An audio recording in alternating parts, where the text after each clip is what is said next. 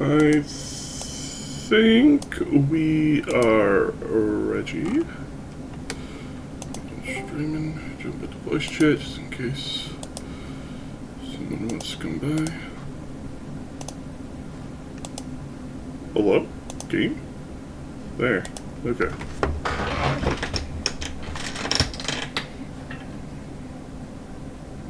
Yes, indeed. Man, I really need to clean my desk. Yes, indeed.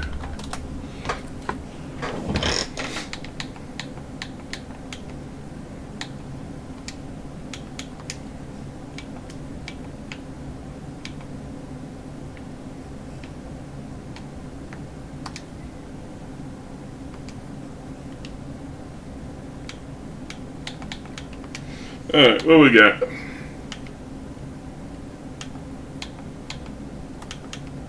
Starts with Valor Hard. Damn.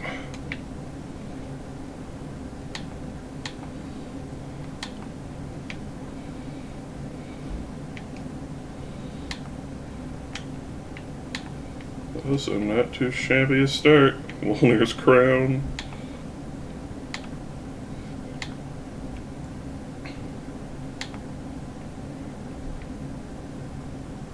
Now that's gnarly. What weapon is that?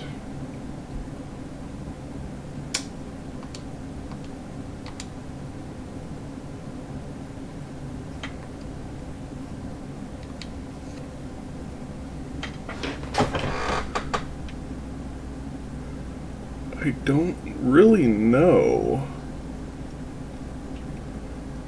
Yes, it has the butcher's ring. Good morrow, Booble. How art thou today? A torch! Okay, we're going Pyromancer.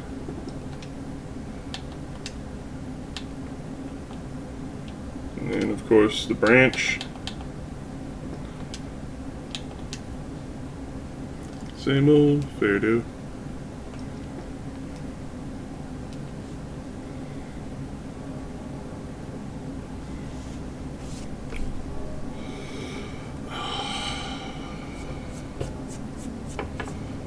There's so much dust built up. Man.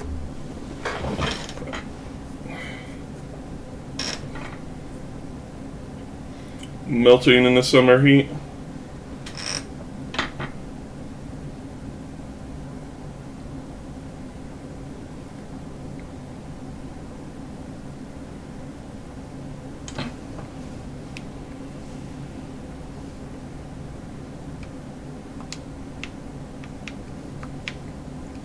One second. Need to...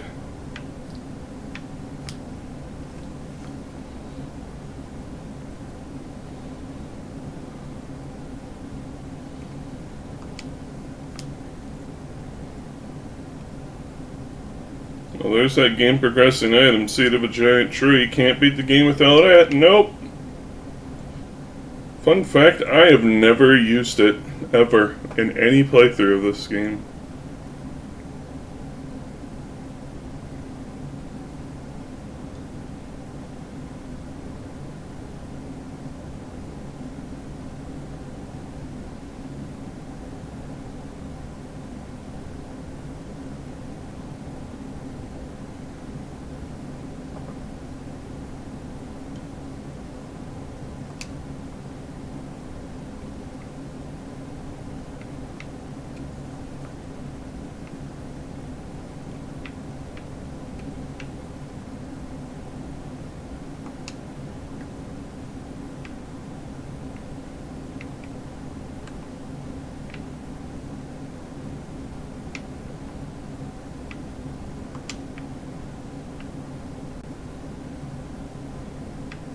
Dark Whip.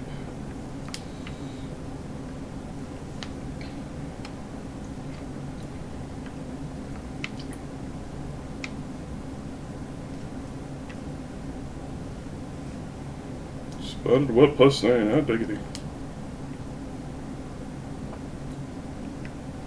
Yes, that was the weapon I was planning on goofing around with in this playthrough.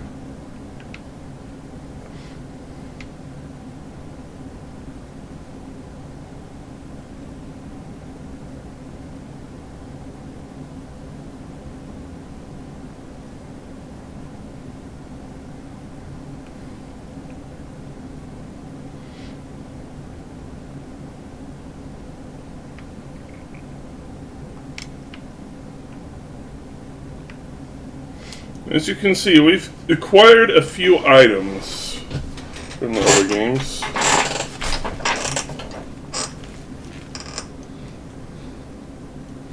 A handful, if you will.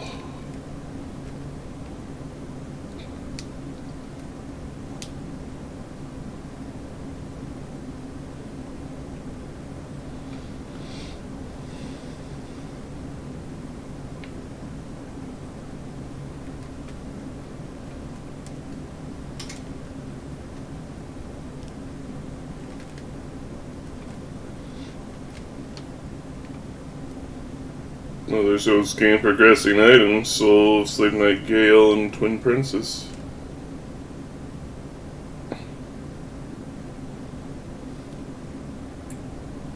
The game is totally progress because of them. Totally.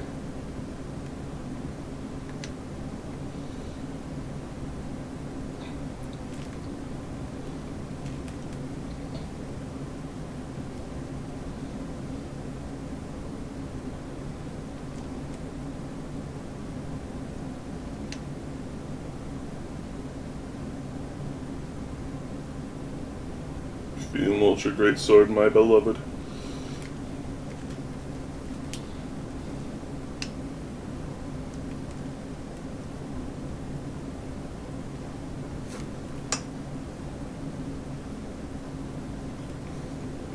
Did we finally get everything? Good. Now we can finally start playing. Barbed Straight Sword. I do not remember this weapon at all. Oh, it's a quest item.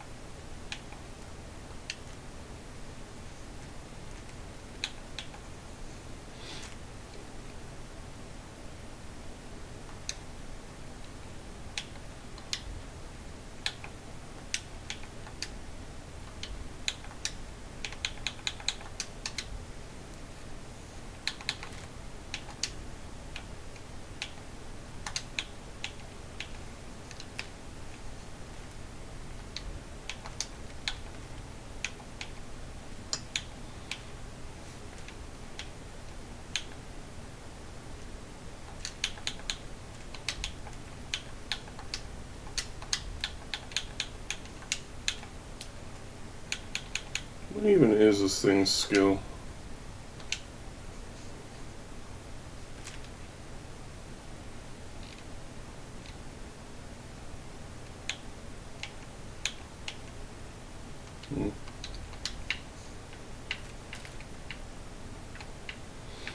Alright, let's go. Start with Flame Fan.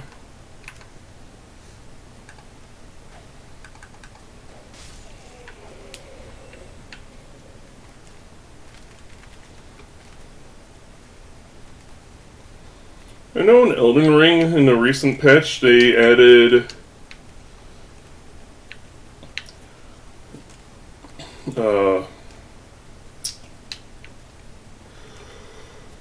what you call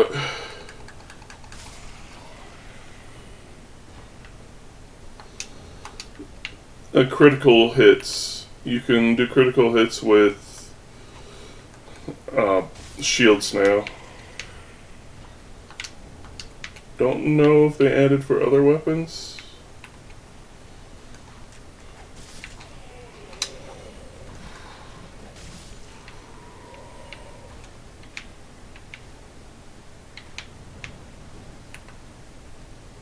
Sorry, that is rude.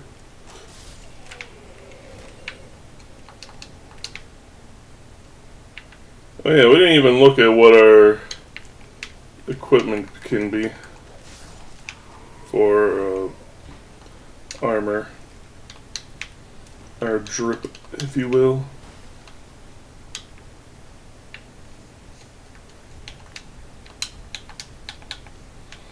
Door mask, the Cornix things, blah blah blah. What's this? Oh. I was hoping that it would have been, like, much more open.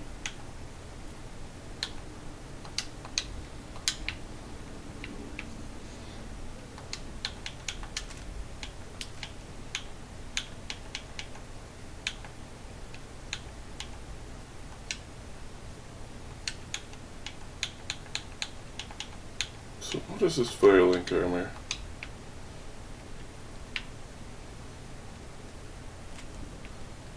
I'll be honest, I like Cornix's garb.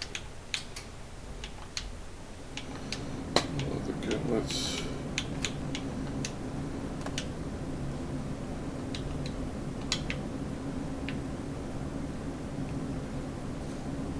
Yeah, sure.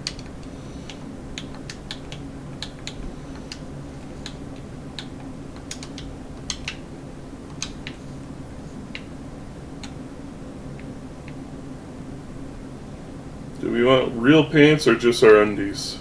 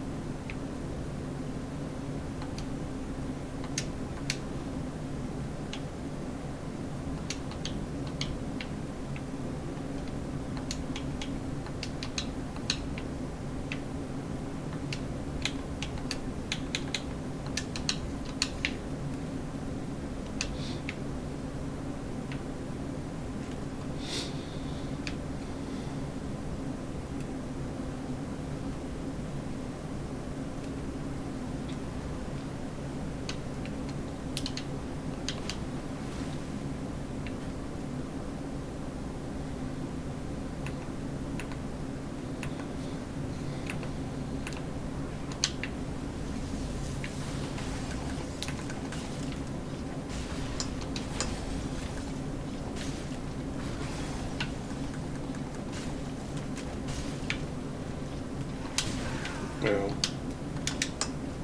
Slurp.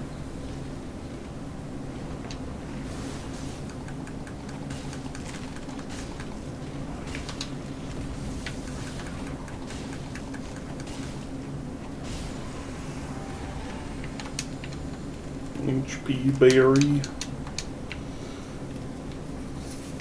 Scuba. Sneeze.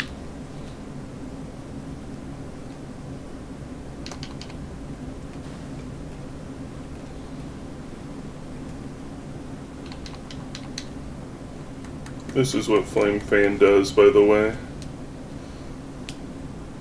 It's basically just fire melee swing.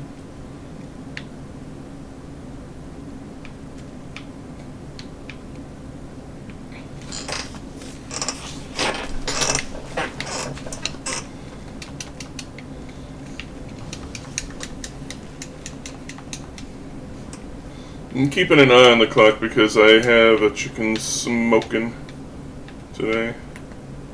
So I will have to get up and periodically add some more wood chips to the smoker.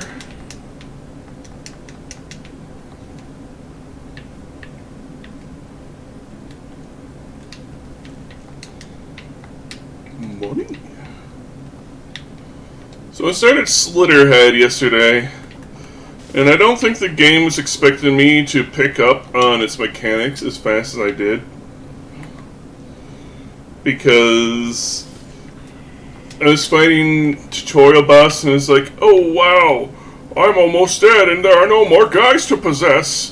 But I never once swapped from the old man I shambled into the arena with, because I was parrying his attacks like a champion and was even at full health. So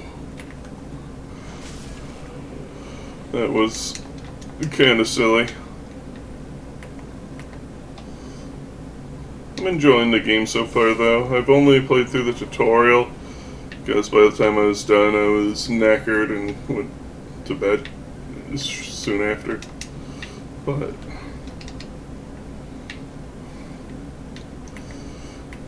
it's alright.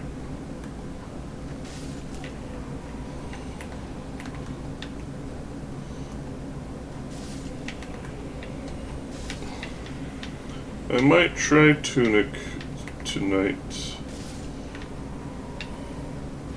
/ after stream. Ow. Sorry, that is rude.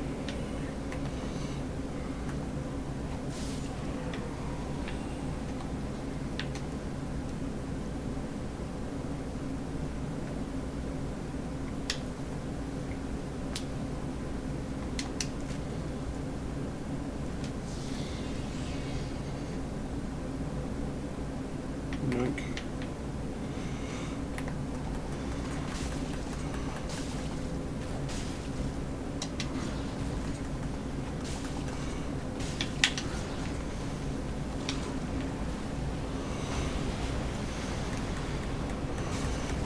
And now he takes extra damage from fire.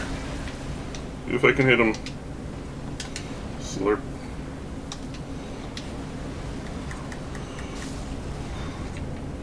Get bent. Progressive Pictobox. How diggity.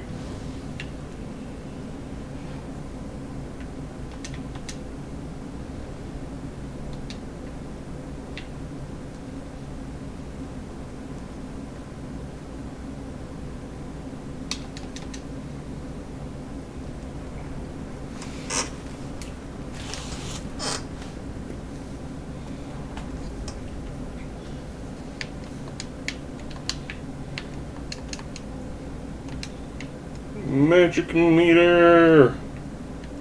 It's like magic, magic.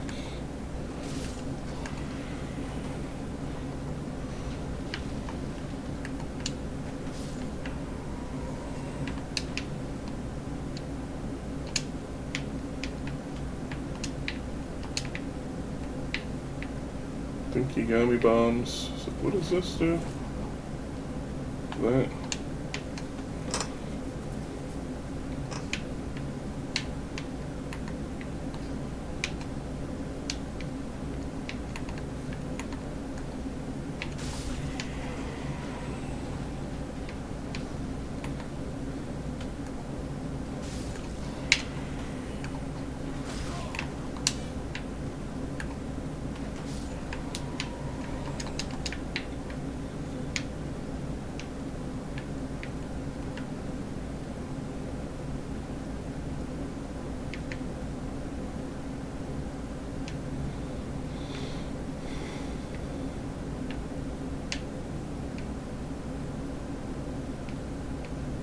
Dog.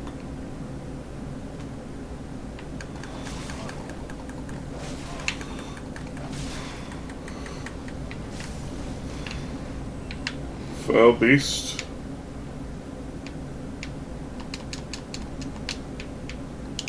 Whoops.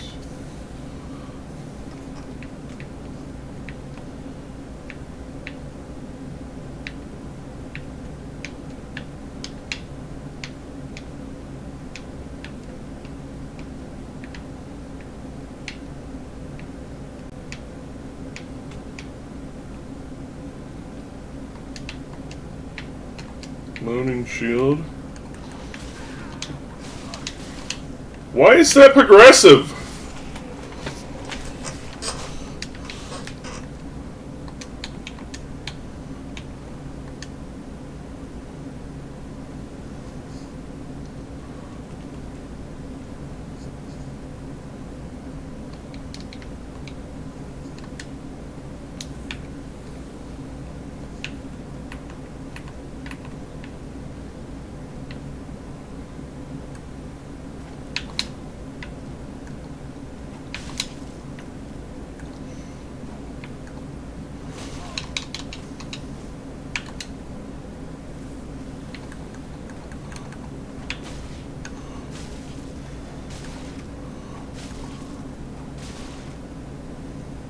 No poison proc?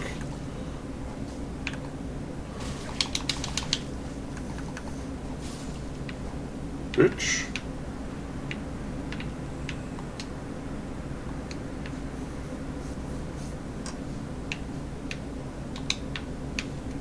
Drain the Shadow Temple. Violent Shrine.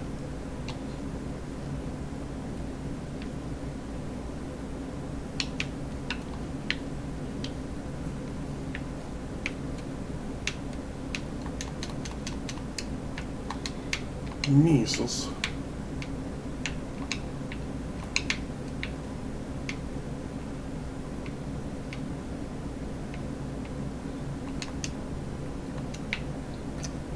Catfish Maw.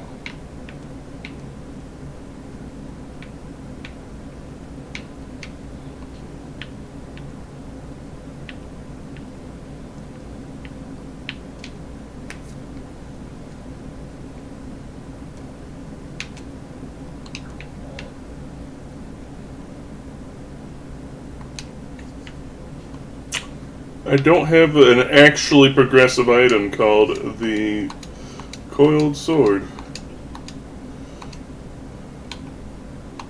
There it is.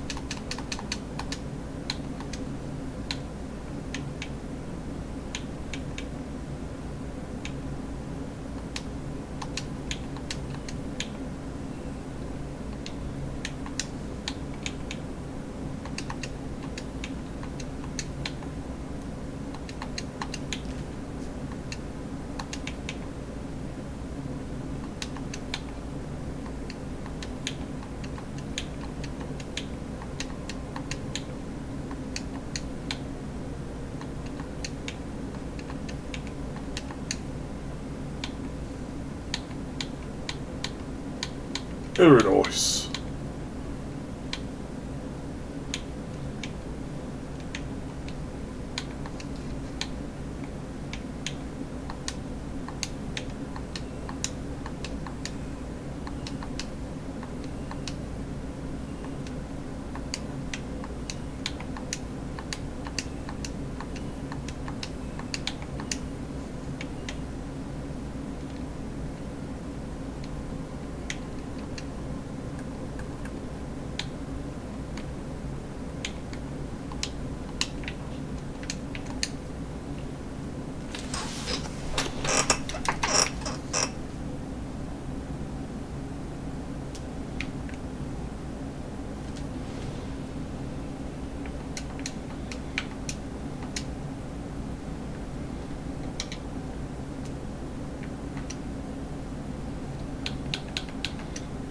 Iron Bones Hard.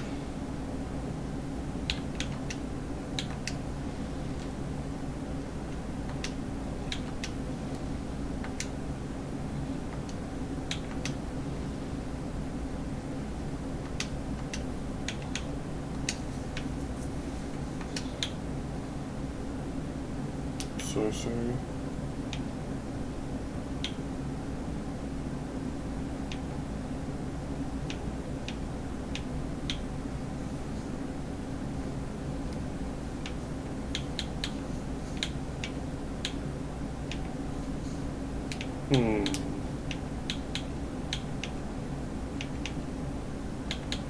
Pretty sure Black Flame is just Great Combustion, but dark flavored.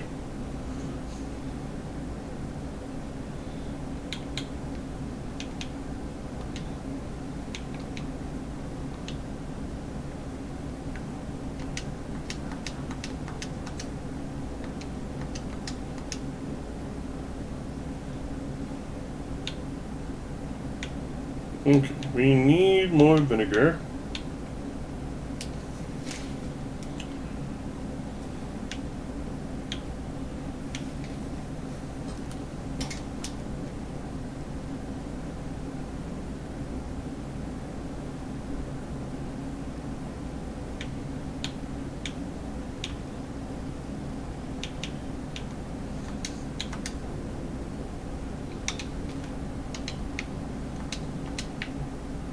We increased our HP a little bit.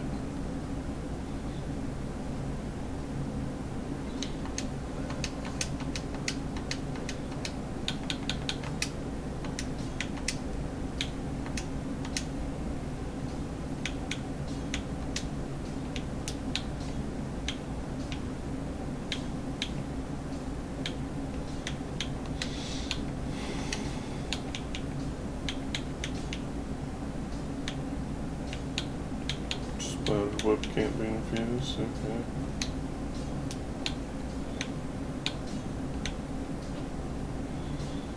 Oh. Actually, can you... No, I need the Pyromancer guy to boost my flame.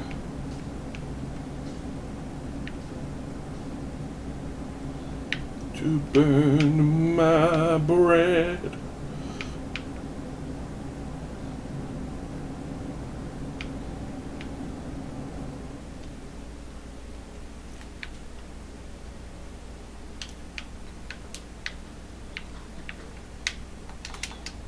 Oops, arrow. Oops, too.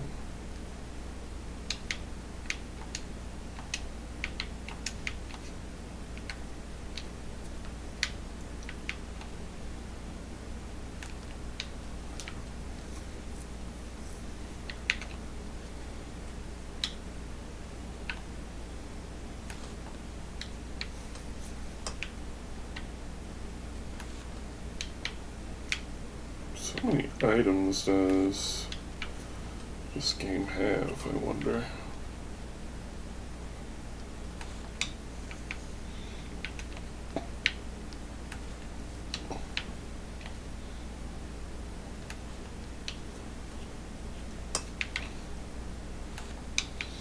Especially with it shuffling every location, even the ones I don't want to shuffle. Who knows?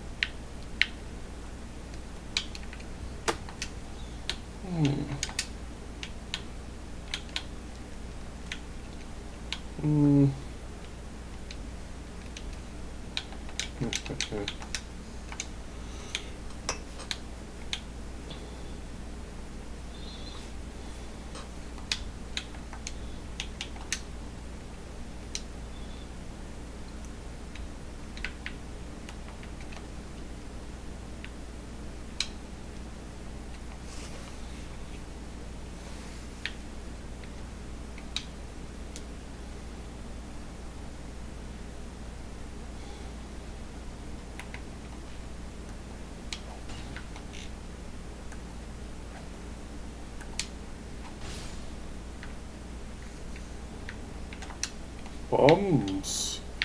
You want 'em, they're yours, my friend. As long as I kill the lizard. Or as Prod calls it, the bug.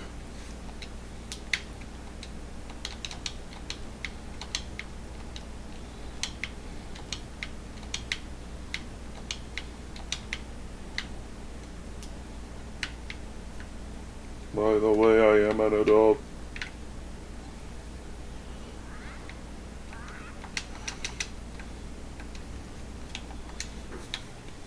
We got anything we can leave him? We can leave him a firebomb.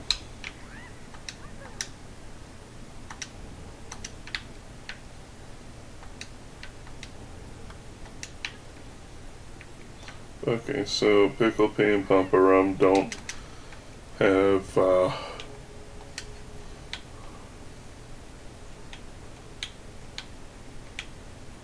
they don't have checks. Though the items they have are Le Shuffle.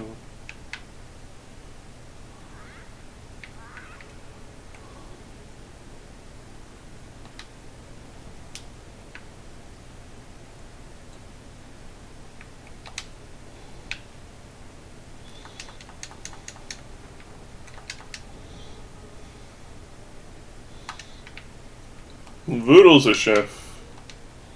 Howdy, Kelvin. How you doing today? I'm running for the maw.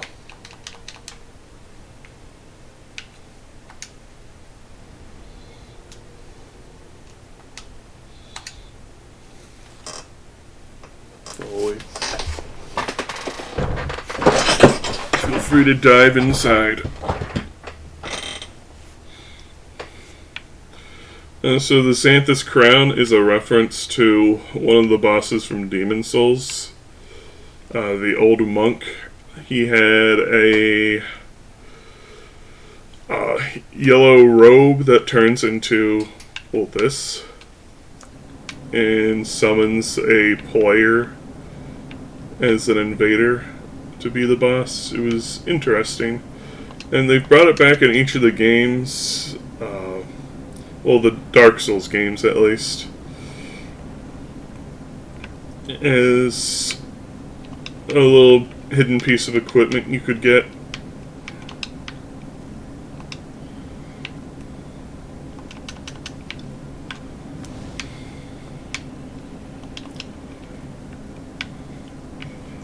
In Demon Souls, yes.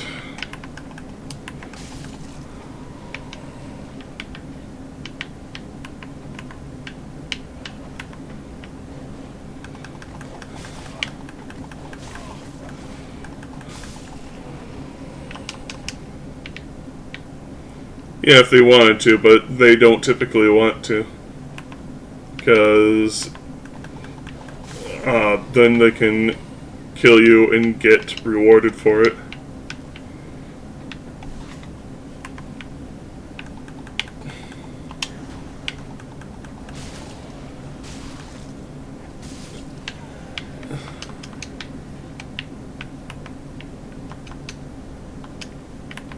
You just lose your knives like that.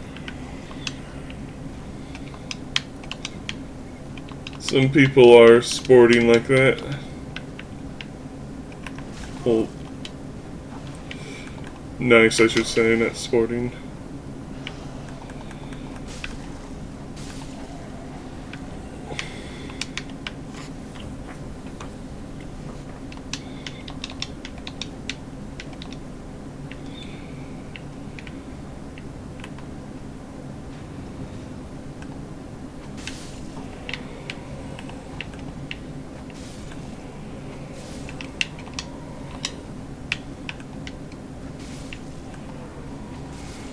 Stood there and let you win.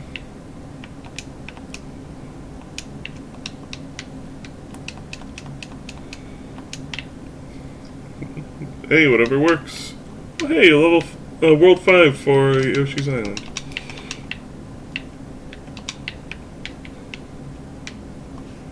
It is nice when people come to mutual agreements like that to help each other.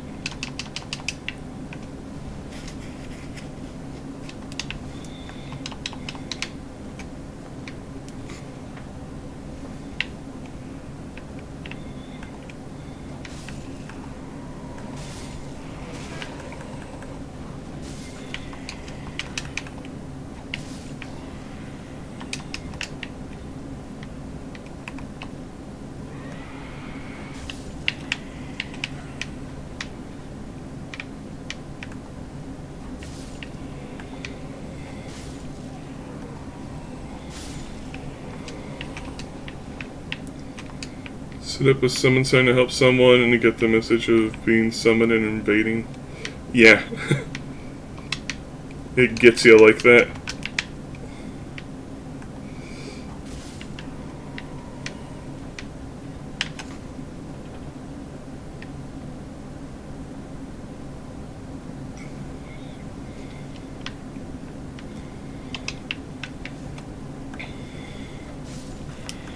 Once the player didn't even make it to you. And the mind flayers in the stairwell up to the boss can be a little rough.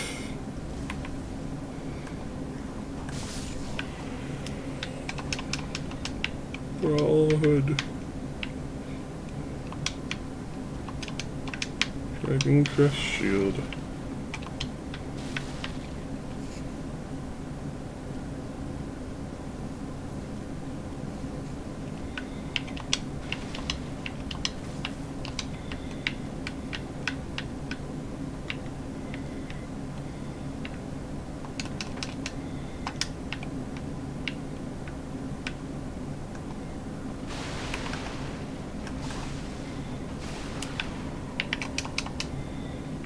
Vertebra Shackle?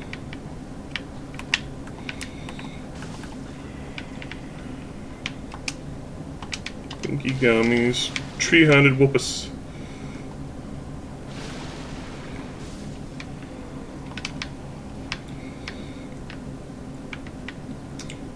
So, if you know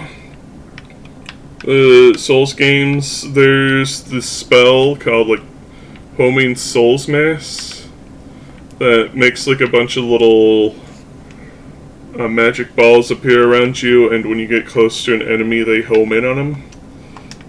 That originated also from the old monk fight, because the player that was with the Xanthus Crown would periodically spawn those homing soul masses. It was the gimmick for the fight. Oh.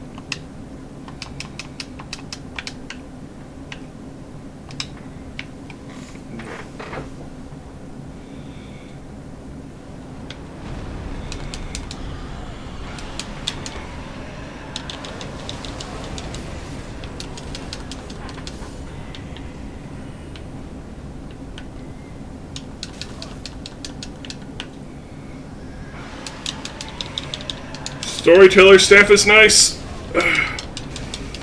Little of this cheese a boss litter.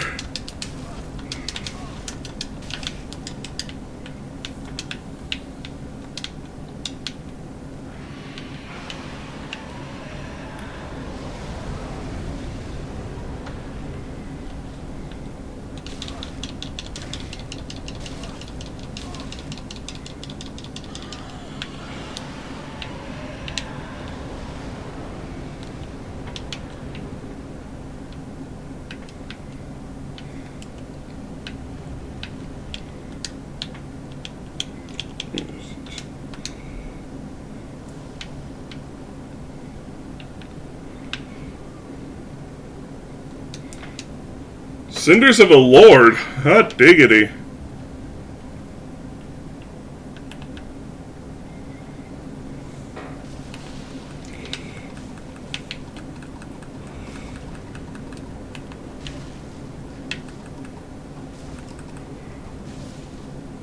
Inch a bench.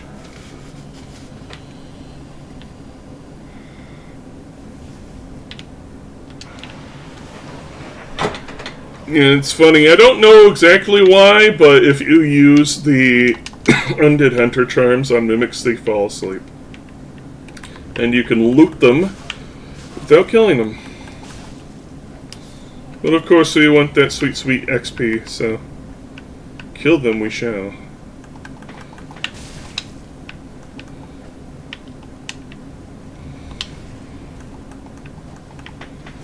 Ow.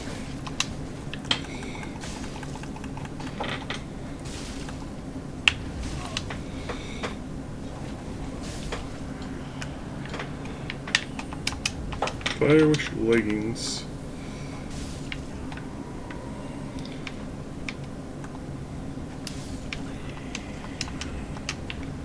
Onyx blade, nice. Now the cinders of a prince, well, cinders of a lord, regardless of which one, those are actually progressive items. You need, you need all four in order to beat the game. It opens up the portal to the final boss. Ow, ow.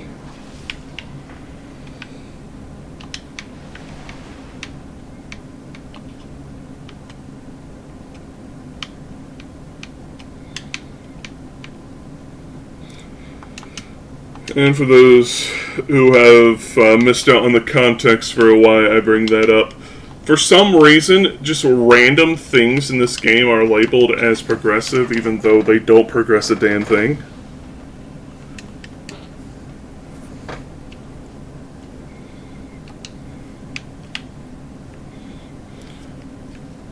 But as we often say, the inner machinations of the minds of Archipelago devs are mystery and an enigma.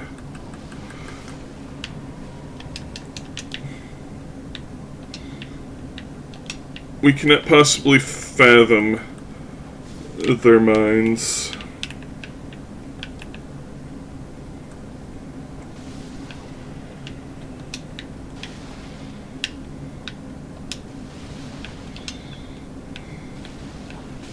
No.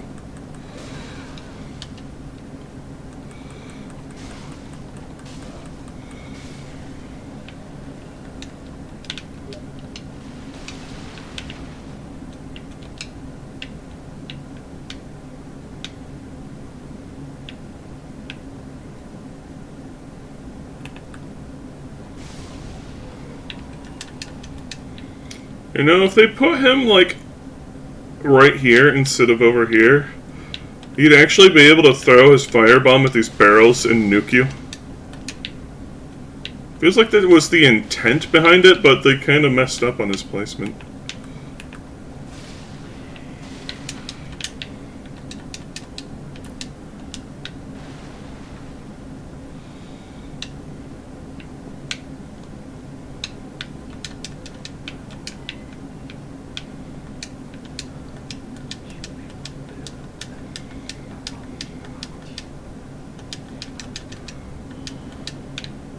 Whoops.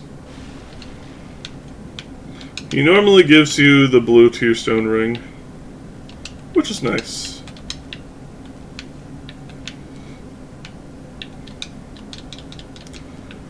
Though on the opposite end, the red tearstone ring, which everybody loves, you don't have to go way out of your way to get early, otherwise it's an endgame item. Thought I had the key to that room. Guess the tower key goes to the Firelink Shrine Tower?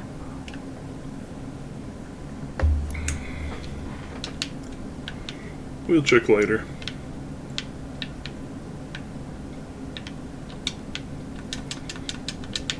Palms.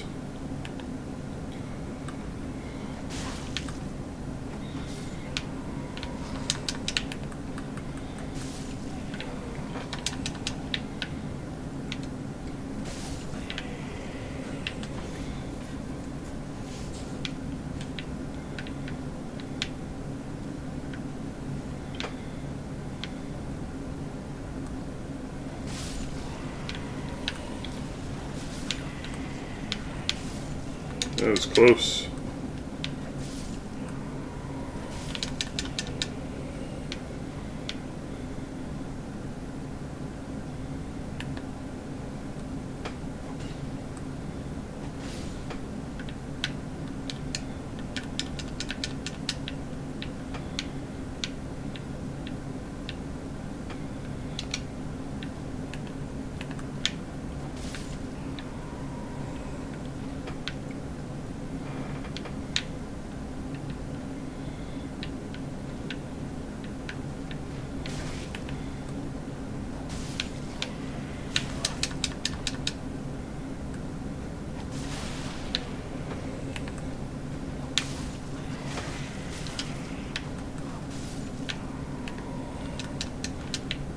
Sunless Talisman. Fascinating.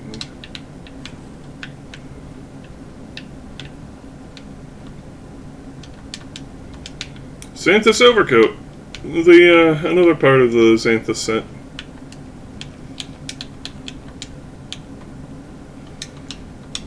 like this. But I like the Coronix grab more.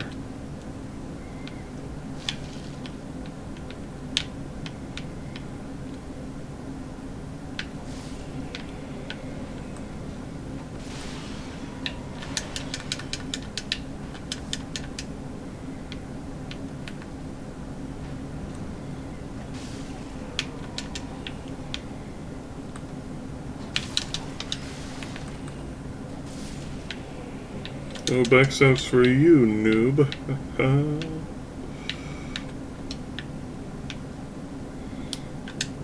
Slurp.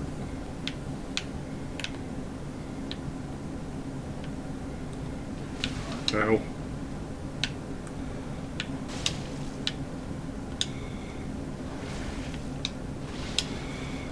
Flourish!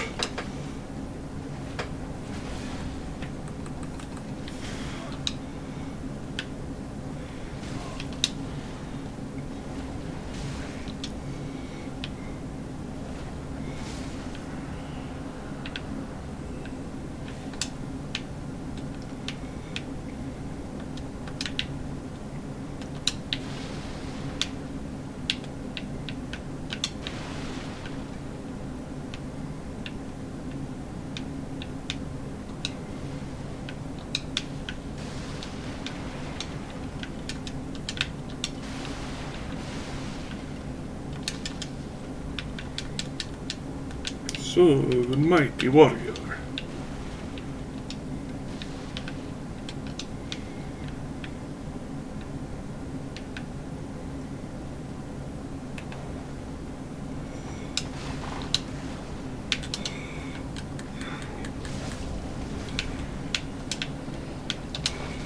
Wow, that was a close one. Ow.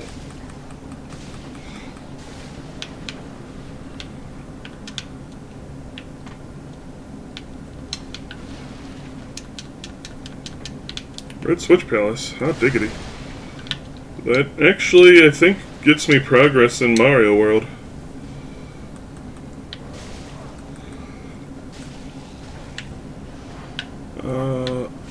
As soon as I can catch a break, I'm going to need to put more wood chips in the smoker.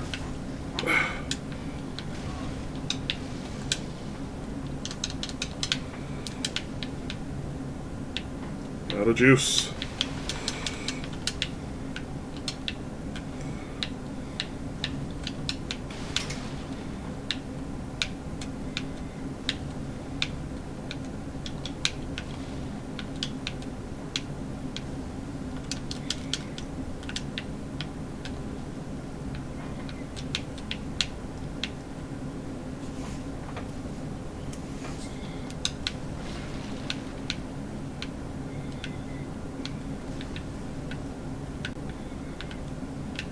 That's a shortcut down there.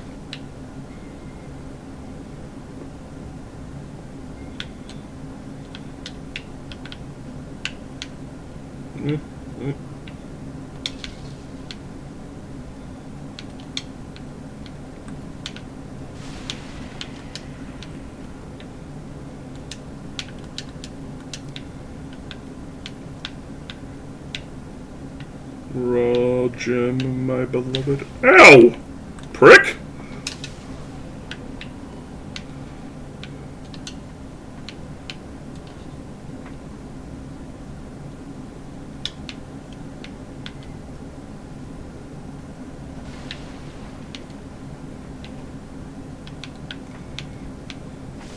There we go. Chameleon.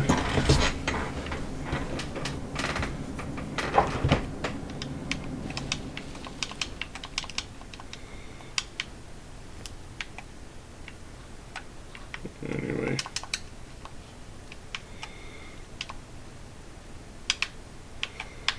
How many souls we got?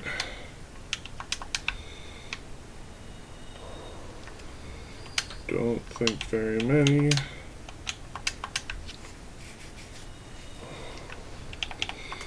And we need 402 more in order to get another level up cashed in. You know, let's go to Firelink Shrine anyway, because if the tower key is indeed for the Firelink Shrine Tower, then we have items we can get.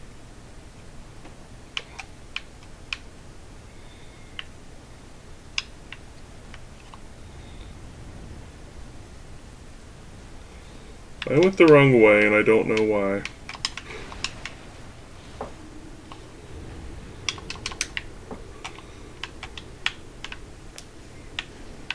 Well,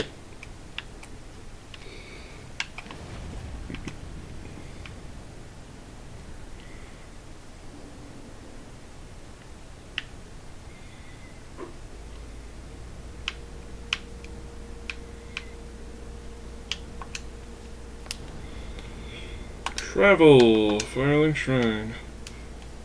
Alright. And break.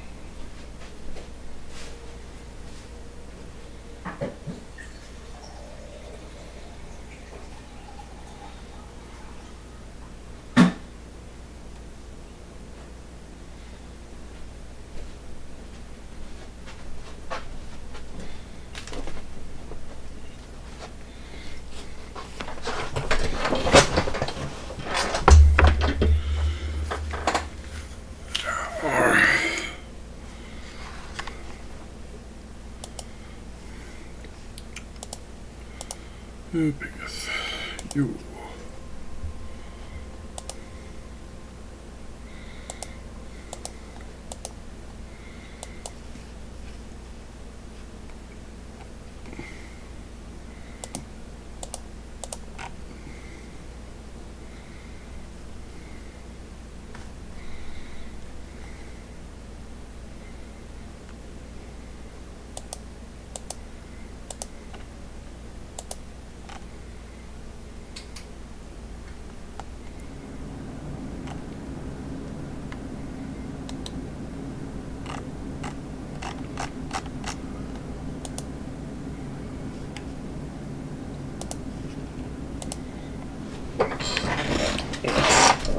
Back at it, shall we?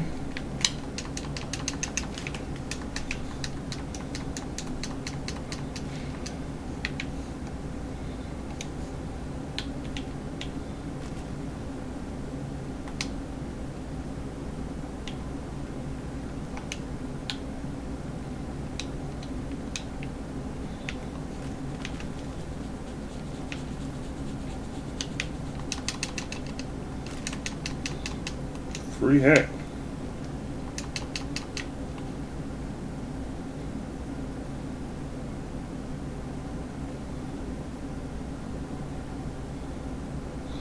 What'd you get from me, Bimble Snap?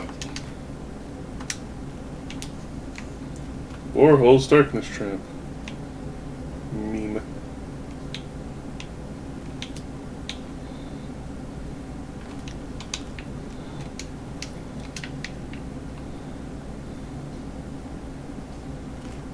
And we don't get to find the Pyromancer until after we're past the first part of Lothric.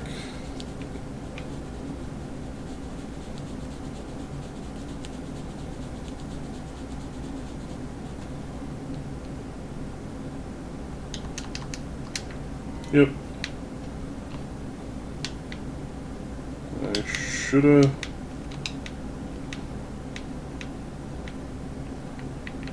tried this. Foist.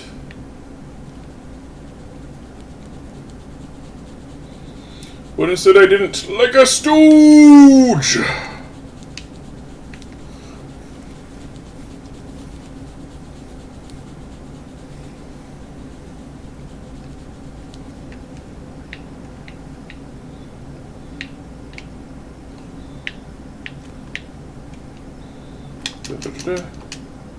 Golden going.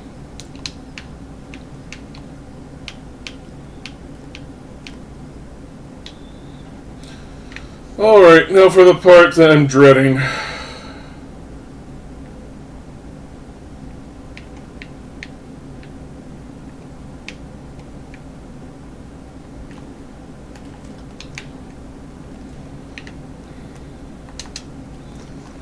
Invincible candy. Nice.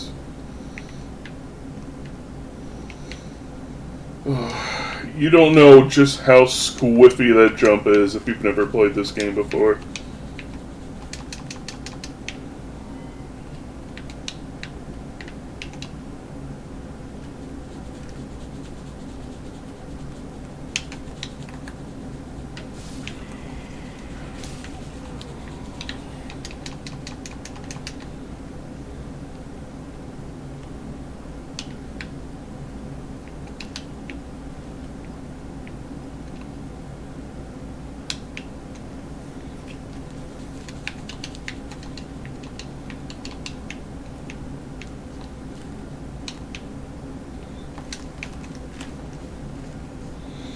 Alright, back to the wall.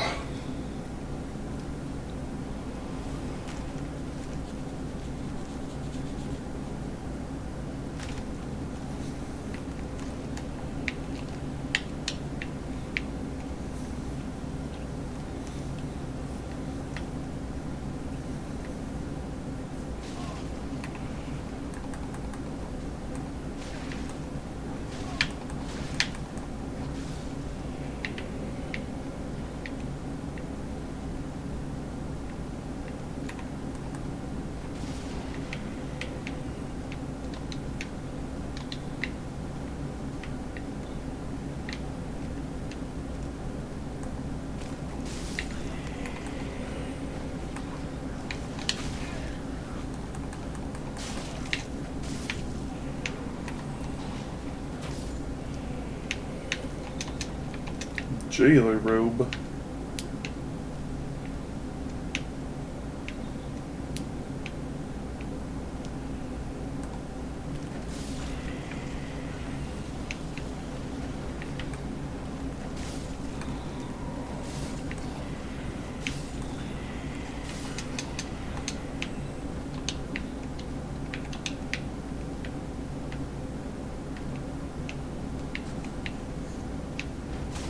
Ow.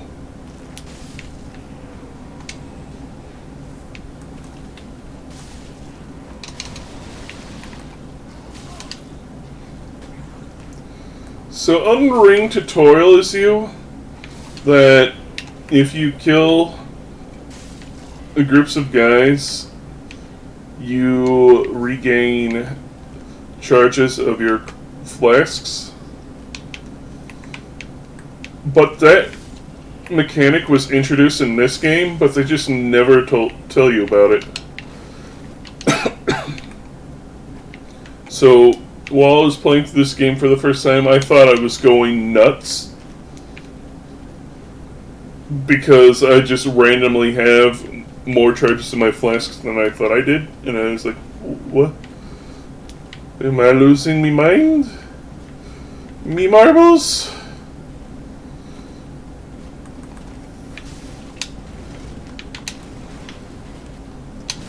No.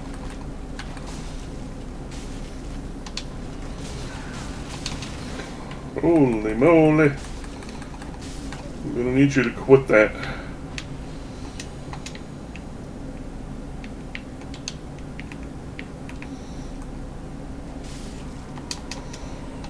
No.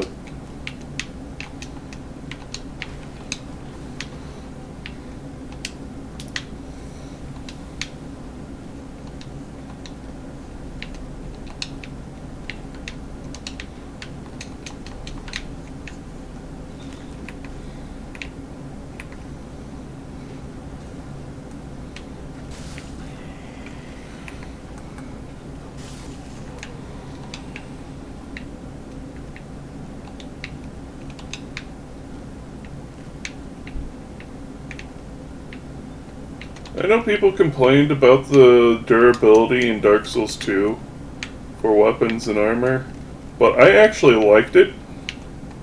Because in Dark Souls 1, it was kind of... You just like randomly have to spend 50 souls, which is nothing, to repair your gear every now and then, and that's that. But in Dark Souls 2, you had to actually be cautious about what you're using and how long it'll last before you have to either rest at a bonfire or use repair powder. And then in this game, they decided we're going to keep durability, but we're going to make it to where you will literally never break your equipment, ever.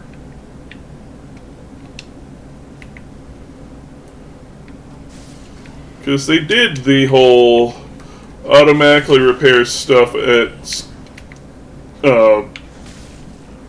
benches and stuff again, but they also have it to where things take literally forever to break. Even longer than in Dark Souls 1. So there's like this meme video out there of if you've ever seen videos by limit breakers, they do a lot of funny Dark Souls related stuff. One of their videos is them doing a quick tutorial on the fastest way to break your armor, because armor has a different look when it's broken in this game.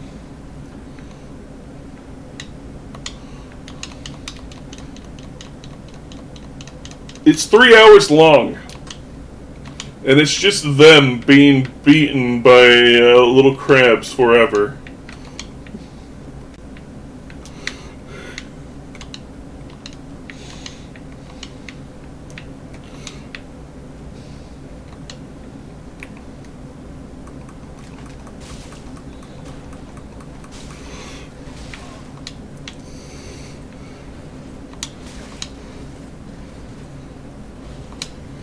I think the only reasonable way you could possibly have your equipment broken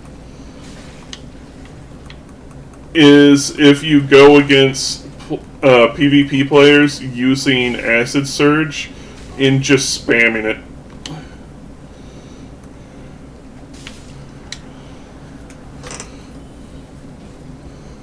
But that takes a long time. Gargoyle Flame Spear. What's that?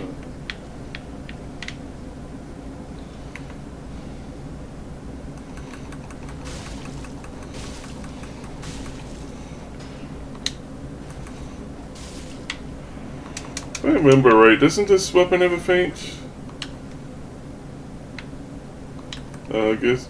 Oh, we do, yes. You just have to push it right. I remembered in Elden Ring when I was playing with whips as my Simon Belmont character, that it had feints in that. Measles. And a Merle! Hot diggity!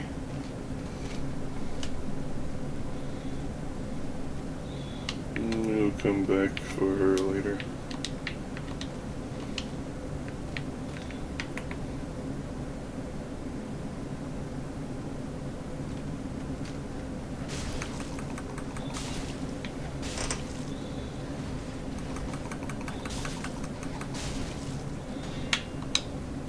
I get poisoned. I win.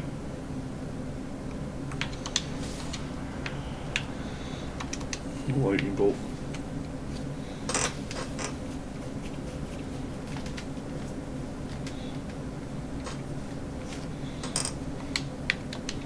Don't think I have any homeward bones, do I?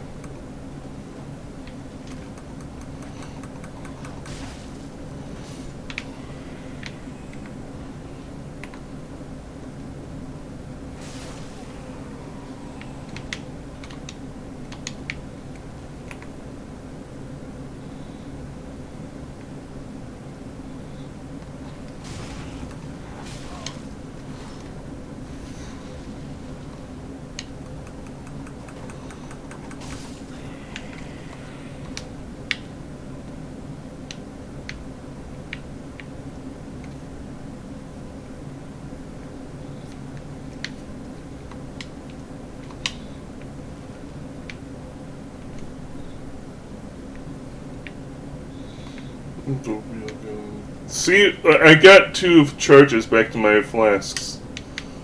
I was empty not too long ago. Going to go...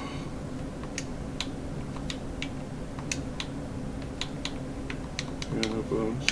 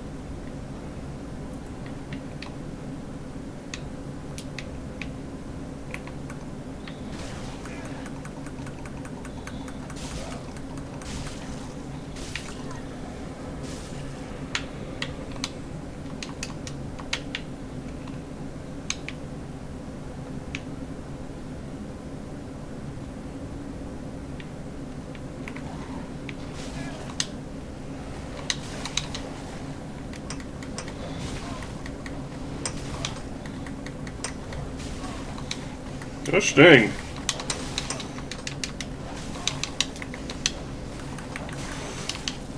I'm gonna dead!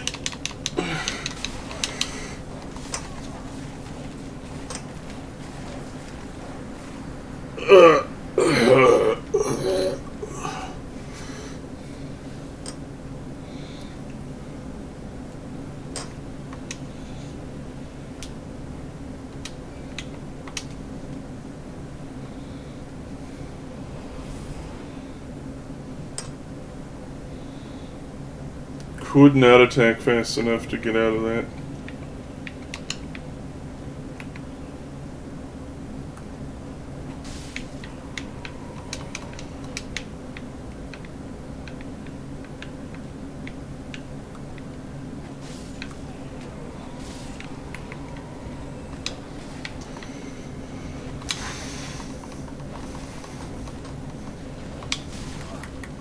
Alright.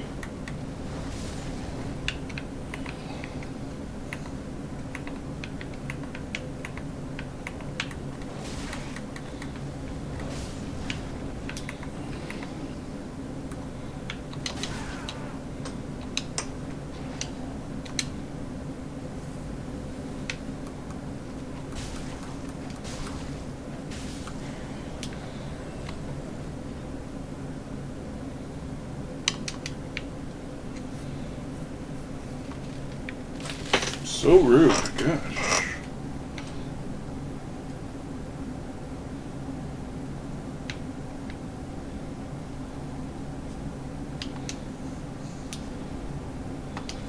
Travel to Firelink.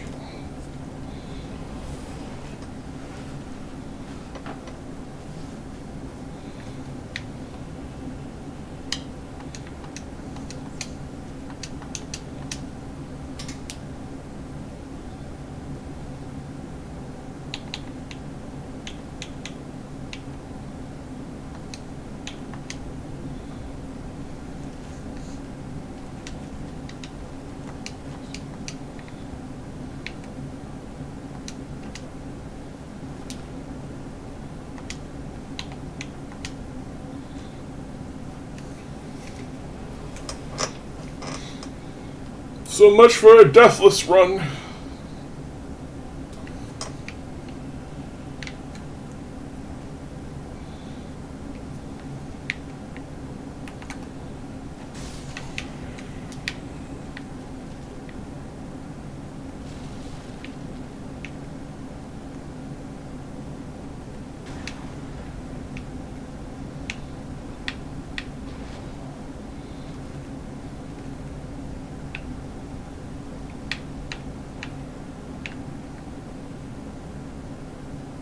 Is he not gonna fall down? Tragic.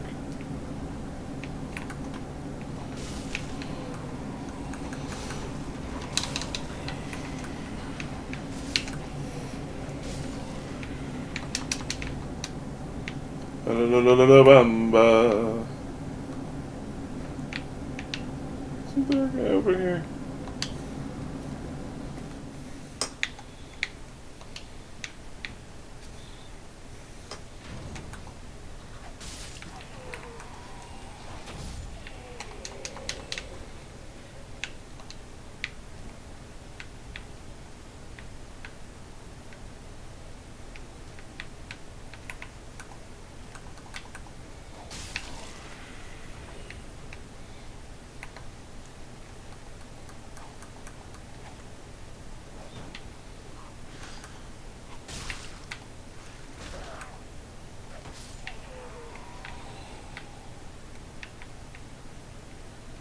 Oh, there you are.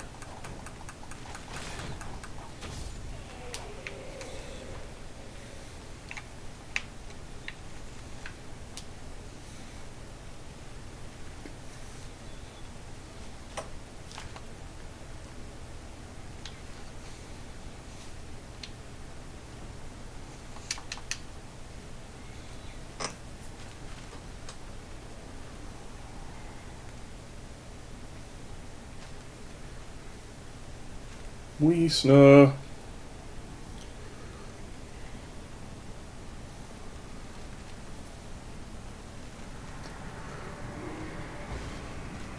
It's Bort in the Boreal Valley.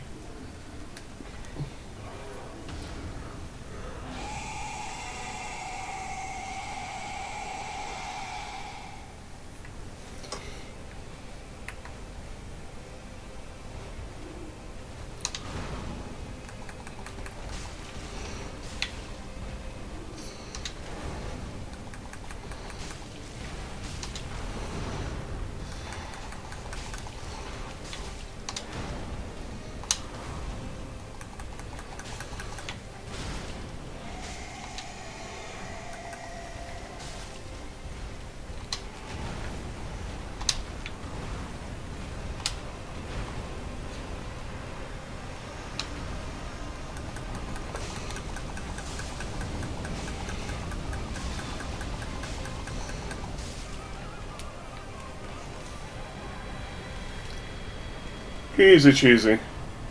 Here we go!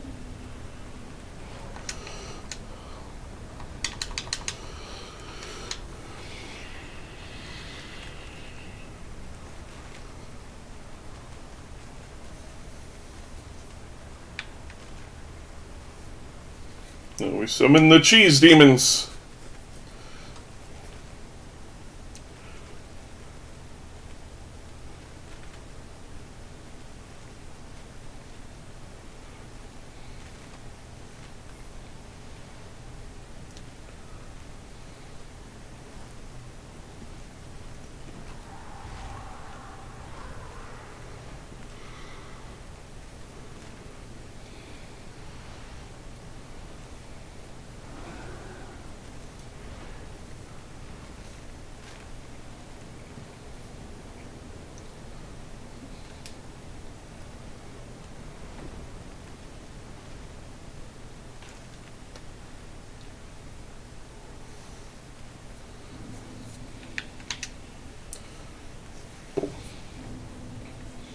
And you know what time it is.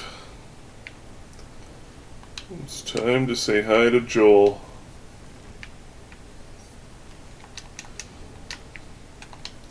One rupee.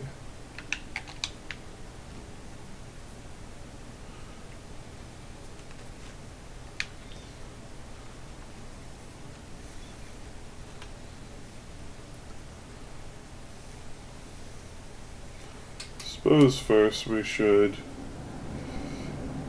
deal with all the dogs.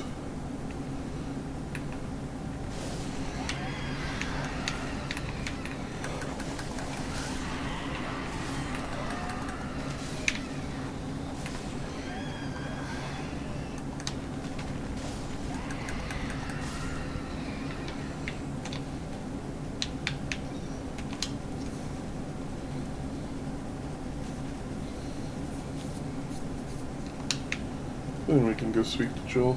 And I always like this little touch here. Because these dogs, you know, they're just ignoring you.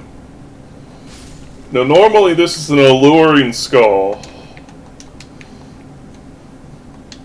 which is an item that distracts enemies. And that's why I like it. Hi, Joel. By the way, I am an adult.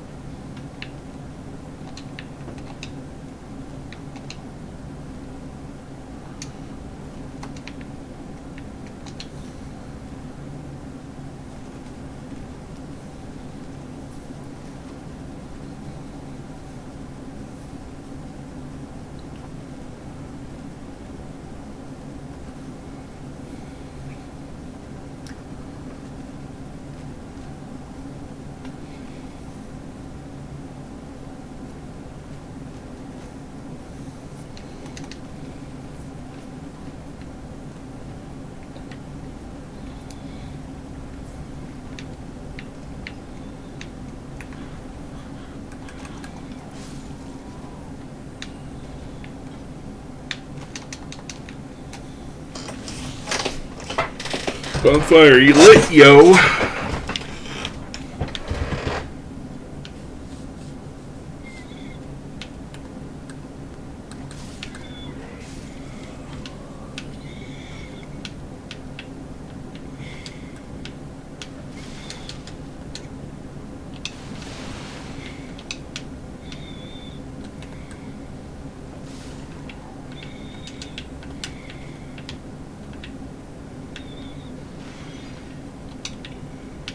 Fam.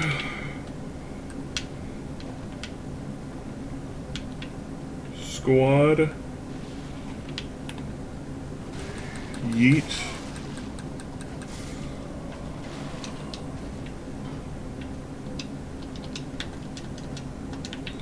Oh, doesn't love some large tits in.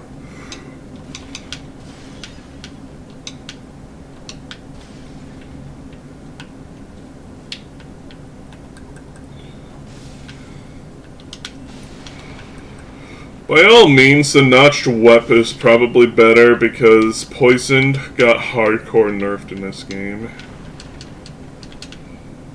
It was made more viable again in Elden Ring. They made all status effects viable in Elden Ring. Like, it feels nice to have a game where status effects aren't just a joke. But... ooh, anytime egg.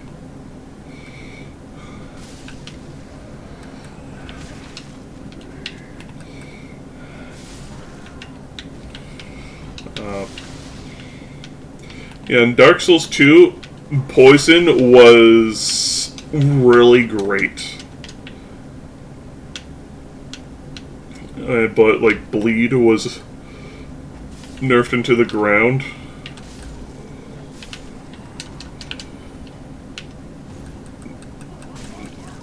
But Bleed is decent in this game, again. Like it was in 1 and Elden Ring, but... it isn't the nightmare powerhouse it is in Elden Ring. But it's still good, to a degree. Status effects in general aren't very effective on bosses in this game. Long story short,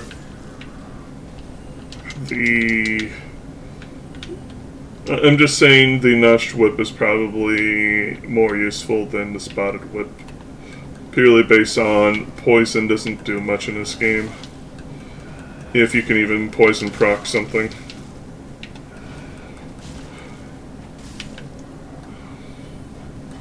There's one boss we will be using poison on. So be looking forward to that.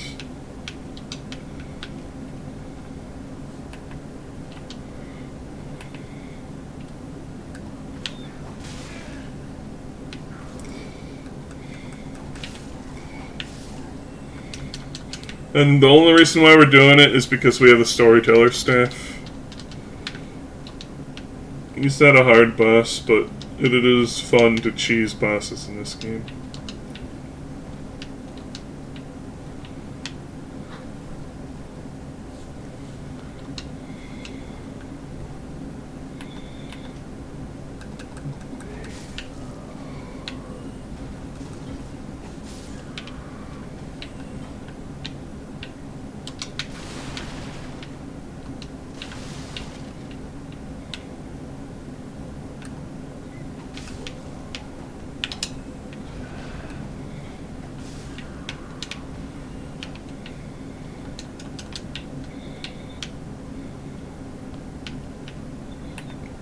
So, the weirdy chapter.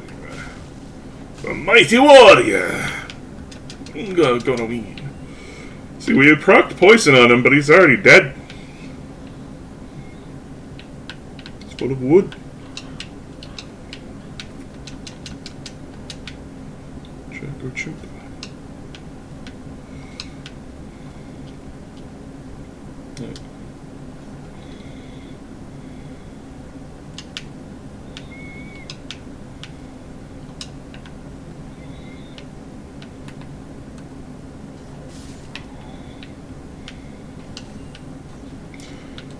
I bring up the parries earlier because you can't, well, not parries,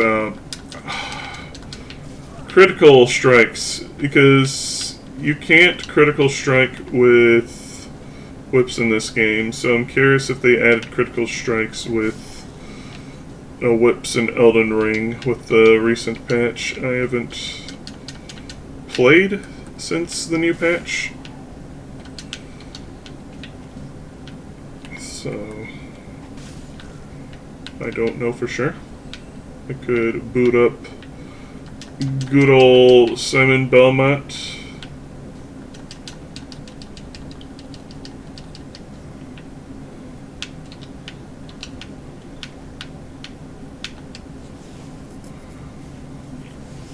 And see if I can't get a critical strike on something. Shouldn't be too hard. To at least put me in a situation. I could just simply look it up.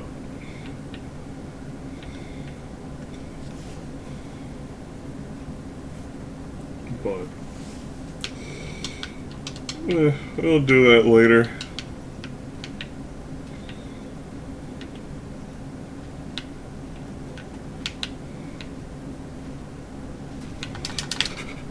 Oh, can't go to. Going on a trip in our favorite rocket ship.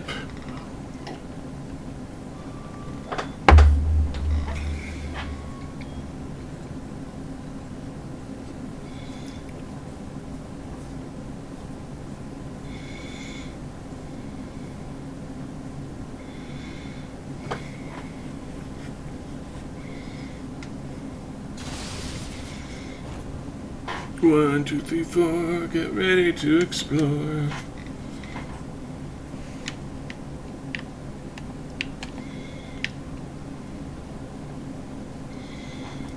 Just realized I'm down here without a bone.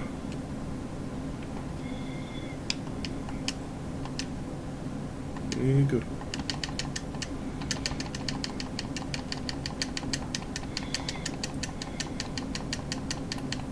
Oh, thank goodness.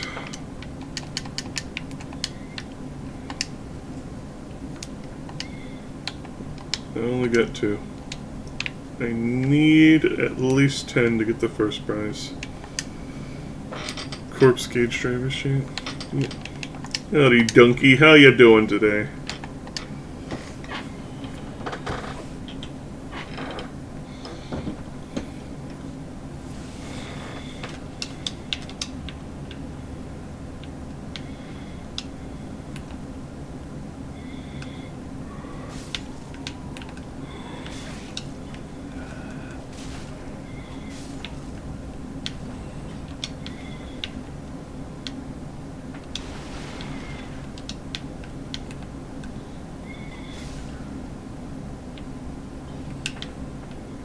Was that an item? It was. Loot, loot, loot.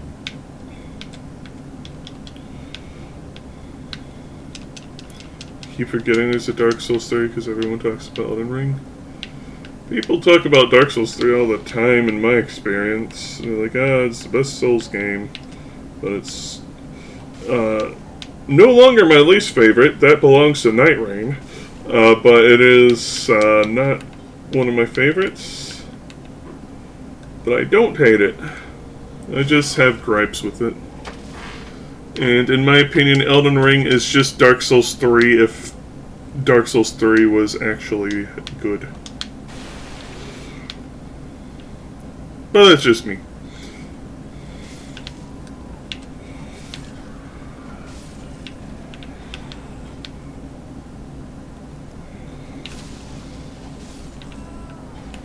I think we just about have enough souls to level up again.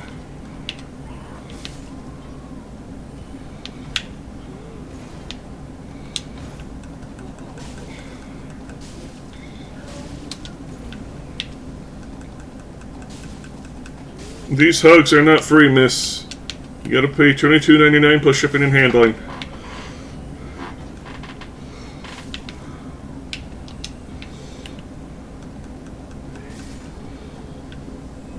Elden Ring is a Dark Souls of Souls like Dark Souls.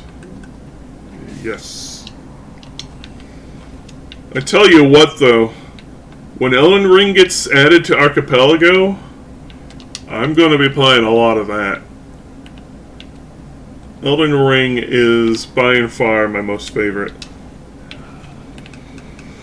It is not just my jam, but my jelly as well.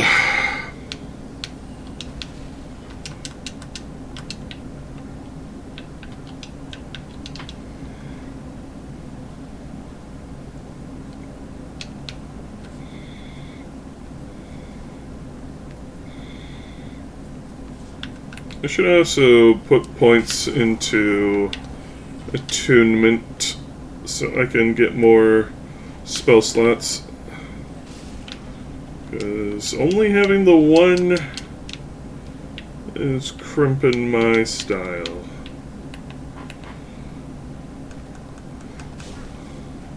AKA, I want to equip some more spells. Peanut butter, jelly, and jam.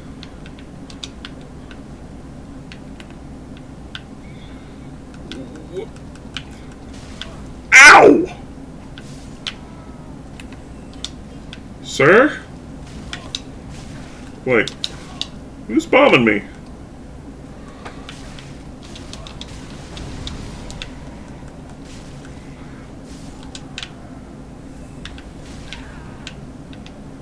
You.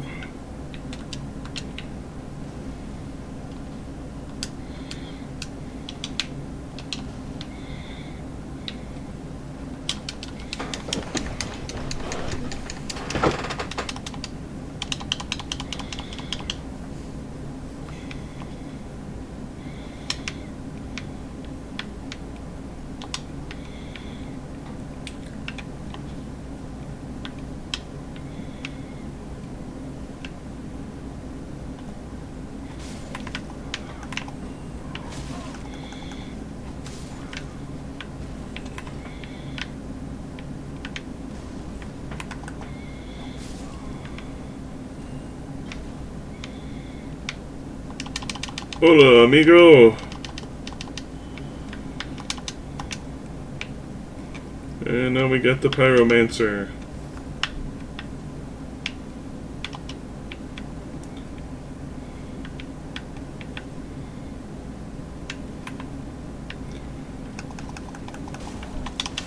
Ow.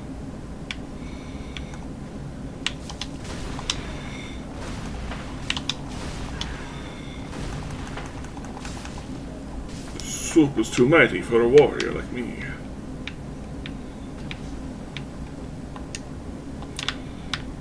You think?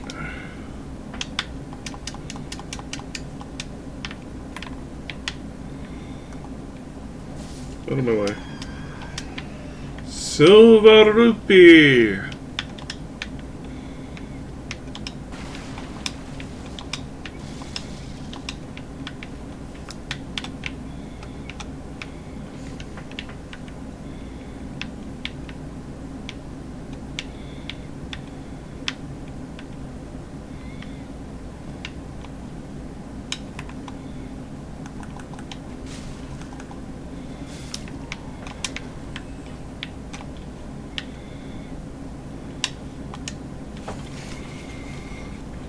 Travel, Firelink Shrine,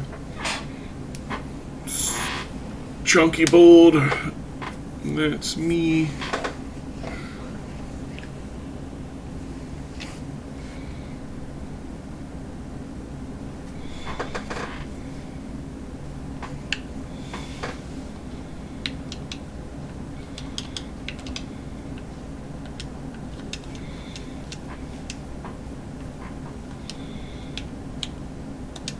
Give.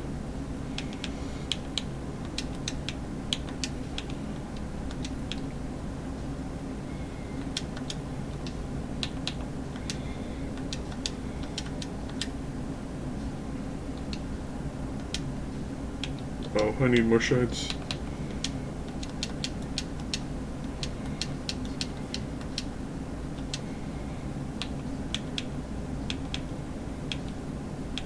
Missile.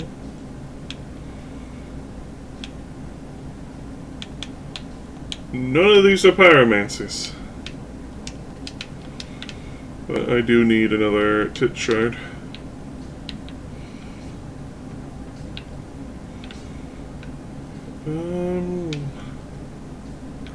Ah yes. I just got...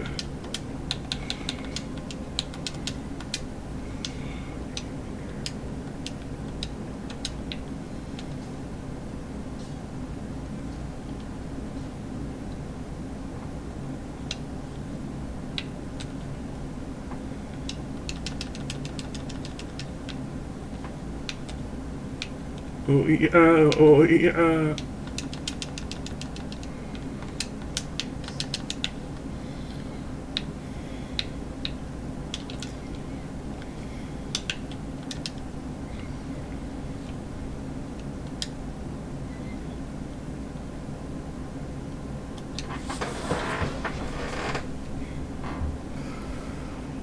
Zorching the poor Bakufu.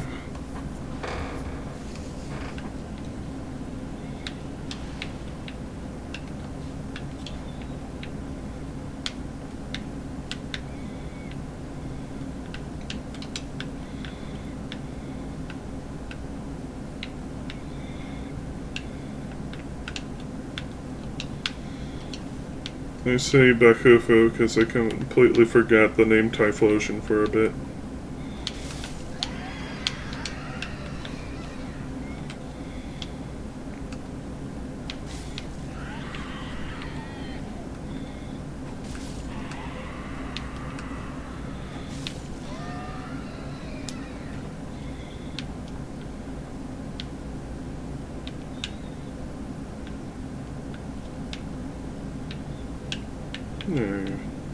There you are.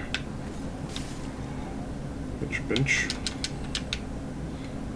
Hearts max up. Very nice. Place that name Baku. Yep. I believe the Japanese name is Bakufu.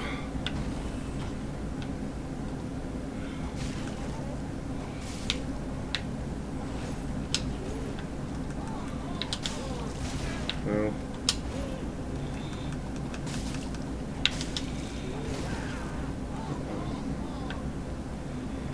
Wow!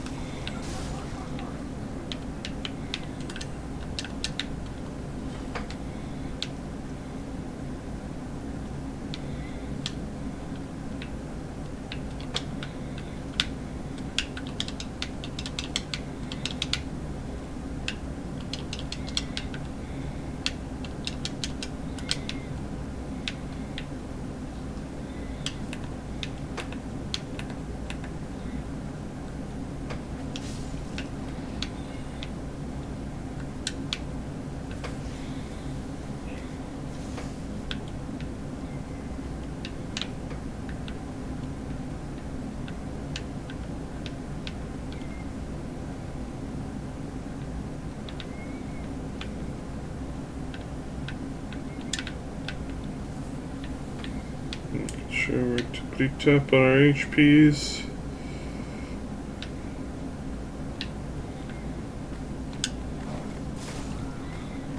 Why was there a dog there?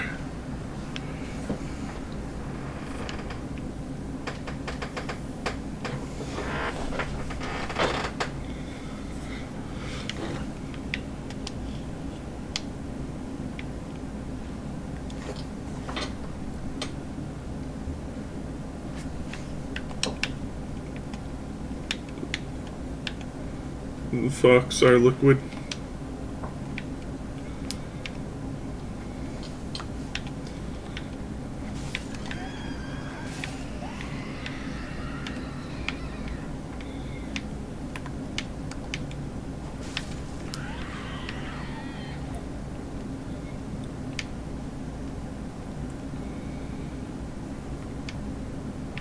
Nobody expects a Spanish Inquisition dog.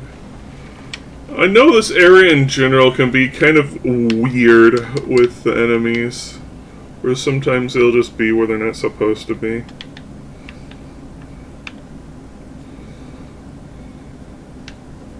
See? No dog there this time.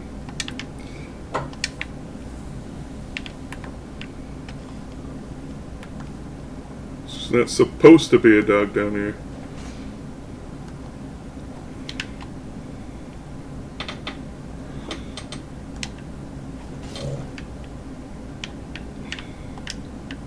Arrows. Won't get me this day, soup.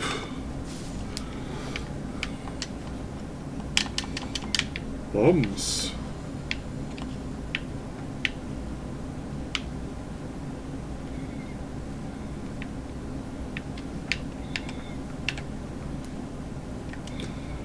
Okay. Do I have something I can shoot with? I really have no bows whatsoever. And no throwing knives. I have bombs, but I don't think those can hit. Okay, we're going to try something funky. There, put that there. Okay.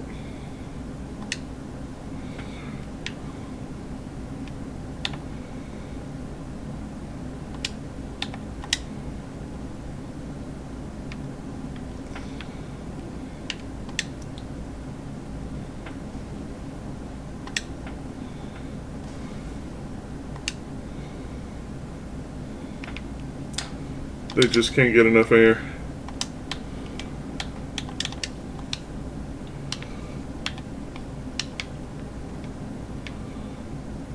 We'll have to come back after we get a projectile.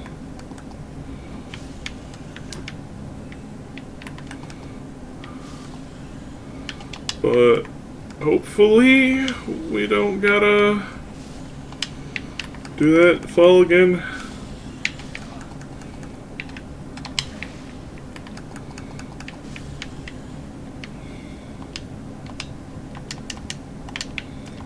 Da-da-da-da-da-da. Here we go. Conservationists coming through for Safari.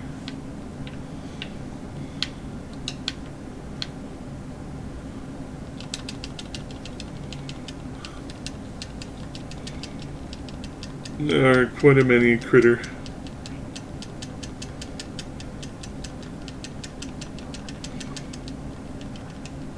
Oh yeah. Oh yeah.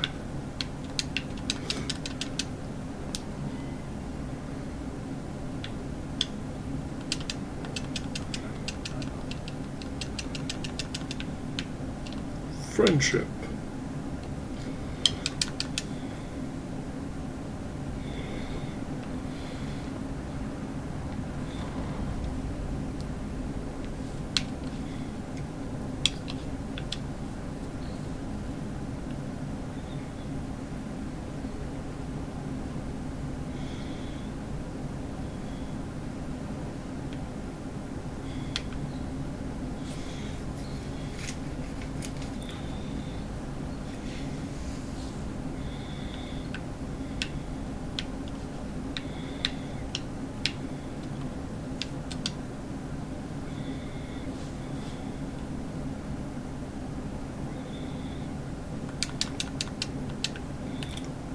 Oh?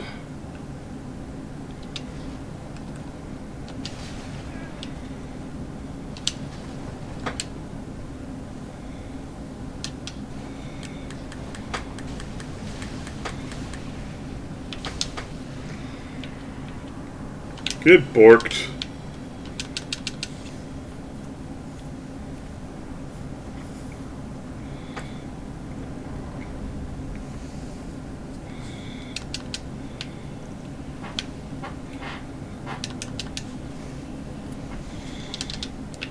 Nice little tool buff.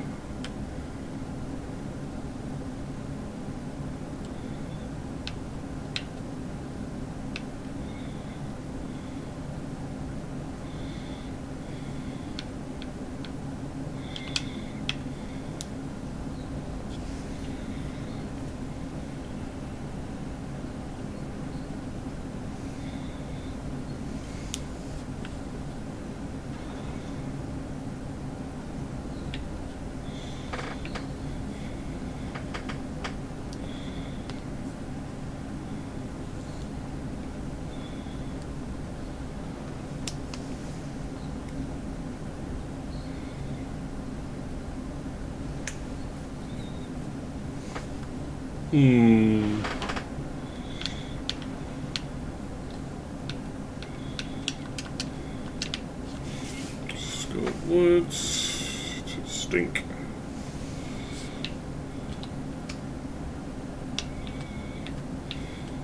I help anytime.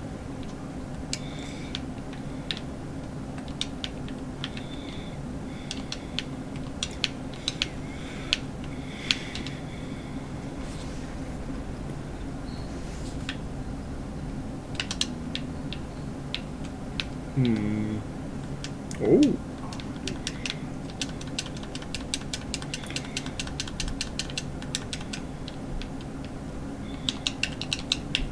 I thought twice, and both of my thoughts were kill and destroy.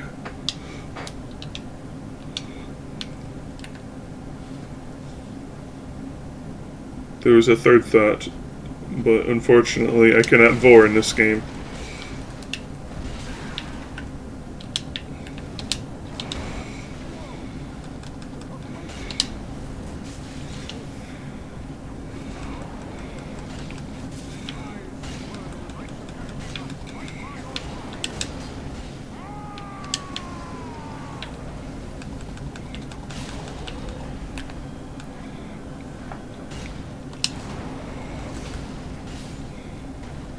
It's styled upon, Funk.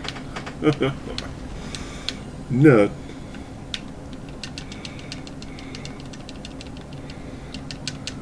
Toast.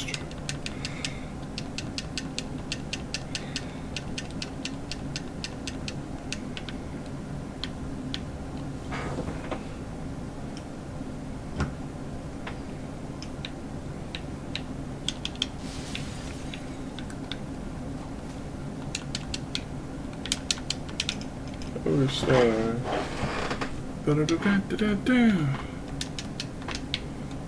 Mommy's energy tank. Always appreciated, always appreciated.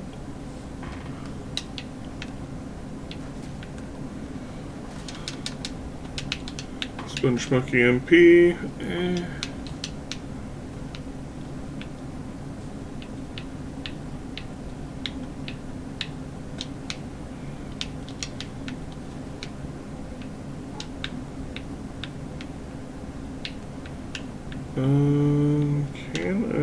I don't think I can see it from up here. It might be too high. May be able to knock it down from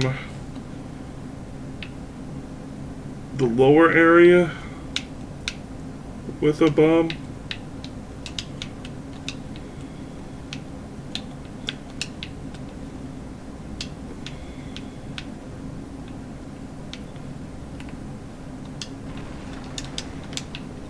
What up?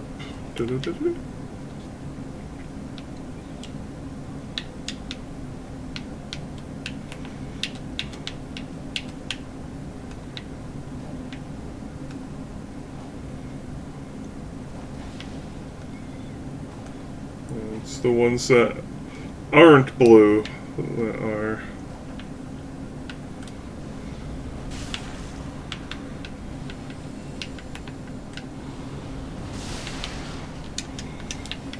Cool, heart.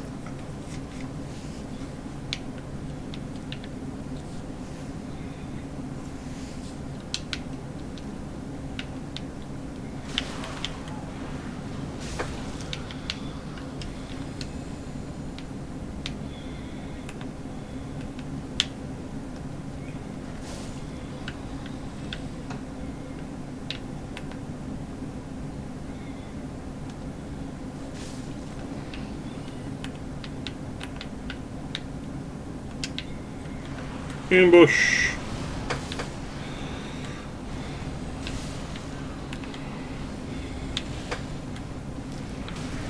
Just give him a slap.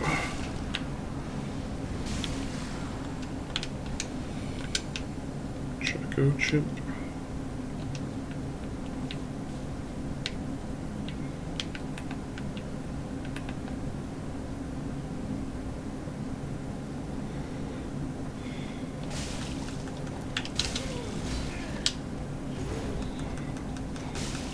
These ladies got some poise!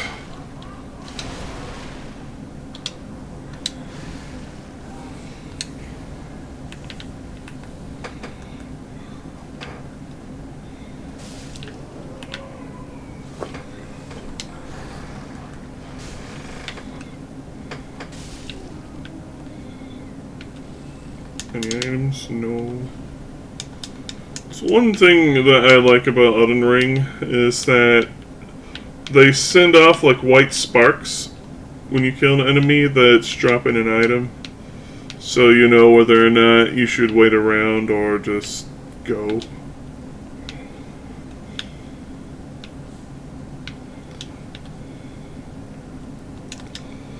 Skookin'. Elden Ring really put in a lot of nice quality of life features.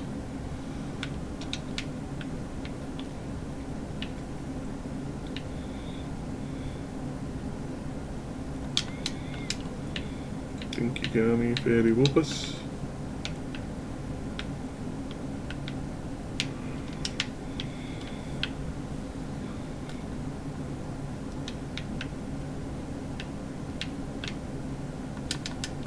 Firekeeper skirt.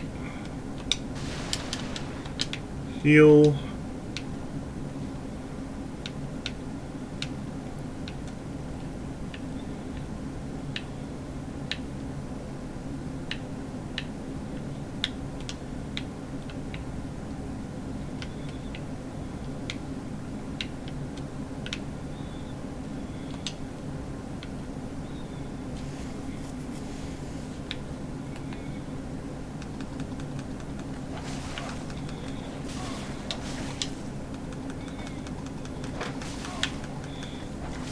Gosh dang, hit him! Slurp.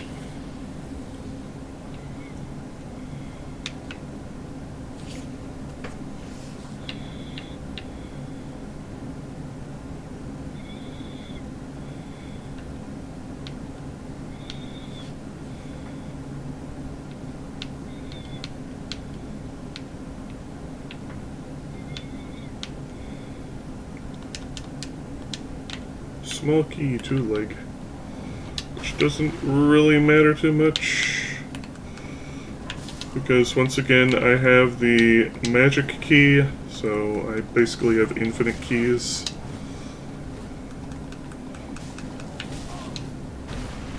Which again I'm going to iterate my surprise because I don't typically get that so early in Seeds.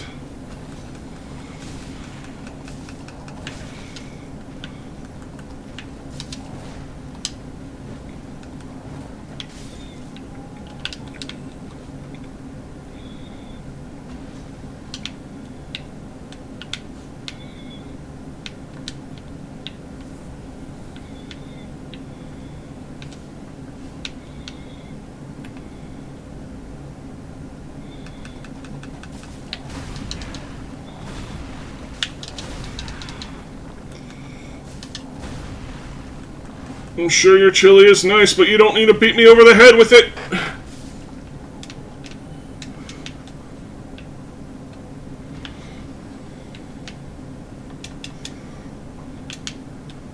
I'm finding all of the stone beaks.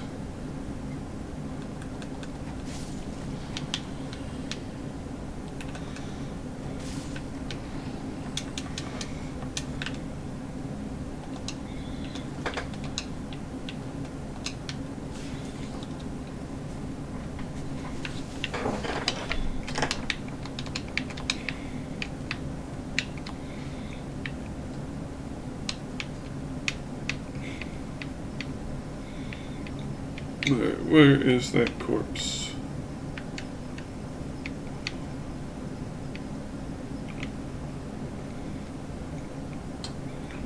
There it is. Alright, let's try this.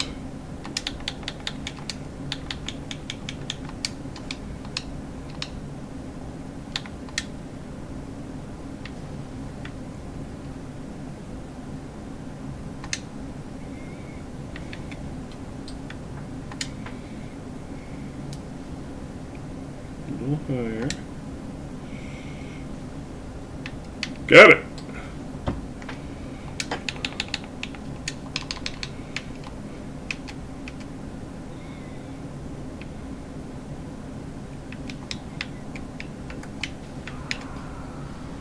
I broke my knees on a rat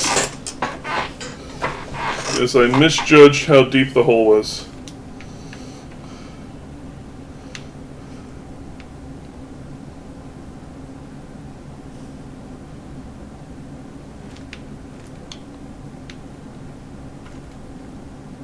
The rat was fine from this encounter.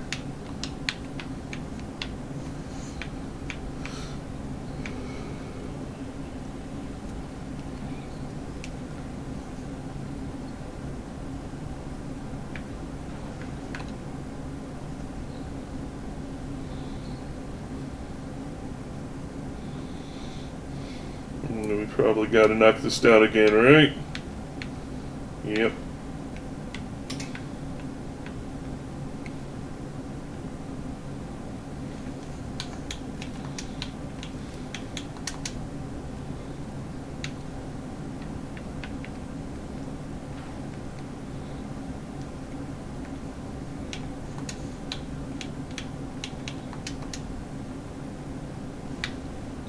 Alright. Let's try this again, but without falling to our doom in a comedic manner.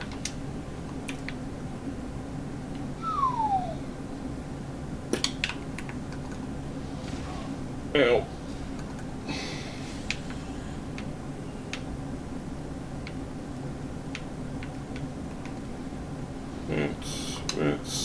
We are the Rents, celebrating another birthday bash!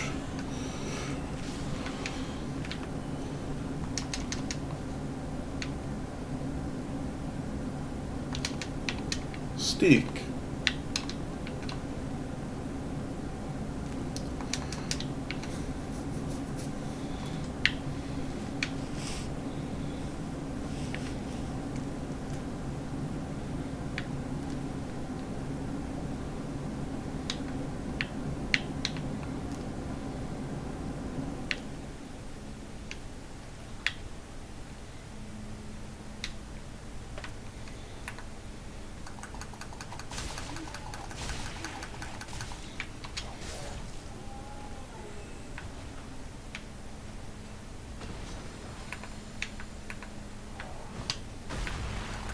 Free sample.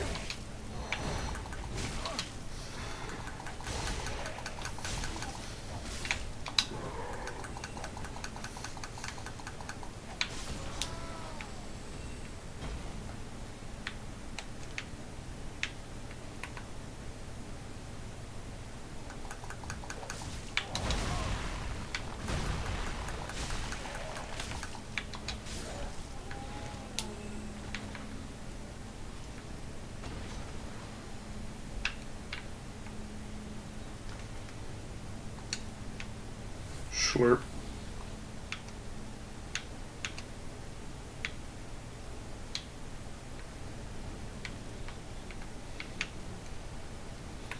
To the misty sewers, where you see more rat friendos. Give them a love tap. Jailbreaker key. Huh? Oh, it's for the one place.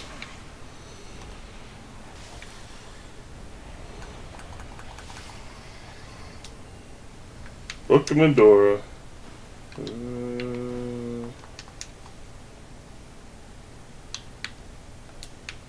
Oh, book learning. Minibus in the sewer. Are you kidding me? That's not a minibus. That's just a big rat.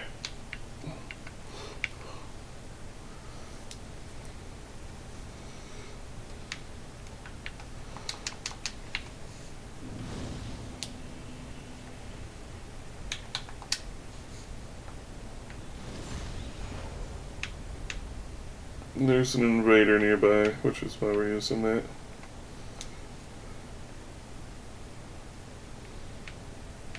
I don't know all of the invasions, but... Hit him! No! We have to try again. Alright. You. This is the guy that was in the pit, by the way.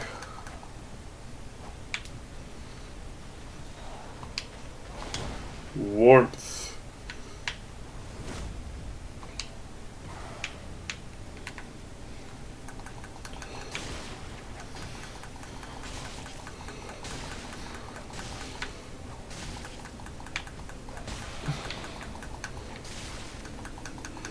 So, you know those healing stones in Elden Ring? That's basically what warmth is. But in spell form. Or pyromancy form, I should say. Shekel?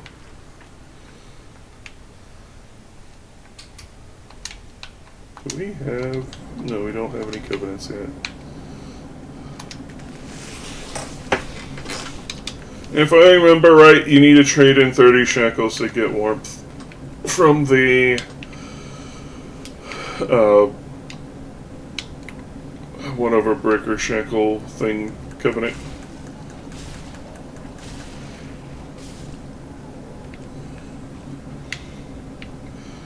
It still is a shame though that Elden Ring didn't have any covenants.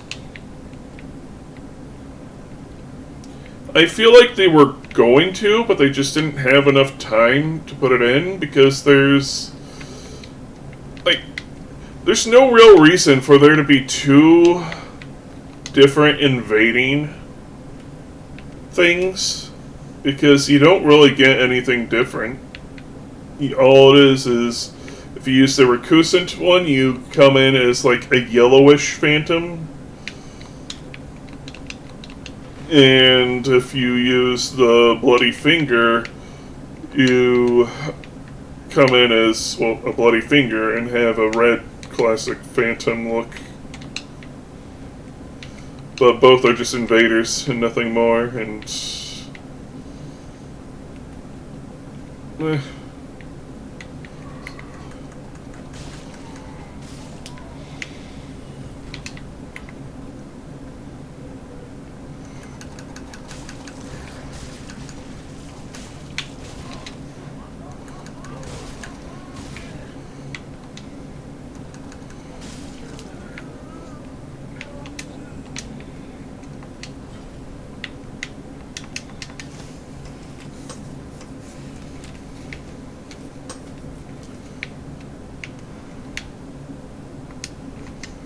Valor Heart.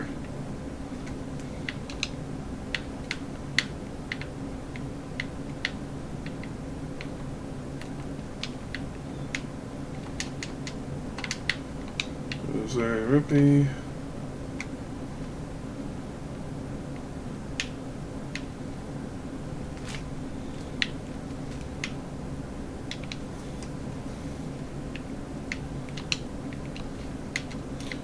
Zuri's a goob and shuffled his pots. So he has like spots where there's a lot of checks in his Ocarina of Time. But there's also a lot of junk items in the pool now. So he's going to get like 50 singular rupees.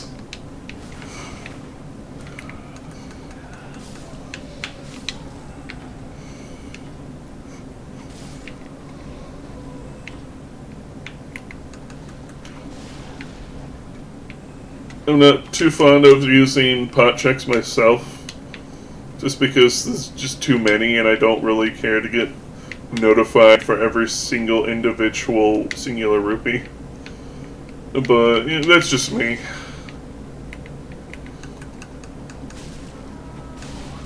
I do like having beehive checks on though, and cow shuffle. And I know some people find those insufferable, but I don't.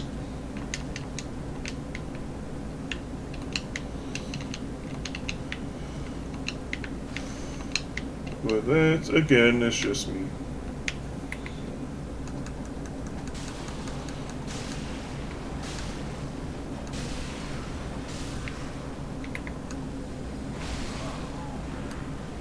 Fine, I'm gonna put you out of your misery.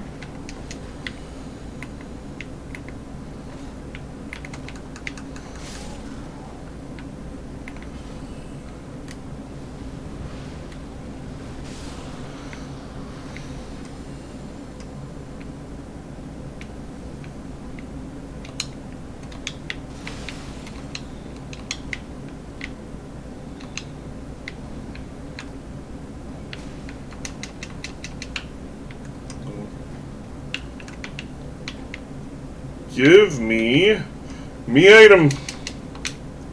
What scratches? What scratches?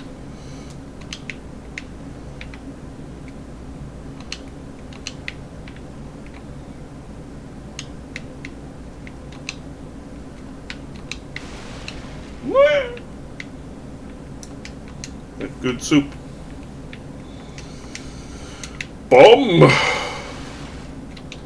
You want 'em, they're yours, my friend, as long as you have enough dope.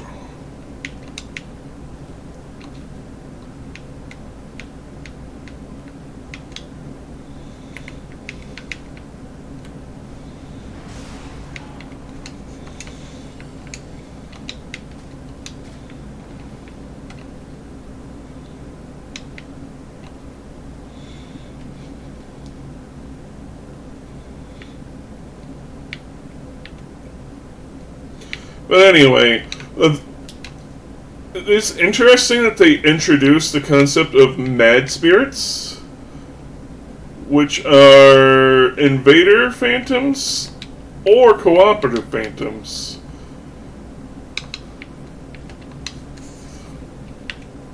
They're kind of wild cards. They can betray you or assist you. Which is what those purple phantoms are.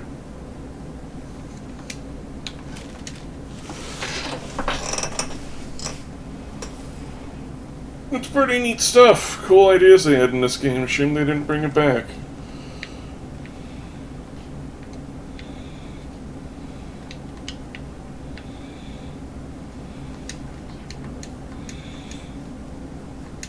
And that what you got? Skokin?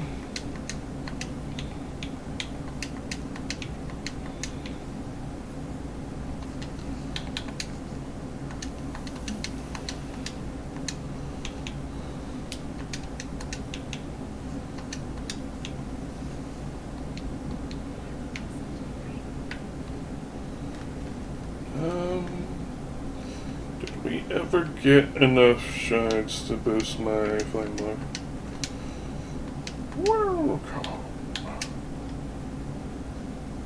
No.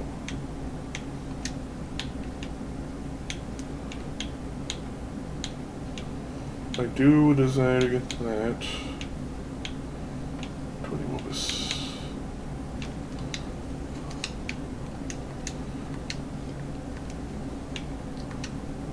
Inventory.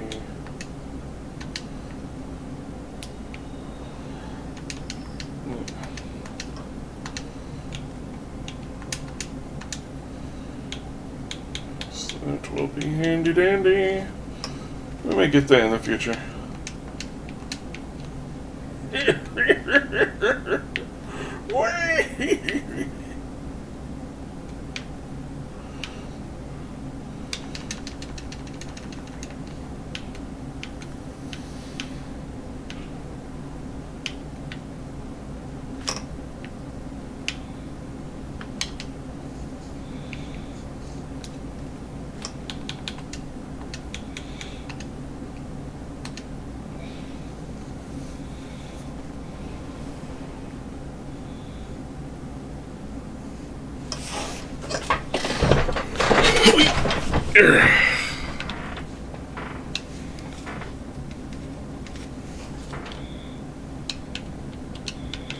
Someday we'll actually be able to use our souls for levels.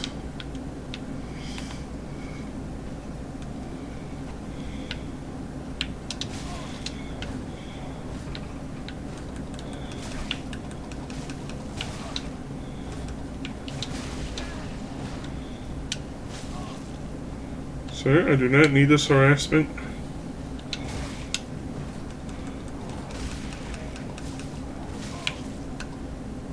I am a member of the Christian Church.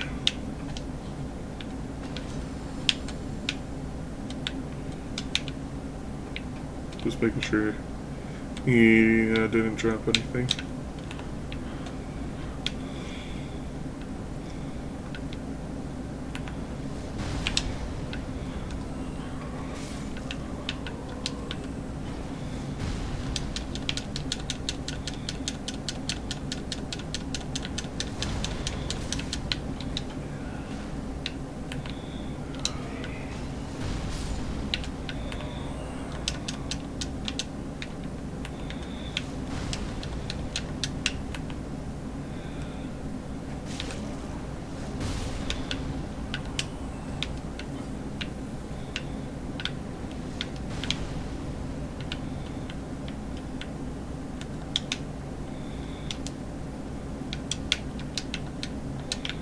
Hey, good.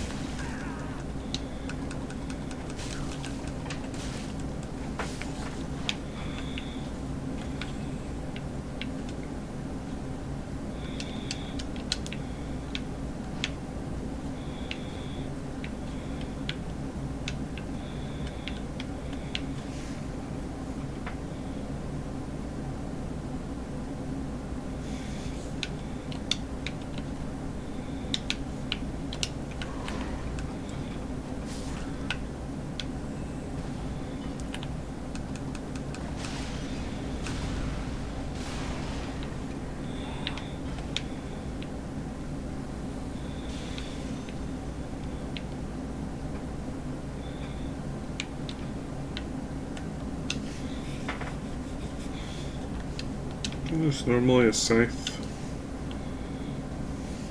Yes, great scythe.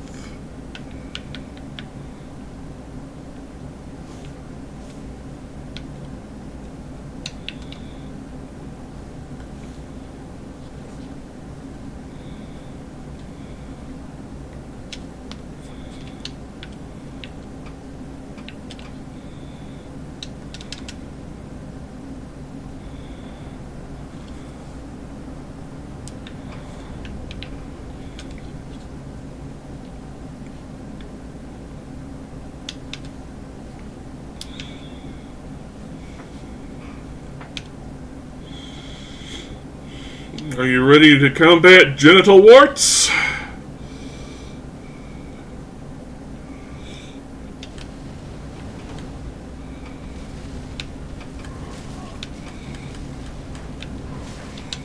If I can actually hit it. I am stuck!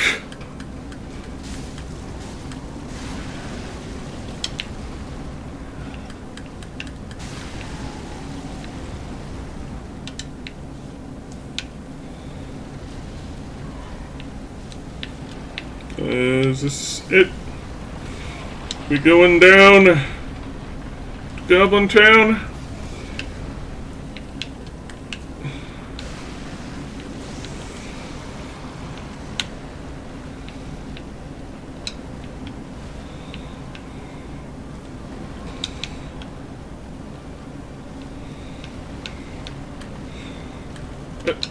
Oh, I'm out of juice. Well, that does put us into a sticky wicket, don't it?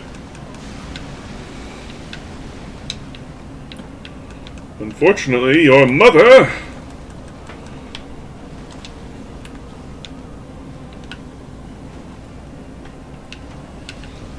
Oh my goodness. How am I not hitting him?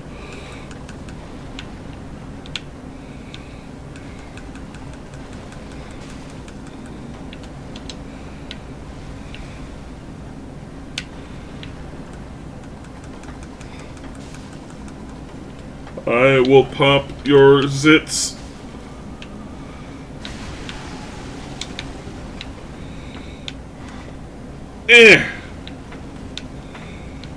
Now if we go over here, the Mound Maker's guy, he's dead now. Womp womp.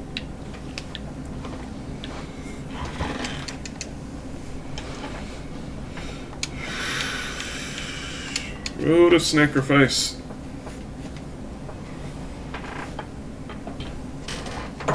I've been pinged. Who dares speak to me? Joe Kit's biggest hear me out. Okay, we gotta see this. Dick's epic 4th of July sale is on. Take 20% off bog bags. What the hell is that? Advertisements in my Discord? Yes, I'm so sorry. So this one is going to need some explaining. This is probably my biggest hear me out, and that is the crocodile from specifically the mud From the Pitfall reboot? I mean, each of their own.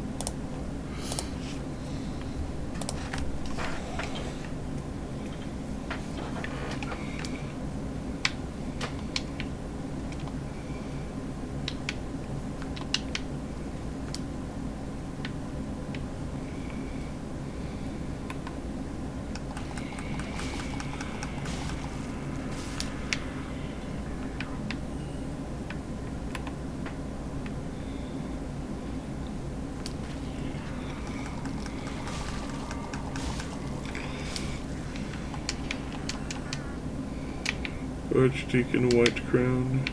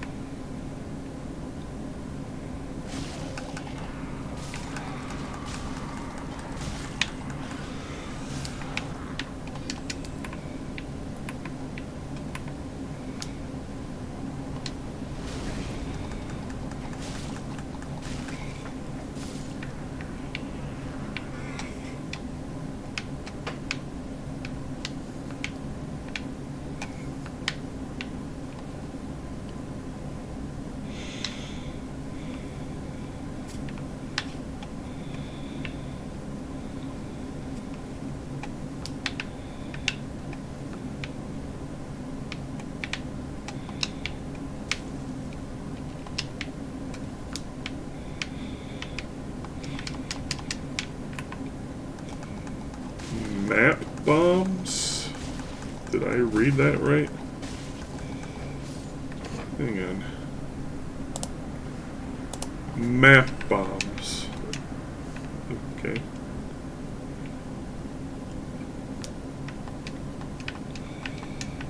Da-da-da-da-da-da. Crescent Moon Sword. Oh!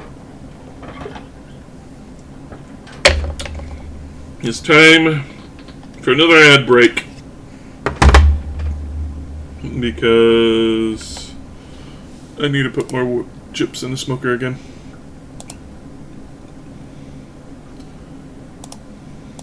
Crocodile.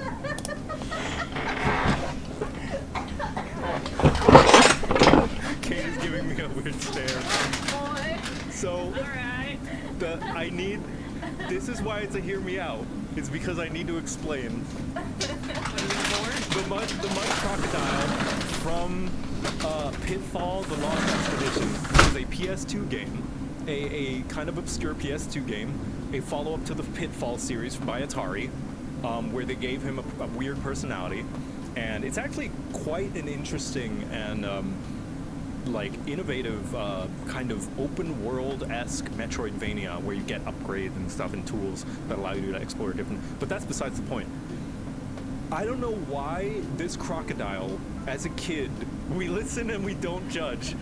As a kid, I felt things with this crocodile, specifically the ones with a mud nest. Whoa. And that is because how these crocodiles work is that, you can barely see it, is that they would just hide in these muddy nests, like hiding hole, and stare at you from afar. Oh. Right? And want you. they want you. And so as you get closer, they will just track you as you go around. And if you get too close, they dart out of their mud pit to go and grab you and throw you up into the sky and into the mud pit. Can you see a video? Can I? Let me see. I'll try to find one. Something I've realized that men just want to be wanted. Yes. And I think that's why I had not feelings for the crocodile, but the crocodile caused feelings to happen in me as a child. Because I was like, why do I want to be thrown into essentially a bed by something bigger and stronger than me? Right? Yeah. That is what this appeal is, and anyone who knows me goes, yeah, that tracks for Joe. You must have loved Lady D. Oh, absolutely. Who didn't? Who doesn't? I know, yeah. If you don't like Lady D, you don't like women. Yeah. There's a. Are you familiar with Melania's fight at all from Elden Ring? Yes, a little You bit. know that she has a move where she grabs you by the face, throws you up, and impales you on her sword. Ooh, nice. I bet she gets real close too. Yes. Yeah. We could probably find a gif of it or something. Yeah, so I don't think this person gets captured by the crocodile, but you can see, here's their nests, and then they run out. They didn't get thrown in, I think because they were running, but like, yeah, the crocodiles run out, they dart out. Yeah, look at them following you. Yeah, following you. They dart out, they grab you, and they throw you upwards, and you fall into their pit. So, very specific, but It's a vibe. if you know who I am, you understand that is what I want a woman to do with me. Yes. This is what I'm talking about. This is more human sexuality. Yeah. Like, it's vibe, it's feeling. And when they throw you into the pit, when they turn around, and if you're still in there, they dart after you and go and get you. And that's what I want in a woman. I want a woman to toss me on the bed and lift me and attack me once she has thrown me onto her nest. Yes. No. Not more. Yes, But Lord. that is probably my biggest hear me out. And the most obscure one. I'm glad that made you lose your mind. So funny, because he's such your southern swamp boy. Only Joe Cat could put just an animal on a hear me out and actually get people to hear him out and nod in agreement. Joe Cat lore, it all started with a crocodile. No, it started earlier than that. It's some primal. Nothing caused me to be this way. I just always was. Yeah. And I might. A very short story. One time, I was playing like 4 or 5 year old me was playing with my neighbor and just fighting invisible enemies. You know, like as you are as a young boy and child fighting invisible ninjas. And I was like, oh no, they're trying to kiss me. Dodge, dodge. But secretly, I was like, oh, I hope I fail. And there was nothing that caused that. It was just in me. You had that down, I had that dog in me, and that dog is female aggression. Ew.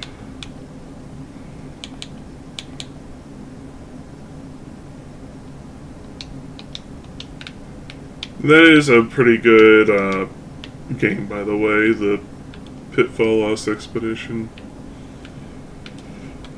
They did a sneaky and re-release it with a different box art and title on Wii called Pitfall: The Big Adventure.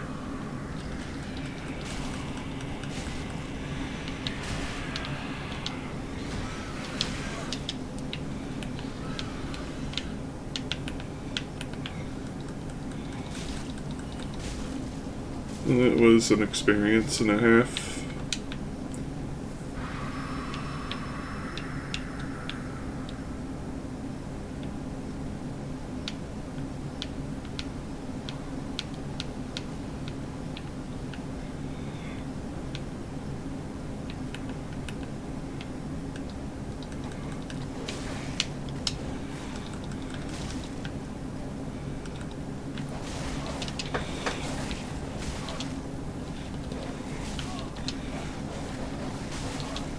Hit them! Ah! I'm getting double teamed. One got teleported into the abyss, and the pregnant one went as well.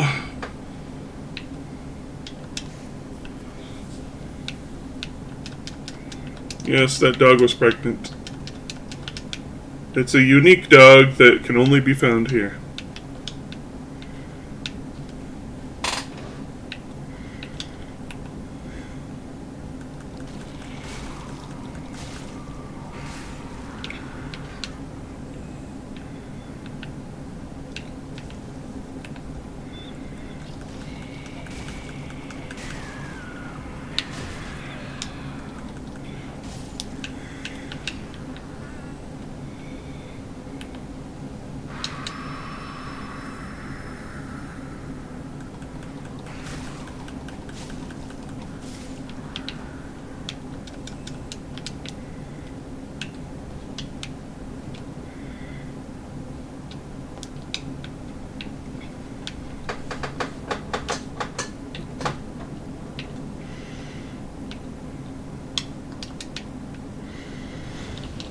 We can finally level up.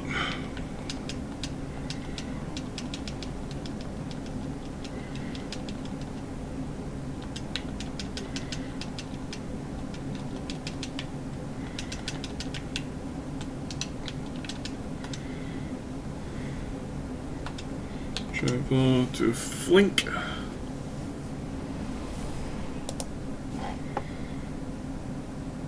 You may be paying too much for car insurance. I assure you, the $0 I pay because I do not own a car is not being overpaid.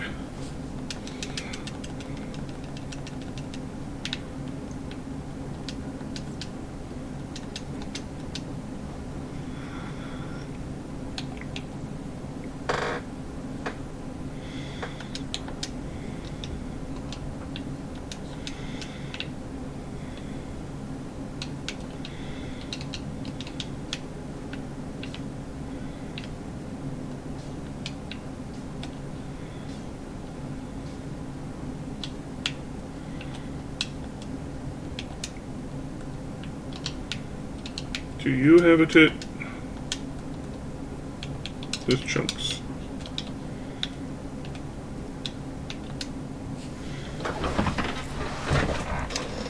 Down, halfway fortress.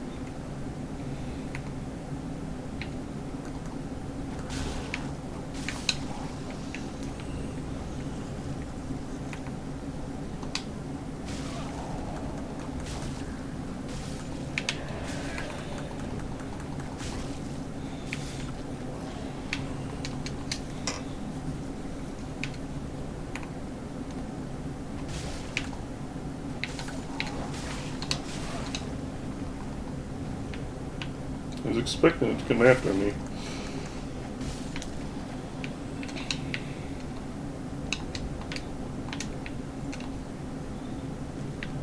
And what was that? Deku shield.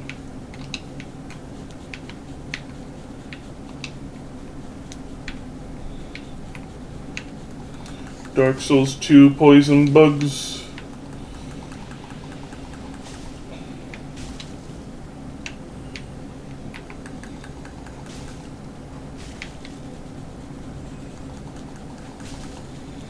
Elijah Drago, thank you for the follow!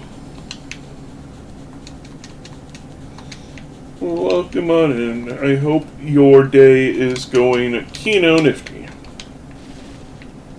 Little guy, thank you.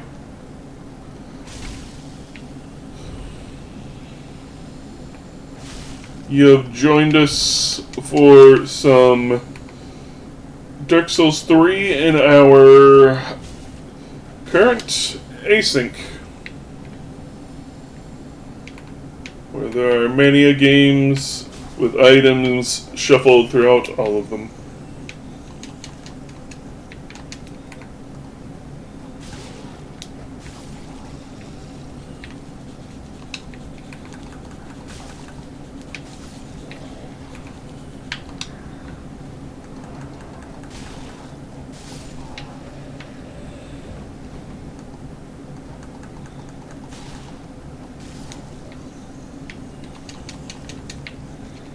Gosh, this shield.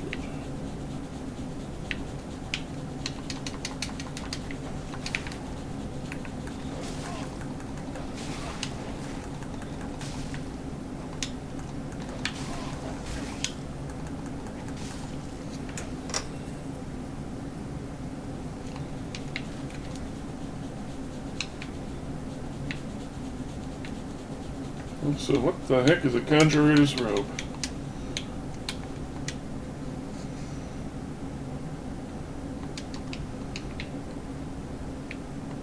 Me.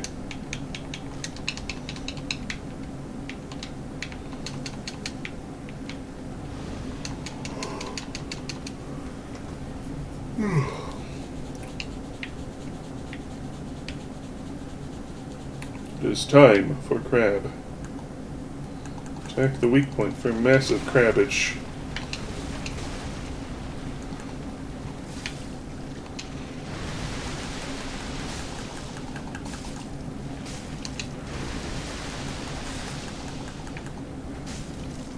Poisoned.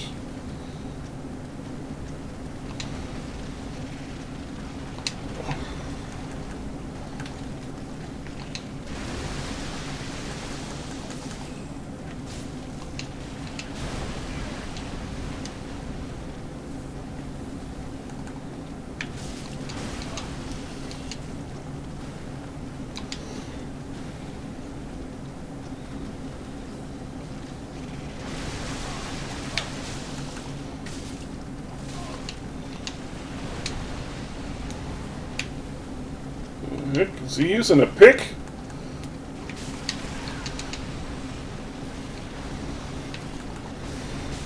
Lamau.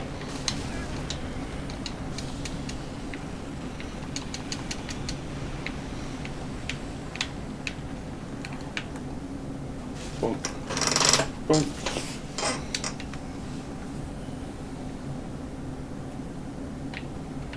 Grass crush shield. What?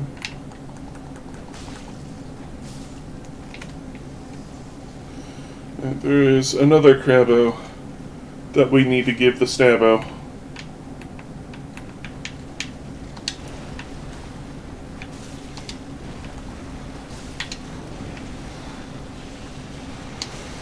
What?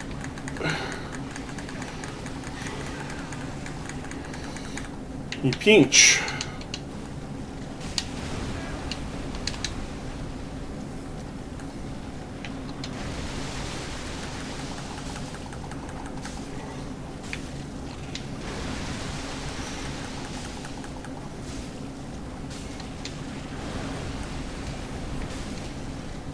Poison actually carrying me for once.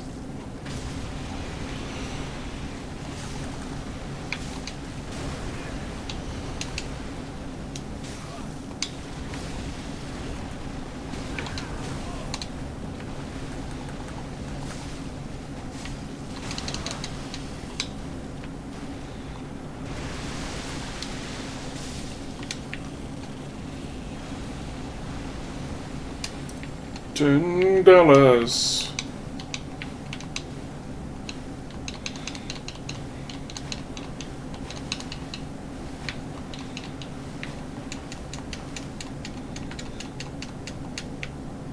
Artifact of Chozo. Wow.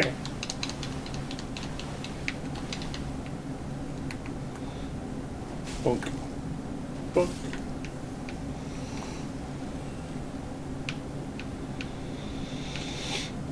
Now we have free reign to do as we please here.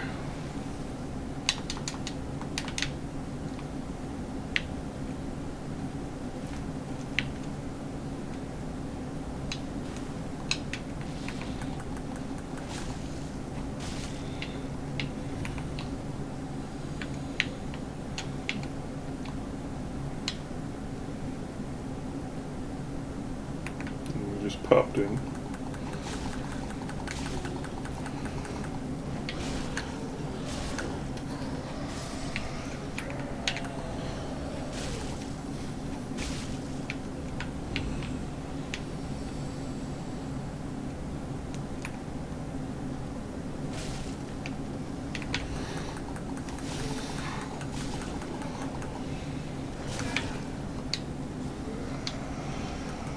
No grapples for you.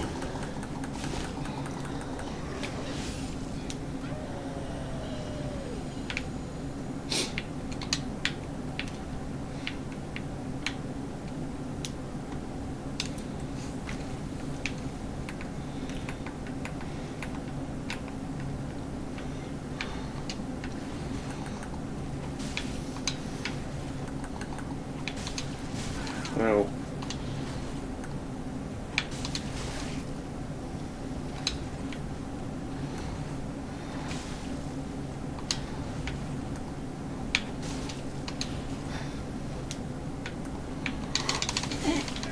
Oh goodness.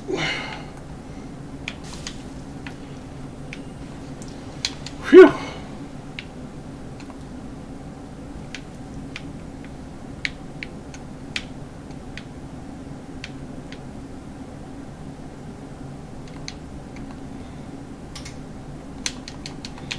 That would be lovely.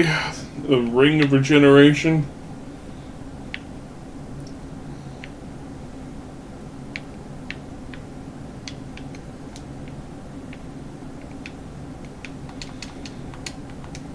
Imba.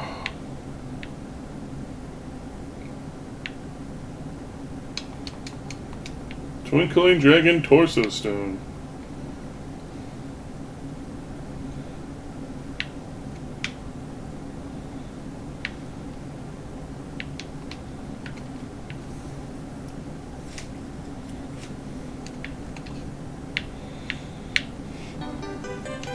Whoa!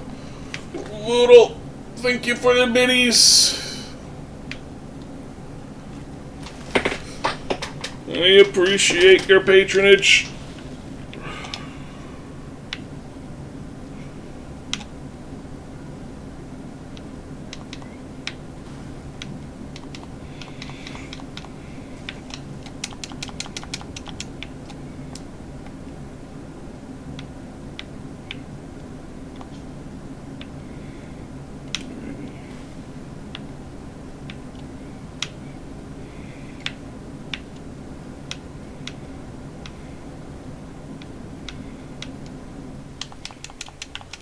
Firelink Greatsword 2.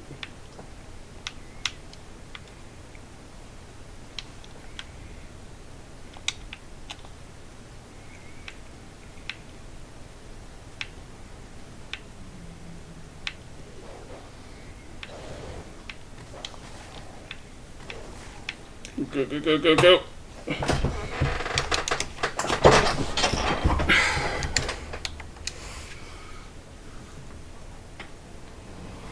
I do thank you for your generosity. I can't express it enough.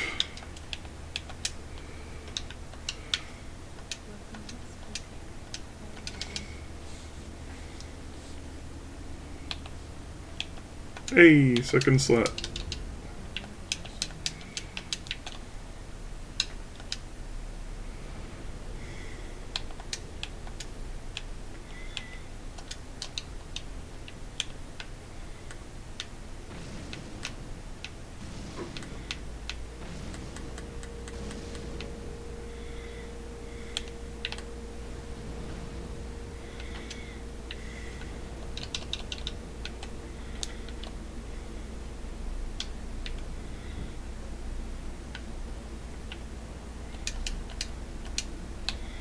What do you have?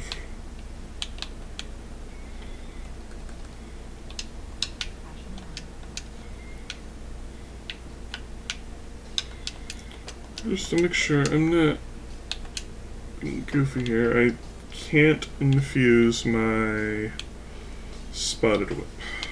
Just wanted to make sure.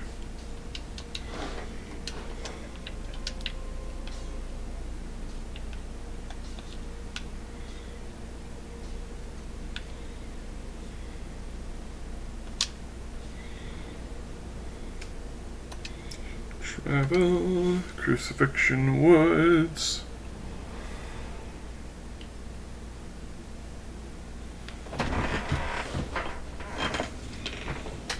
There's another invasion somewhere.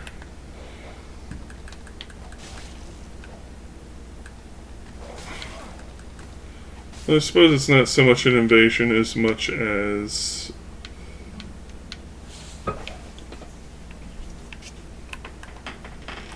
a duel. Summon sign.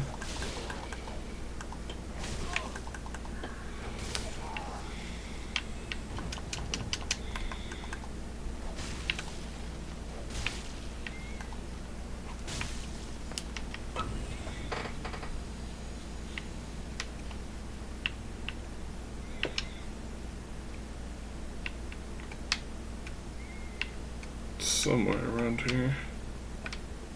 Ah, there it is.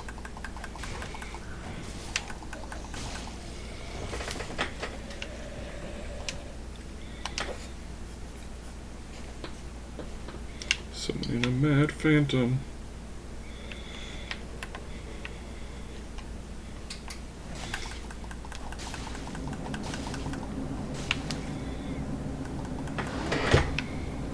Sure, give yourself constantly ticking damage. See what I can hear.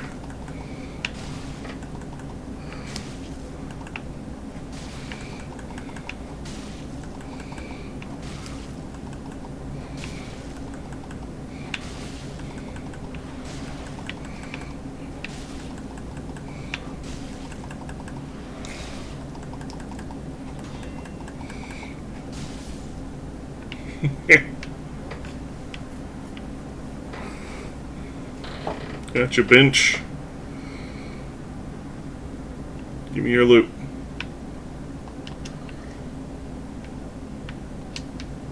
I gave you something.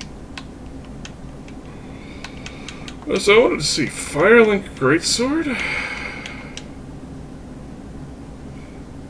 It is the coiled sword.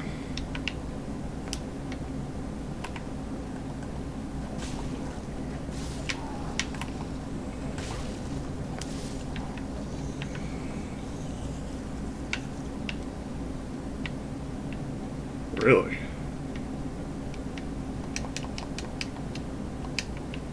Tringle.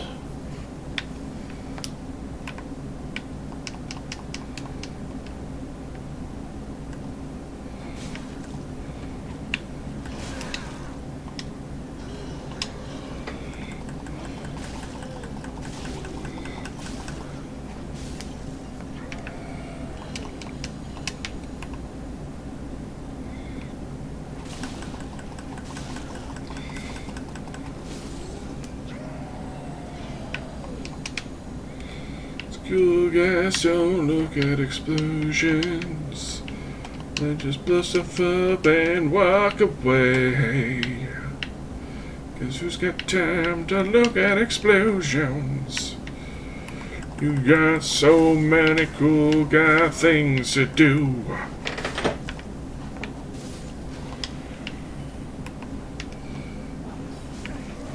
Uh-oh. You're stinky. And now you're dead. Stinky.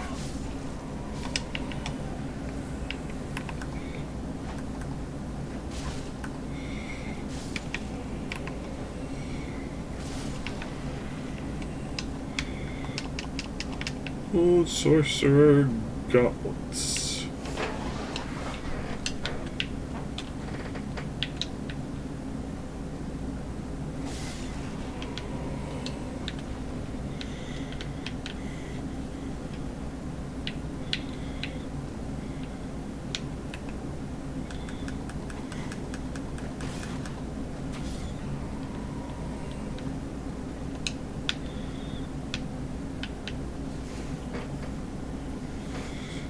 By the way, even if you can't do a critical attack with a weapon in these games, you can still do extra damage while they are unstable.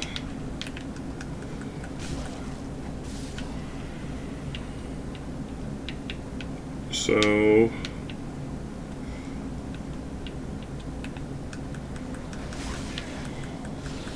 never feel discouraged about using a weapon type just because it lacks critical striking. It's got other merits. Like the whips, they're good for keeping your distance from an enemy because they strike from a medium range. They are not particularly strong, but they cannot be deflected by any tier of hardness, nor can they be parried.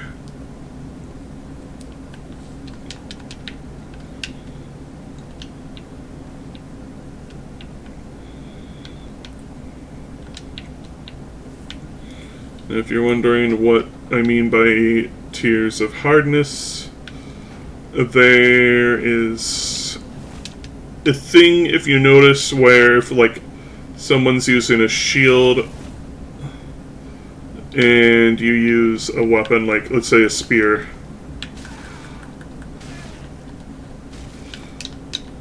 bruh!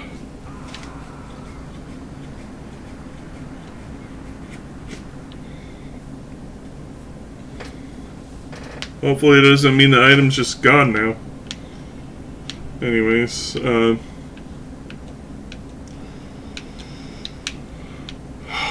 was I talking about? Oh yeah, hardness. Like if someone uses the iron skin pyromancy, they become metal, and attacks just bounce off them in general. You can with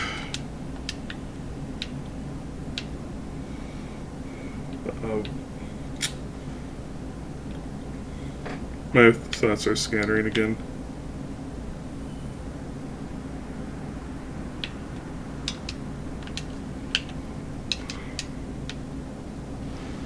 Come on, brain work.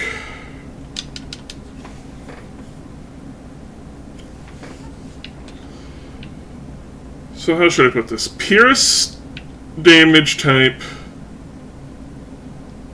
can't really hit through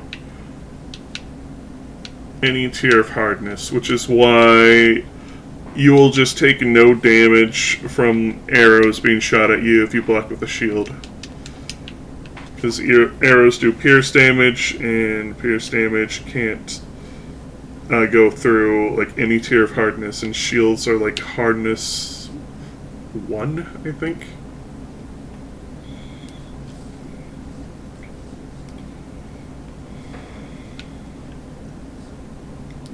It's either that or hardness 2. And weapons that do strike and slashing damage will bonk off of harder things, like if someone's using Iron Flesh, which has a hardness of 4, if I remember right. Your weapons will plink off of them, which will still do damage, but it will cause you to stumble a bit. And there is a sort of hidden mechanic of being off balance where you take counter damage. Great Farron Dart. How I'm losing.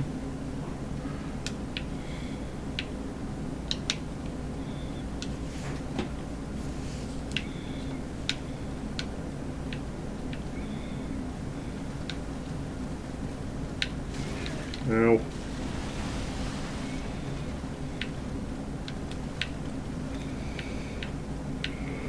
But anyways, blunt damage doesn't tend to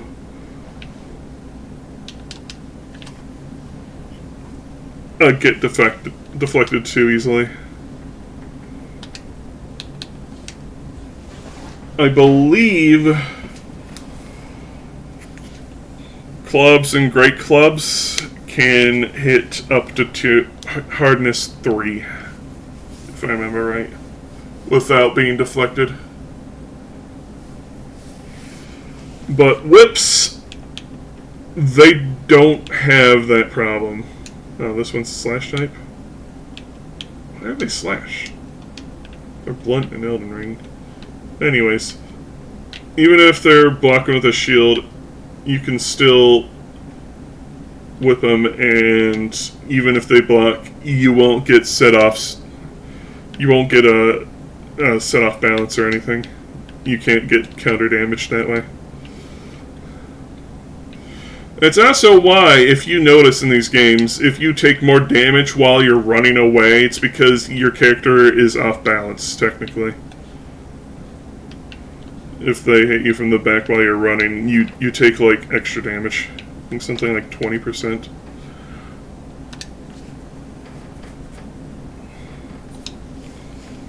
Why did I come here? I don't recall, so I'm going to go back.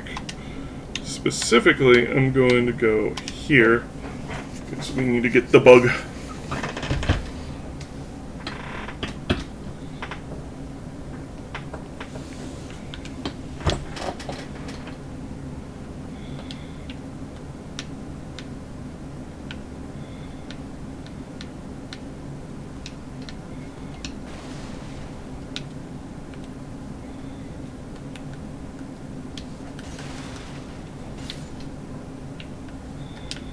Purple rupee.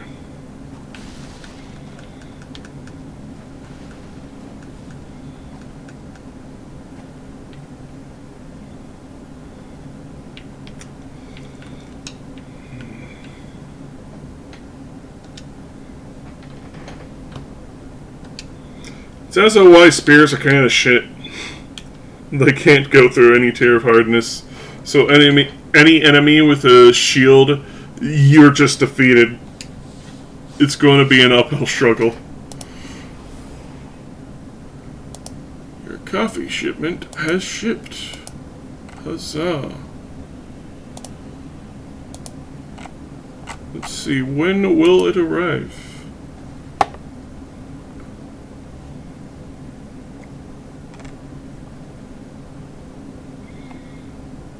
It doesn't have an estimate yet. It just says, yep, it's shipped. Hoofing to you too, Woodland. How art thou?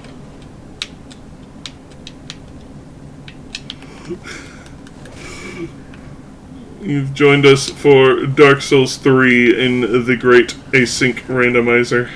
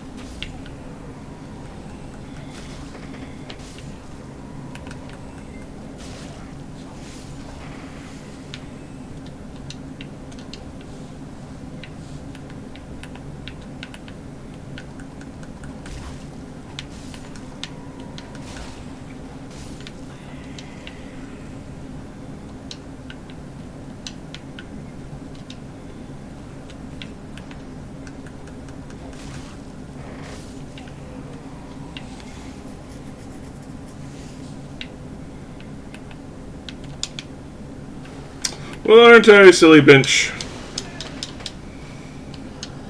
I fell in the singular hole in the room.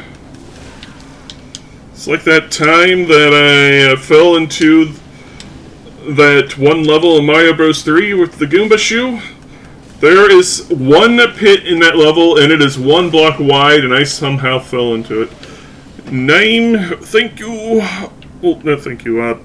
Welcome on in. My brain's a little scrambled at the moment. Rainbow Heart. You are tired. Just had an important conversation. Ended well.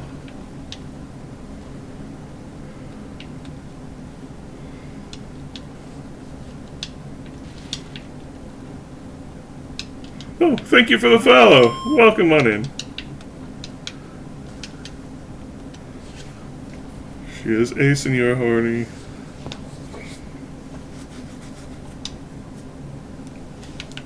I see.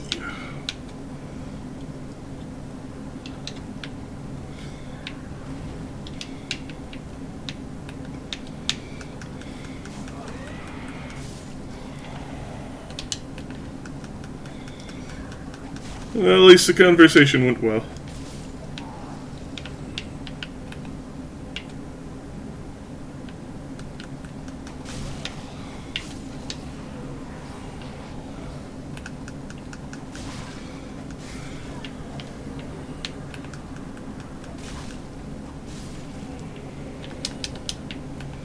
Ooh, a hollow gem.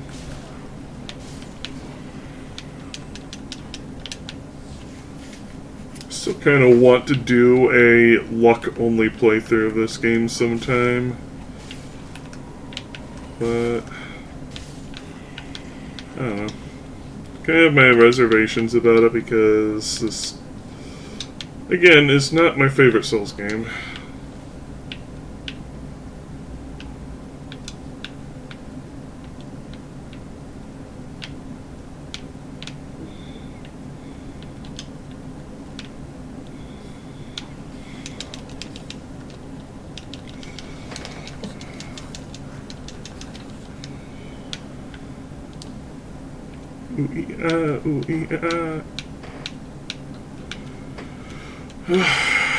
But yeah, myself, I am fine. I am currently smoking chickens.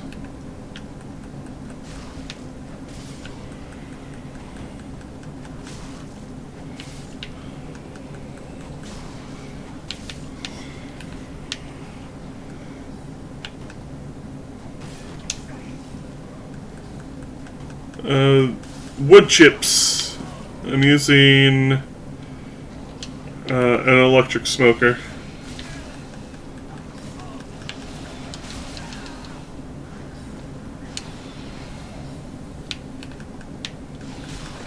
As that is the only thing allowed at the property is electric grills and smokers and stuff. Because of fire regulations and all that. Coffee. I am getting a mix of plain coffees. I'm trying different ones from different regions, see how I feel about them. That makes you sad? Why, are you a propane kind of guy?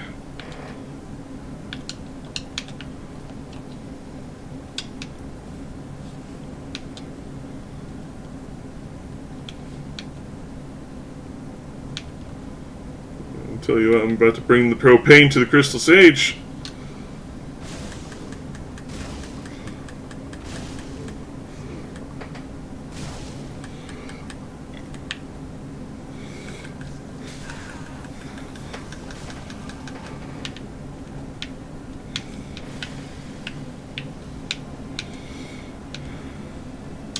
Show yourself, you coward!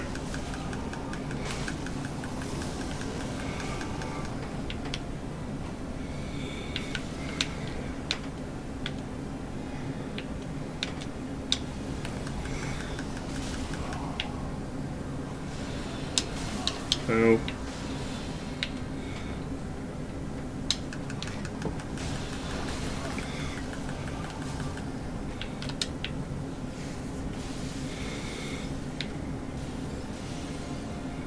Here or there? I'm gonna guess here. And I guessed right! And the poison proc killed him!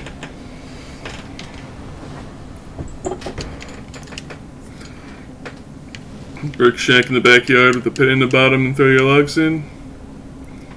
Oh, that's the good stuff.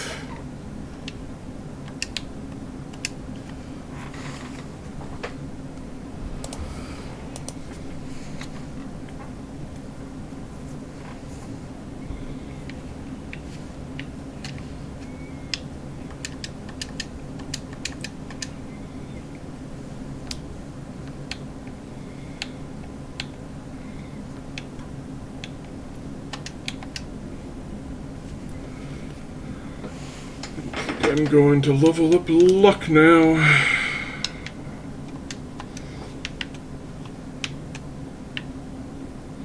Never spoke to Joel. Purchase item. Pizza Hut. Pizza Hut. Dark Moon Longbow.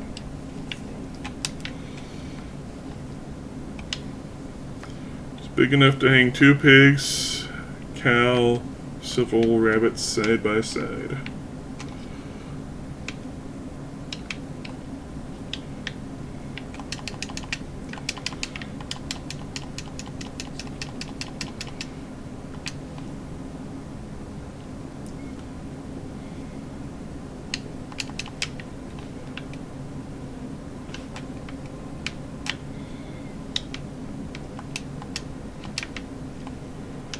Most delicious stuff, I'd imagine.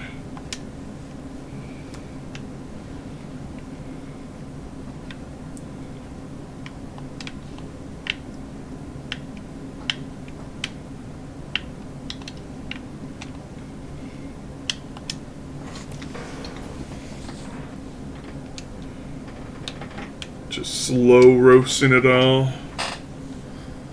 And it's being smoked, getting all that deep, rich flavor inside.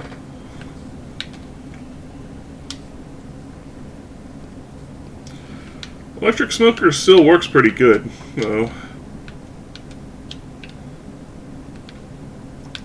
As it does still smoke at a meats. It's just a lot smaller than a brick smokehouse.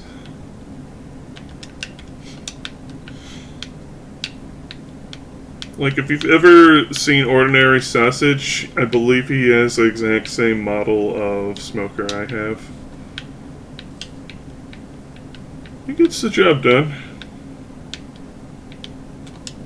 I can cook several chickens inside at once if I so desire, though typically I only cook one at a time. I am just me, and I'd rather have it freshly smoked each time.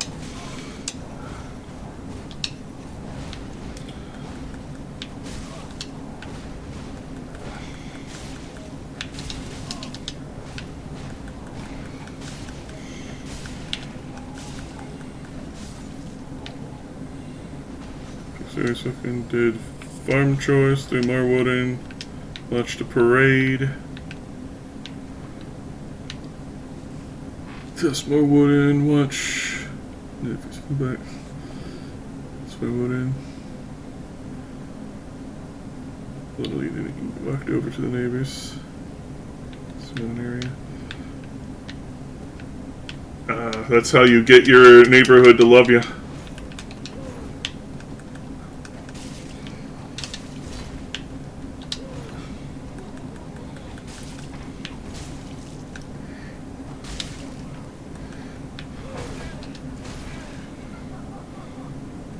Oh my wamo, Shindaru.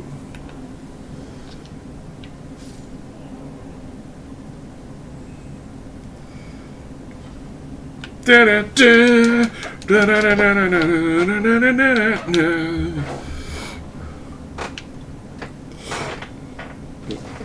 Fat fingered that one.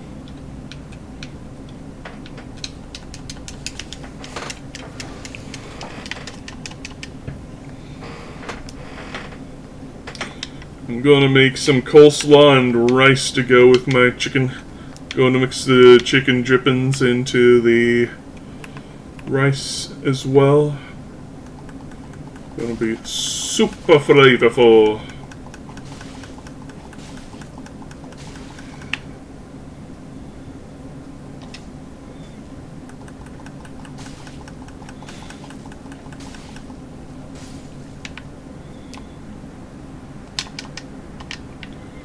Pizza Hut.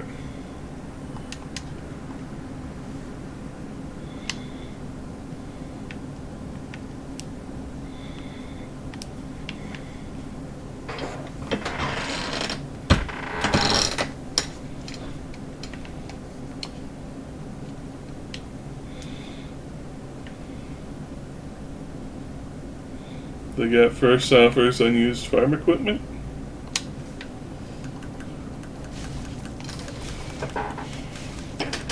Were they farmers too?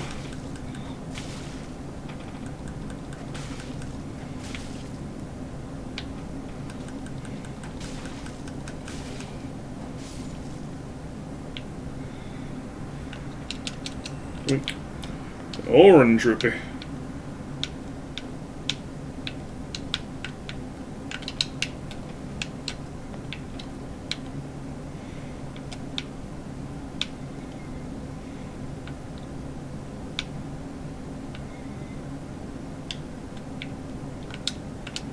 Bombs.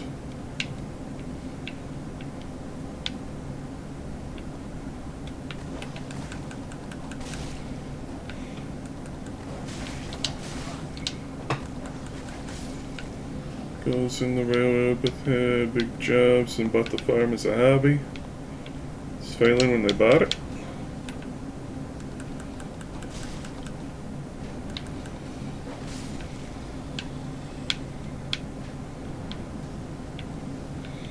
What sort of stuff do they farm?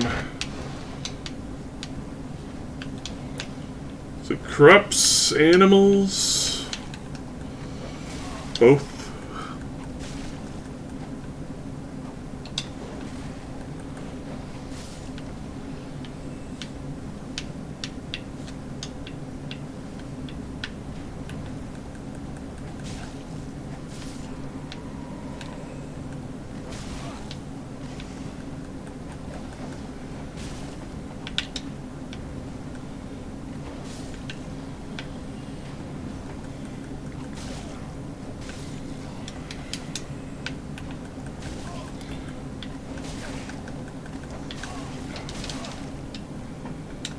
Teach your kids responsibility. Ah. Those are good skills to have. Never out of demand.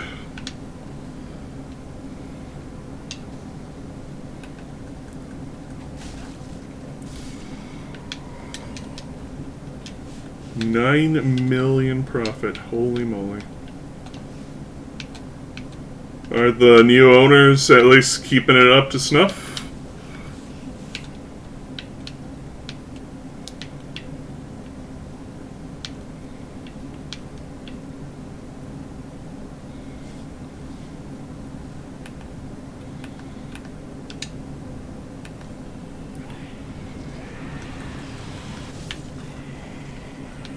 No clue where the farm is now.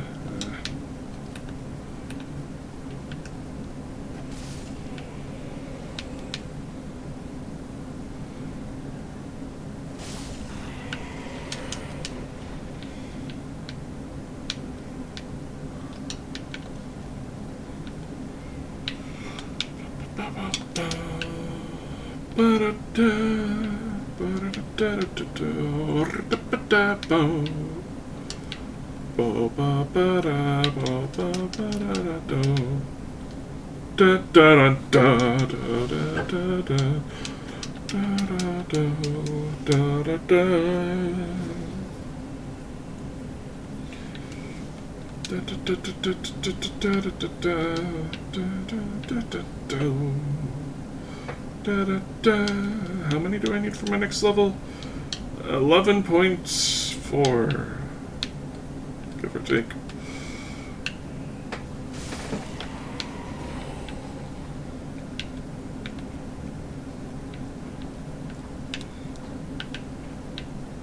You having fun there, bucko? Gonna want flame fan for these guys.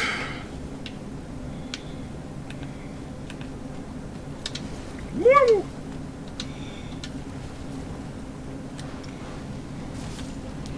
Holy moly, I one-shot him. Alright.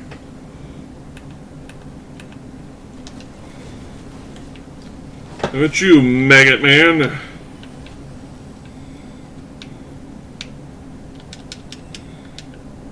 Magic mirror! Holy moly, that's great! Ow. Ow. I have been infested with worms! And unfortunately, I can't swat them off with my flame.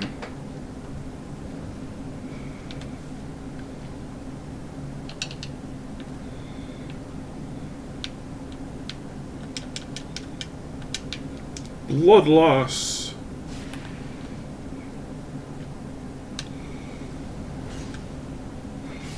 Well, it doesn't do much damage, does it? 20 whoops.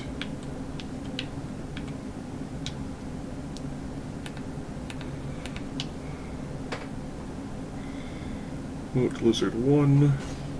Oat Lizard 2. Ow. Worms should be wearing off just about any second. I'm not going to engage this guy while they're on me. Or waiting on me as well. Look up around here. There's an item. Yeah, I saw it up there. No. There we go. Now, how you get rid of the maggots is you gotta pull out a torch, but I don't think I have a torch right now. Don't do I? Don't look like it.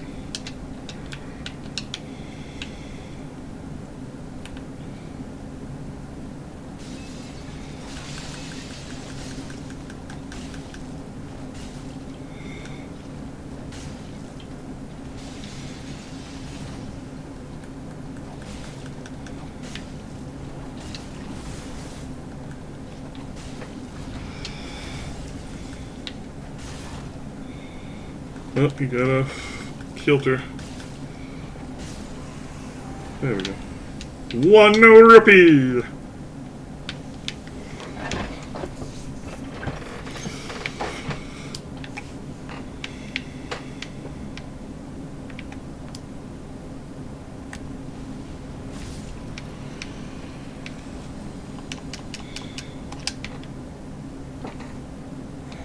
Knight's Crest for Lincoln. Oh, one of those dark nut belts.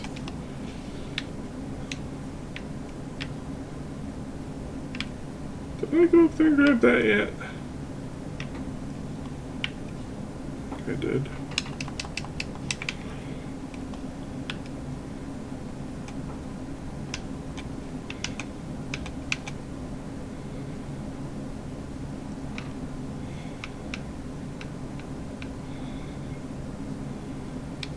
Yes.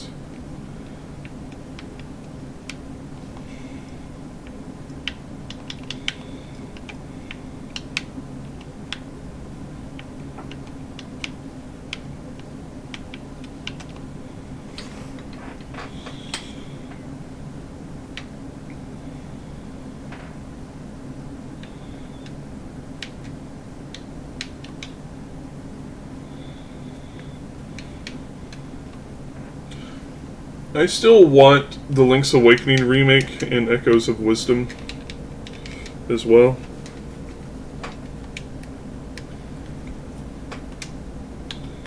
Driver to Firelink.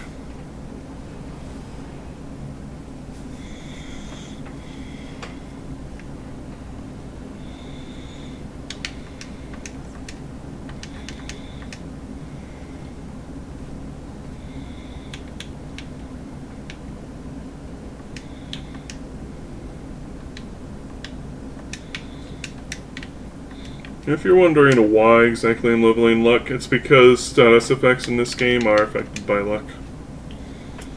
So with higher luck, I do more poison buildup, which would be handy dandy. And if we ever get the notch whip, we'll be able to do more bleed buildup as well.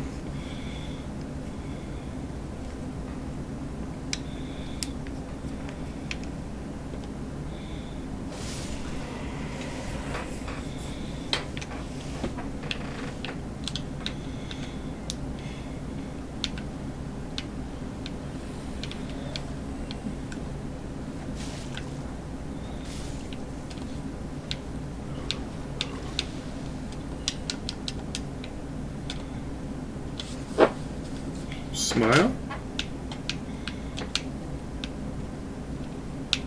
Question mark?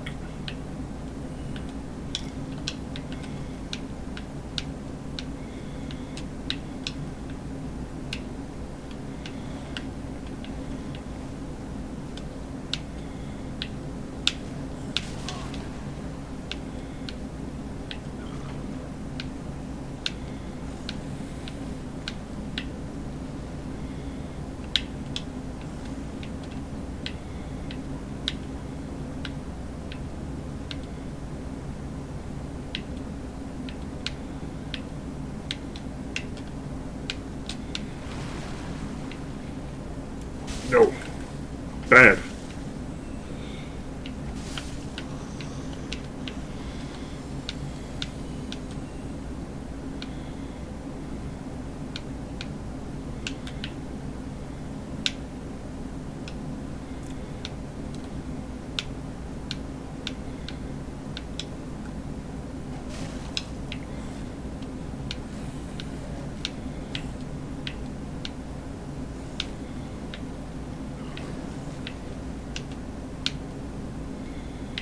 I recall there being something else around here somewhere. Could just be my brain being crusty again. Like a French baguette. But... okay.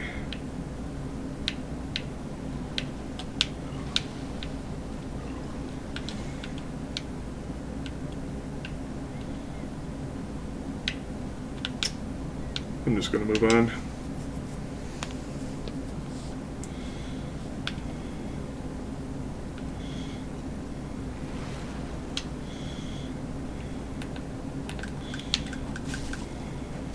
Wow! So how do the big maggot men die in one slap, but this guy takes only half his health? Explain that one, atheists.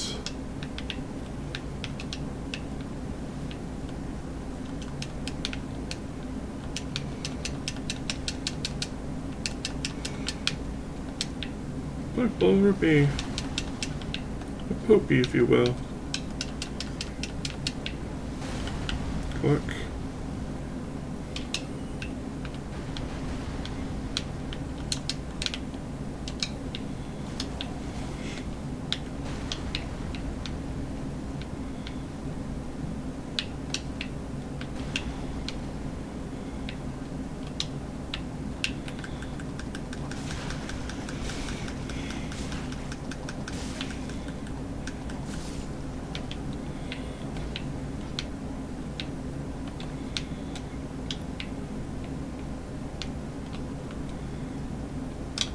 Parma.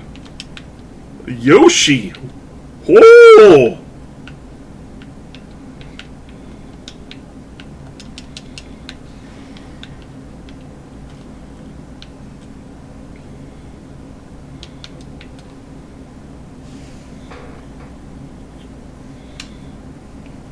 We're getting some great stuff for when we move back to the other games.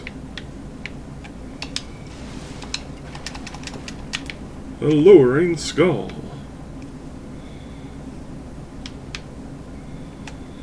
I should probably think about getting myself some food.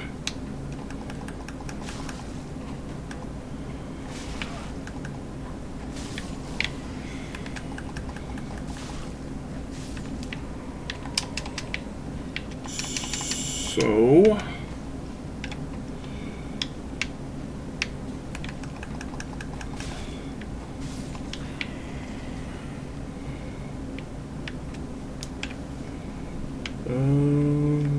hang on a second. Yeah, this thing scales with Dex.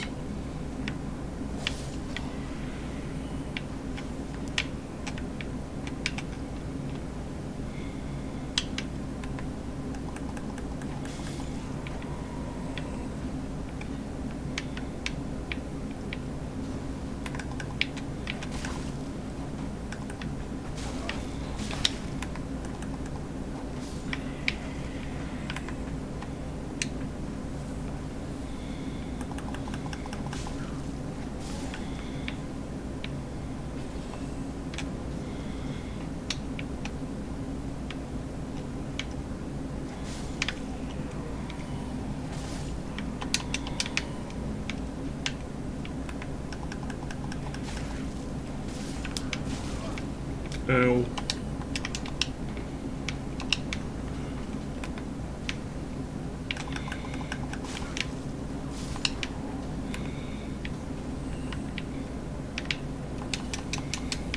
Well, thick night gauntlets, okay.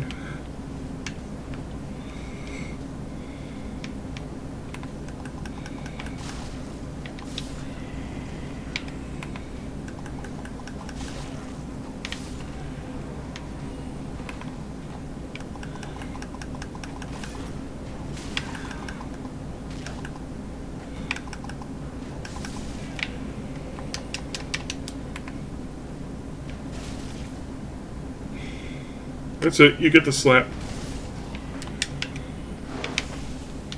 You officially cheesed me off.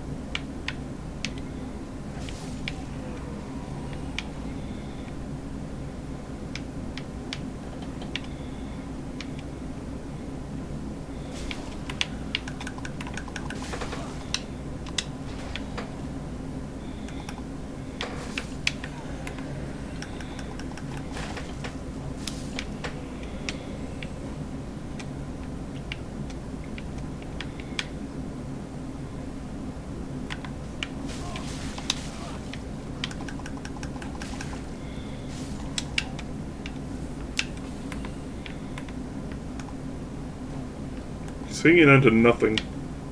If you notice, see, he's floating off of it. Get down here.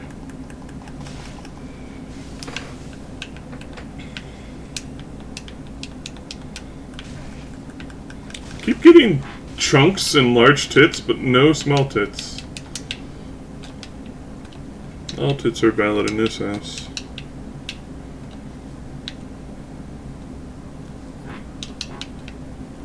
You just need the one in order to upgrade. our pyromancy flame a good bit.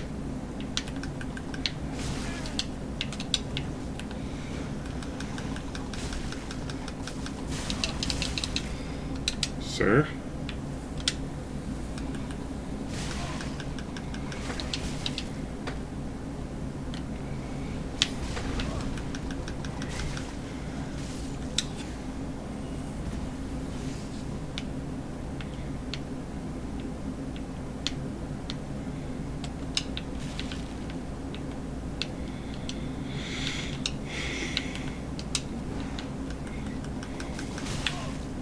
Bruh.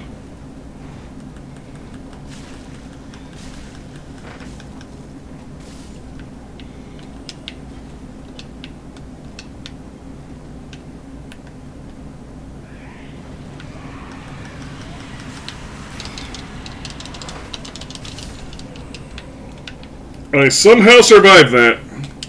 I will not argue against it.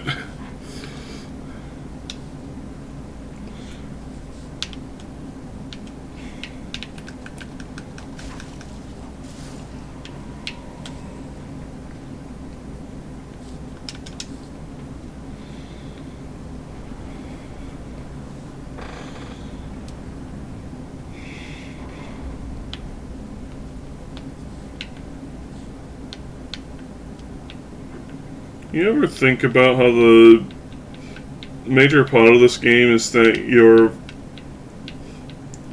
basically fighting this vor cult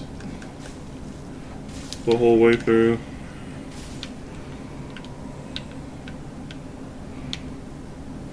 And I'm not being cute and silly here. It's literally a vor cult.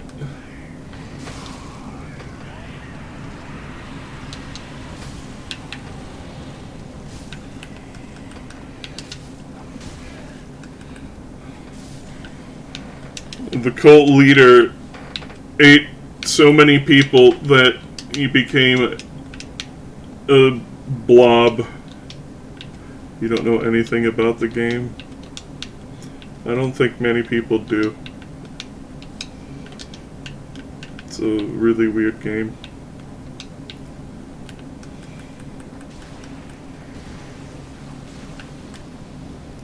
And the schlep.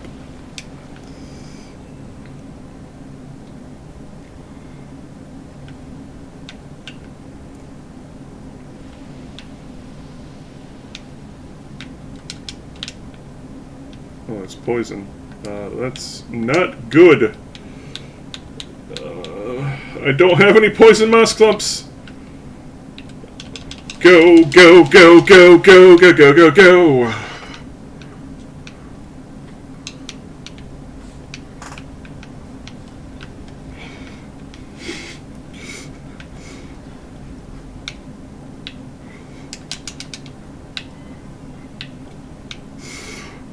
No breaks, we gotta beeline it to the shortcut. Hey.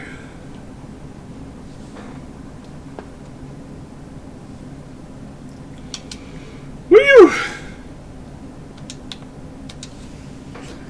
Alright. What do you guys want me to put on while I'm off making some makichi?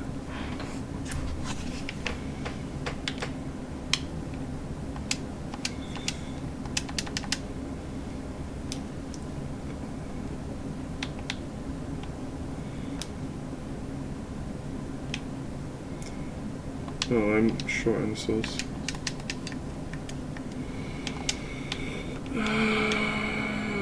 Do I? 10 hours of William Shatner. Oh, goodness.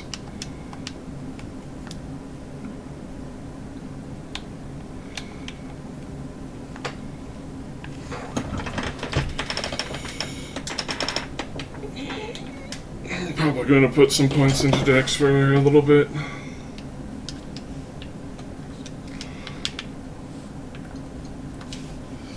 Anyway.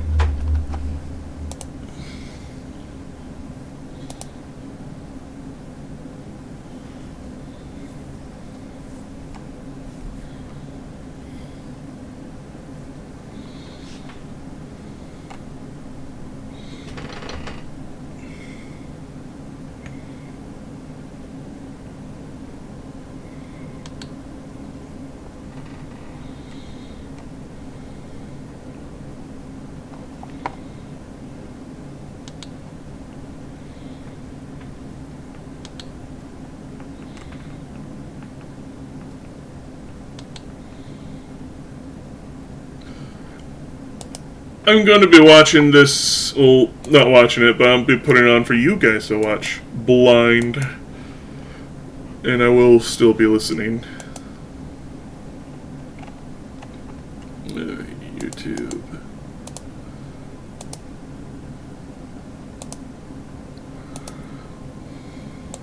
As its name might suggest, the Fallout series is chock full of radiation. It's just about everywhere you would expect it to be, and depending on the game, will have varying negative effects on each character. There's a cure for your glowing glows. Actually, I'll do this. The question does arise. If I wanted to make a very rad away,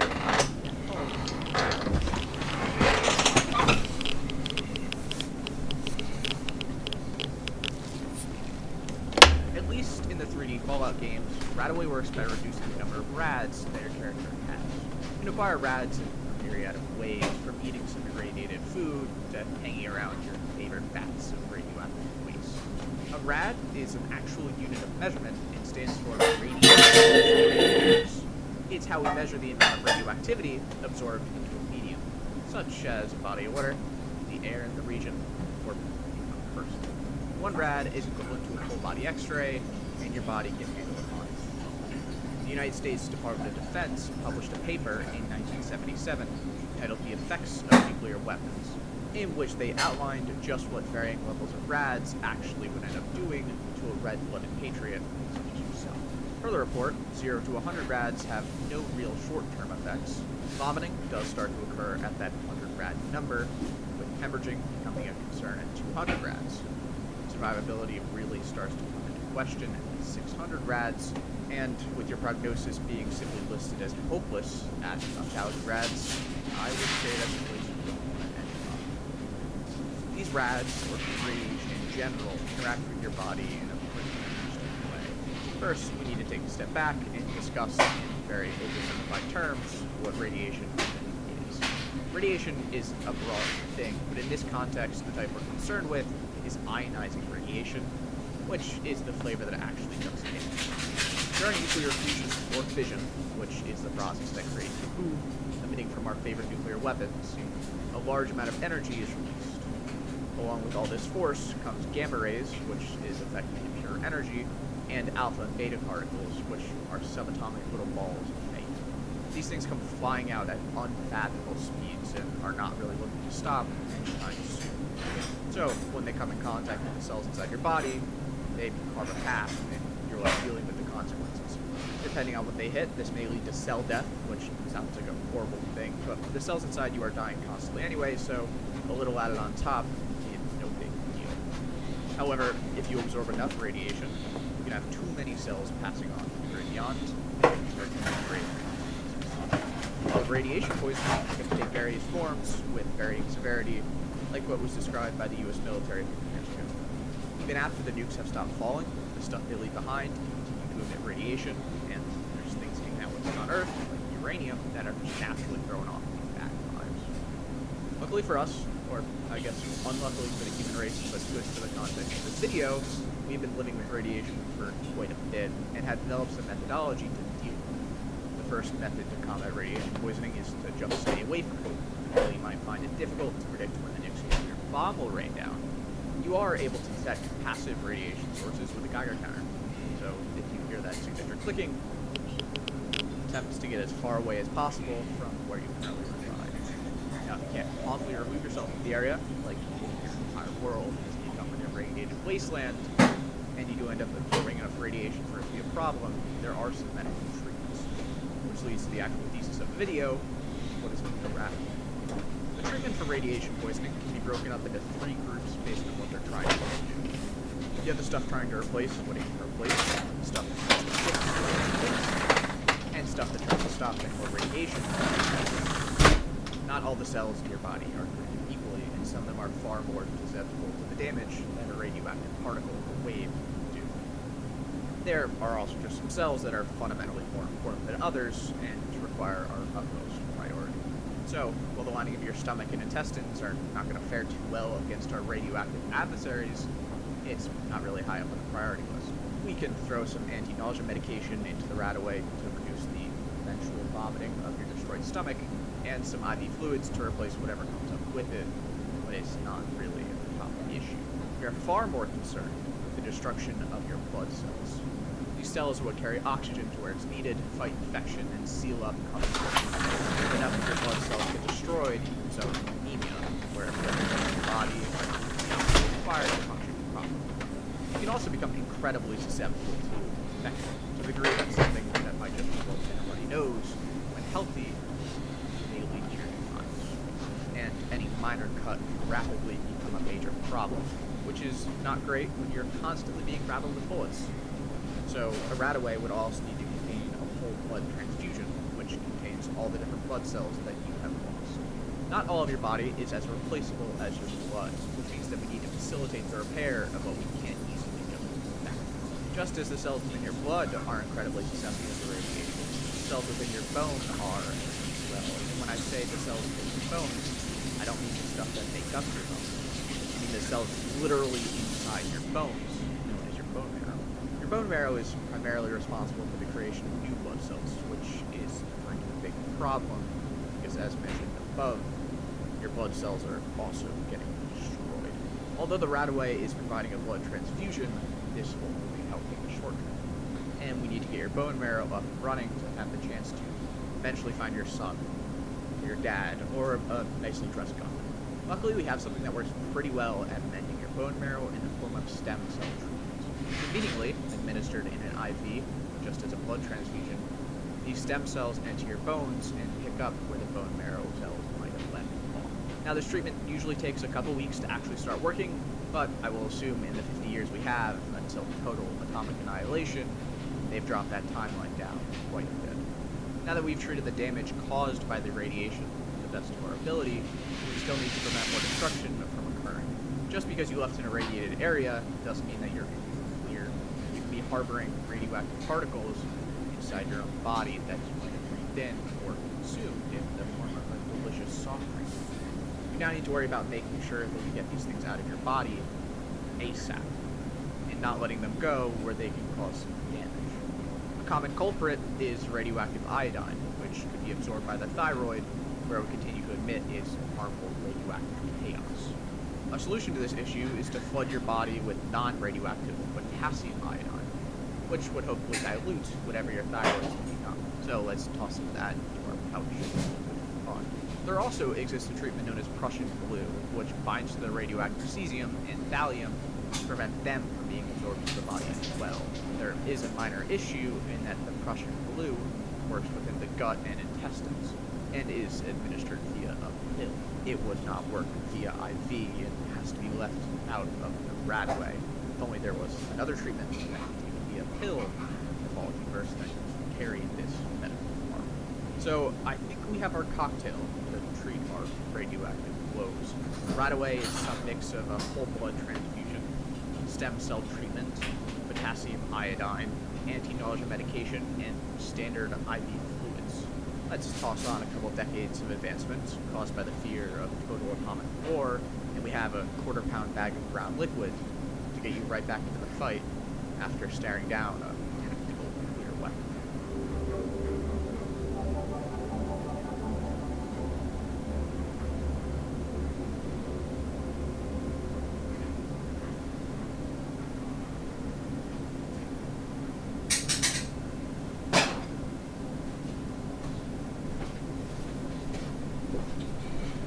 Well, wasn't that riveting?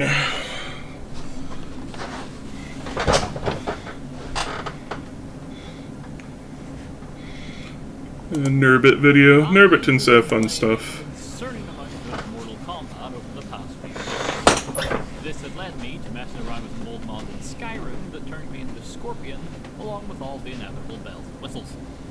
Thing is, it's overpowered as all hell, and I'm not long after doing a Skyrim character-based run, so I've decided to shelve the idea for the time. No doubt I will come back to it at some point. That did, however, give me the idea for this week's video, in an odd way. So, now we're switching games and asking the question, can you beat Fallout 4 as a rad Scorpion? I have already attempted 2 creature-based runs of Fallout 4 in the past, once as a Deathclaw and another time as a Gorilla. Quick side note, the Gorilla build got hit with the age restriction almost immediately back when it was released, so many people were not aware of it, So we can take this time as a little reminder that it does in fact exist, and I was able to get the age restriction removed. Anyway, as I have done something similar before, the rules are the same as those 2 runs. Once I leave the vault and can turn into a scorpion, I must stay as one for the rest of the run. If I need to change back into a human for any other reason to progress, then the run is failed. Also, keeping with the tradition of these runs, I will also be going with a different faction this time. That being either the Real Road or the Brotherhood of Steel. Knowing me, you can probably make a pretty safe bet as to where my loyalties lie. Like the other playable creatures mods, this was once again created by DummyBot. A link to the mod should be in the description down below. Now, with all that out of the way, let's begin. Starting at the vault exit, it's right into my special stats, and first things first, I call him Hanzo, and make sure to have an agility of 8, so that when I read the I'm Special book back in Sanctuary, I can bump it to 9 and get the Blitz perk. I am attempting to get ahead of the creature's jank today by getting this right away, so that I hopefully will not get stuck behind the turnstile again in Park Street Station. The rest of my points just go into strength, endurance, and luck. It's a melee build after all, and those are the best specials to, well, specialize in. As soon as we're free, we make our way to the chemistry station and, like a mad scientist, turn ourselves into an absolutely horrendous creature.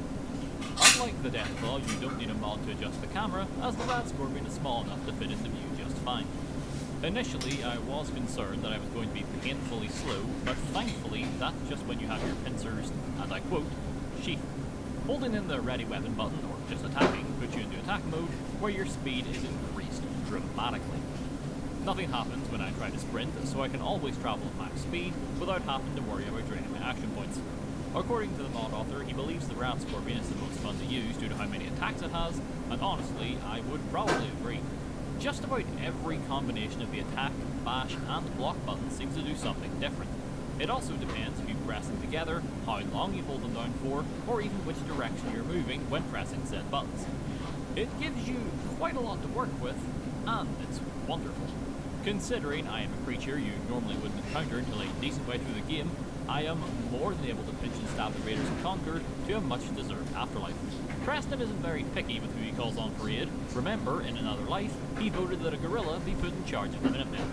Helping the Minutemen is all well and good, but my scorpion senses tell me that there are other people in need of assistance, so I scurry off to lend a helping claw. Wolfgang gets hit with a signature, that being poison from the stinger being injected directly into the hole where his eye used to be, whereas Simone gets hit with the multiple fake-out mix-up and simply gets clumped. I get my reward, bottle caps that will never be used, and then return to Preston to show the Raiders that nobody messes on Hanzo's home turf. Unfortunately for them, fighting indoors works out pretty well as a Rad Scorpion, as I don't get stuck on most of the geometry, yet, and can easily slip by and murderize anyone who even so much as thinks about pulling out the bug repellent. The only major drawback so far is other melee opponents. If you have ever used a melee weapon in Fallout 4, then you are probably aware that the Rad Scorpion can be very easily stun locked if you have a fast weapon. This is because each hit causes it to recoil in fear, and as a result cancels any attack that it may have been about to use. I can usually get by one melee enemy with no issues, but if they start to gang up on me, it's going to cause problems. Also, sometimes getting interrupted causes the Rad Scorpion's run animation to glitch out, and I will kind of just glide across the ground. It eventually fixed itself every time it happened, but still, I think it's important to bring this up now, so you can all understand why sometimes it looks like I'm just drifting around corners. Anyway, it's time for the fight with the Deathclaw, and it's incredibly simple.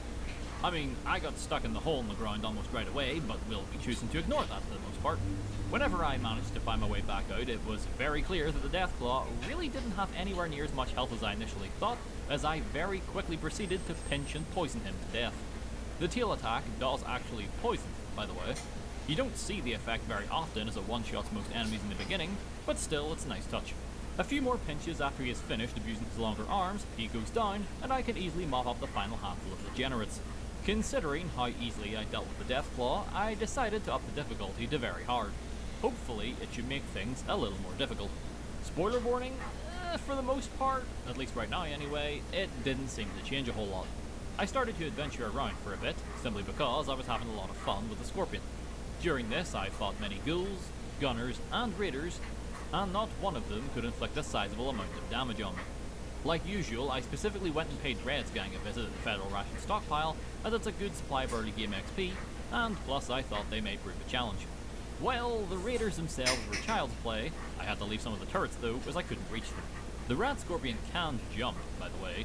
At a standstill, it does a backwards jump that I can use to position myself on things if need be. If I hold back and then press jump, however, it turns into a lunge where I snap with my pincers for massive damage. Not to worry, it cannot be spammed, as it is technically classified as a heavy attack, and as a result, needs action points. Also, unlike the gorilla, the rat scorpion just has a normal supply of action points. He doesn't get like thousands of them like the gorillas seem to do. Back to the task at hand, Red's dead without any redemption in sight, and I can continue heading south, may as well mark some areas. I am already here. I'm about level 5 at this stage, and there's not a lot to say about perks. I literally only took Iron Fist, Blitz, and Idiot Savant. For the most part, everything else just went into increasing my special stats. The road to Fortification is always empty, excluding this one Yalgwai that you can easily avoid. Today, I of course do not do that, and prove why the Scorpion is apparently the top of the food chain around here. After reaching Fort Hagen, I could have just began heading into Boston, but instead, I decided to take the scenic route to the Glowing Sea. I mean, why not? Given it's the first part of my species name, I am in fact immune to all forms of radiation, meaning I could just stroll through the sea without a care in the world. Or at least you would think so, but then again, everything here still wants my head, including my own family.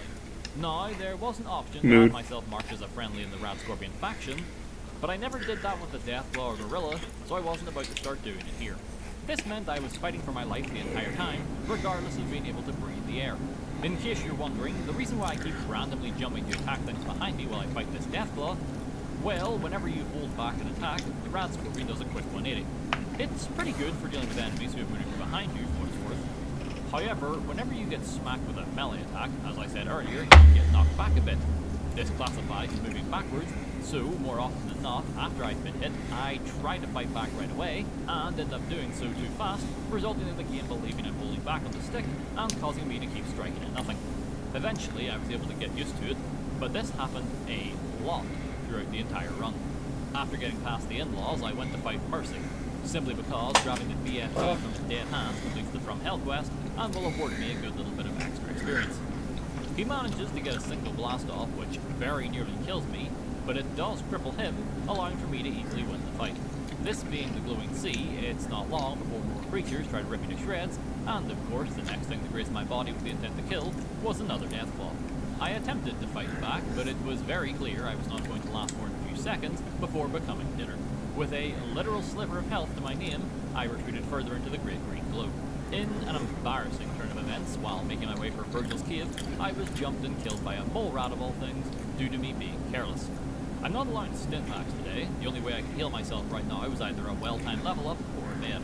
History then repeats itself almost immediately as I get killed over and over by a blood bug due to a bad spawn and falling towards weird loading that means your character is loaded in a few seconds before you can move, leading to a constant cycle of death. Thankfully, you can avoid this by quickly opening the Pip-Boy as soon as the loading screen ends, and then you can close it and move before the blood bug takes your life for its gods. I just take a safer route this time and avoid everything, and finally manage to mark Virgil's Cave. Once I do so, I then immediately left, because I prefer to live. Thank you very much. Alright, so my options are find Nick, or start siding with my faction of choice. I choose faction, and as such, my options are the Brotherhood of Steel, or the Real Road. So I help Paladin Dancer identify the unliving, before agreeing to help him murder his unknowing brothers and sisters at Arctia. I will say it's kind of cool to be able to reach the turrets on the ceiling with the Stinger. Makes it feel like a useful range tool. Ignore the fact that I have the Blitz perk and just keep forgetting about its existence.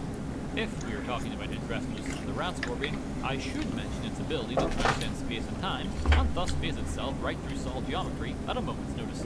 From this point on, this seemed to happen almost at random in certain interior sections. This reminds me, I often see red scorpions plummet from the skies because they teleport upwards, and it kills them. I was able to clip into the bottom area where me and Dance were heading to power up the elevator. Rather than grind his circuits, I actually opted to go out and help Dance for a change. There isn't that many of them, and this way I actually get the experience for the kills. Before long, we have the transmitter, and Dance figures the Brotherhood can use basically. 99% human ranks, and welcomes me to the team. There's nothing more to do for him now, so it's off to Park Street Station to find Nick, and finally figure out if I can make it past that run ending turnstile. But first, as I am the king of getting distracted, this is where I got into some ruckus. Mainly, it's where the railroad footage from before actually comes from, and then I went to shoot Spawn with my boss. I planned for this to be a bit of practice, that way I could see if I was ready for the behemoth and mutants of Fort Strong in a bit. However, Swan was in pacifist mode today, I guess, as he didn't even try to fight back until he was basically already on death's door. It's kinda like if you decide to fight Parsniks in Skyrim. And just like that battle, I don't feel very good about myself after the fact. To cheer myself up, I head on over to Good Neighbor, and after I brutally decapitate Finn, I proceed to tear off his foot and then leave town with my new snack. Enough messing around, he was into the station, and now for the moment of truth.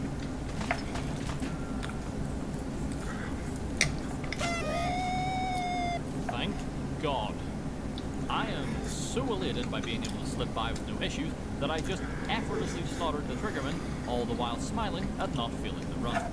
They are slightly more defensive to give credit where it's due. They take 2 fences to meet their doom, as opposed to the normal 1. Side note, the first person Brad Scorpion freaks me out, mainly because its pincers actually look like they're interacting with the items. There's not much to cover in the vault, so let's fast forward to the fight with Skip alone. Per usual, I'm surprised Garland is back to be a bit of a problem, especially with the stun lock issue that I mentioned before. While she can be a pain, it's really no more than a minor annoyance, as I just focus down Skinny and his men and tear them to shreds. Me and Nick are now home free, and as such, it's off to Diamond City. I don't feel like running back and forth, something you should all probably have picked up by now, so to save some time, I pitch Kellogg's keys from the mayor as soon as I enter the town. Now it was just time for the questions with Nick. Oh my. Fortunately, my flesh and bones all realign themselves perfectly the instant I stand up, so we can carry on with nothing has happened. Off to Kellogg's house, and there was a bit of trouble trying to position myself to open the hidden wall, but eventually I found the magic pixel, and we could get to stealing Kellogg's cigars and beers. Nick, of course, suggests letting Dogmeat have a buff, to which I wholeheartedly agree, and it was at this exact moment that my heart broke. For whatever reason, I cannot present the cigar to Dogmeat for him to track Kellogg. This is a required part of the story. There is no way to skip this. I know some of you have said before that you can just head straight to Fort Hagen if you know where it is, but that is not true. Going over to Fort Hagen now, even at this stage where the only part of the quest structure that I'm missing is having the dog sniff a cigar for God's sake, you will see that while the synths are indeed present, the elevator is boarded up with planks and is completely inaccessible. Remembering the phasing I just did at Arcjet, I tried to force it this time around, not only by re-entering the building multiple times, but by purposely doing the back jump in the corners and on top of tables, in the hopes that I would find part of the wall that I could just slip through. Any other game, and I would say I was just wasting time, but we all know how these games work. They just require a little extra push sometimes. Sadly, after close to an hour, the closest I ever got was being able to see through the walls, and maybe having my stinger clip through, but not fully going through myself. Chances are, if I'd actually managed to get to the other side and activate the elevator, it would have just said it was another car, or Kellogg would just not be there. It's also entirely possible that even if I did manage to kill Kellogg, that I would need to talk to Nick anyway for the next part of the story, and he would still be waiting by Dogmeat, and thus I would probably be softlocked. So, unfortunately, I have to go back to Dogmeat, learn that I am in fact an aware Scorpion, as I transform back into a human, and fail the run. As always, I'll still see the whole thing through, so I have to sniff the cigar, and now it's off to Fort Hagen. The synth's silly little arm rotation move is now the bane of my existence, as due to how many of them there are here, it can make it surprisingly difficult to push through. The jumping double pinch is actually my best friend here, as it's usually fast enough to pass whoever the heck throw of it. At the very least, dismembering synths is always an option, and makes them easier to deal with. Alright, on to Kellogg. Who wins? The genetically altered cyborg mercenary with years of experience, or the random rat scorpion who's convinced that this man has kidnapped his baby? The answer will not surprise you. Swiping all of the giblets I need from his corpse, I make my way back to the surface, only to discover that my new home is making its way to the airport. Alrighty.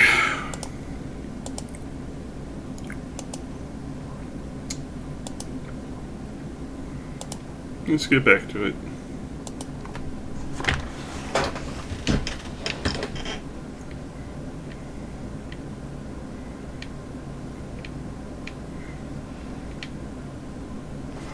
And just to make sure.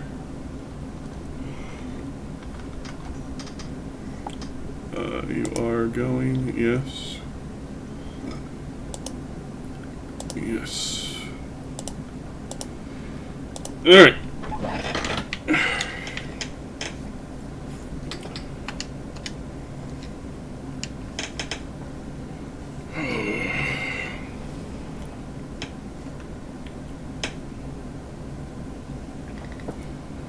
Probably going to give it one more hour before we shelve it for the day. I'm already feeling pretty worn out.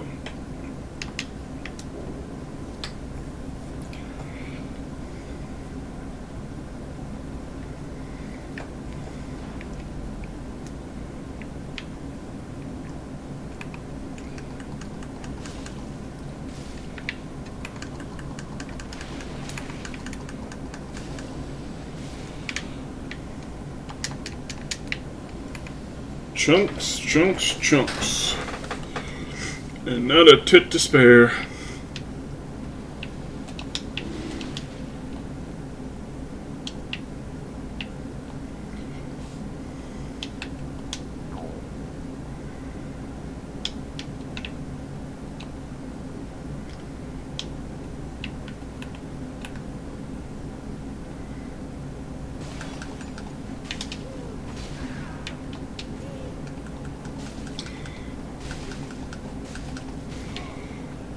Oh my wamo, Shinderu!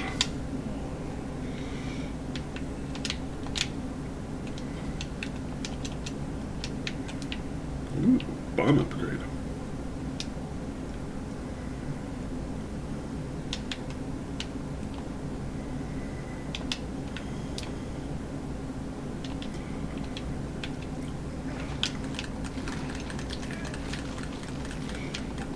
Sir, I did not give you permission to bore me.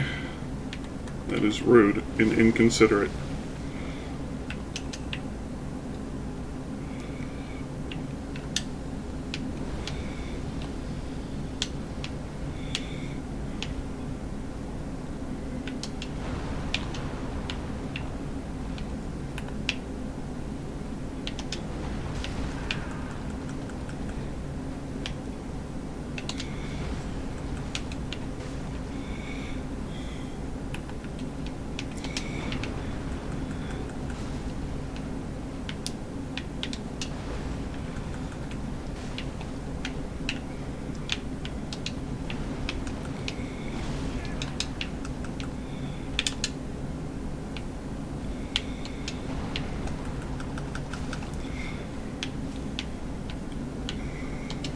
Poison would actually really help here if I can proc it. I don't know if I can.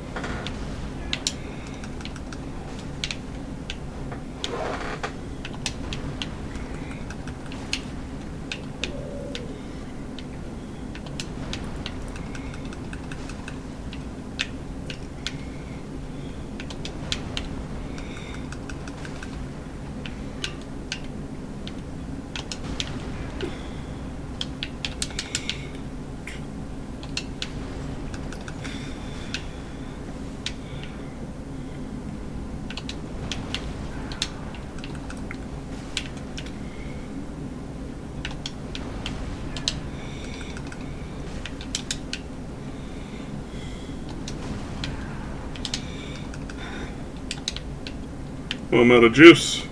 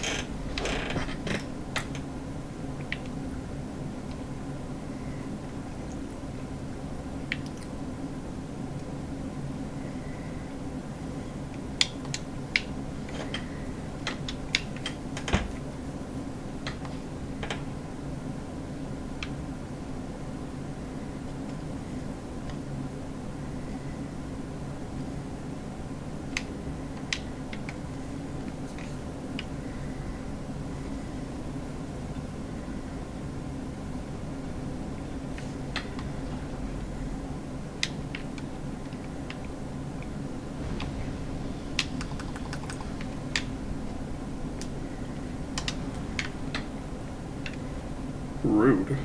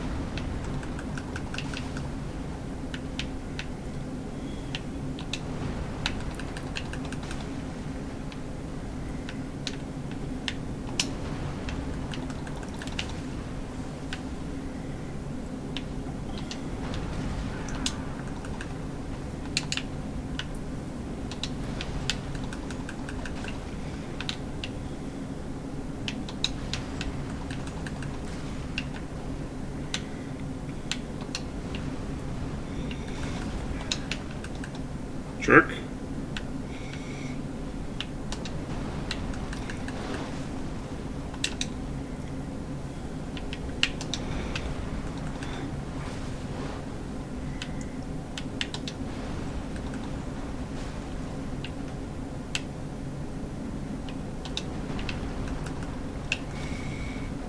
Yeah, he doesn't look like he's going to be able to be poisoned.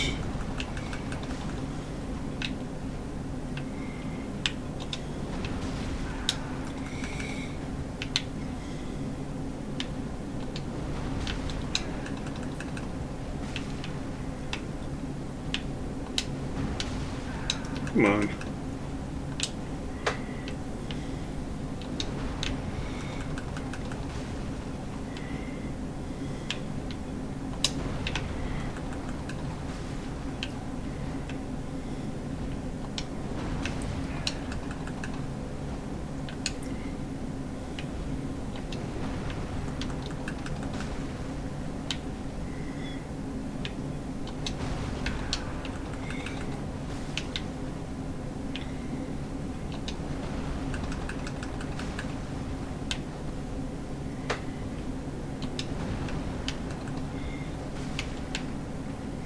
Once more, with feeling. Eh.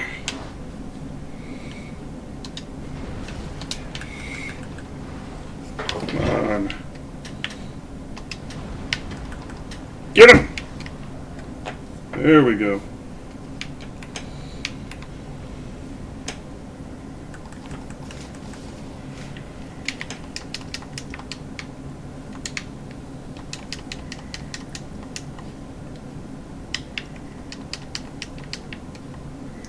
Country bone, take me home to the place I belong. Ow. It's my true love, mountain mama.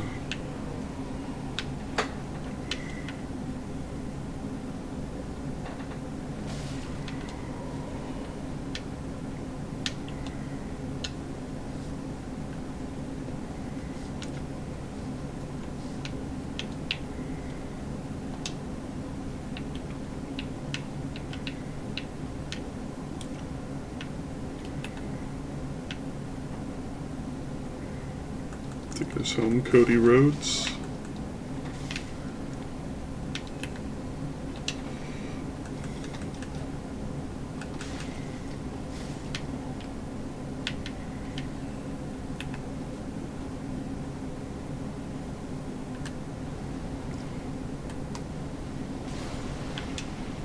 Skokin. And a bolt.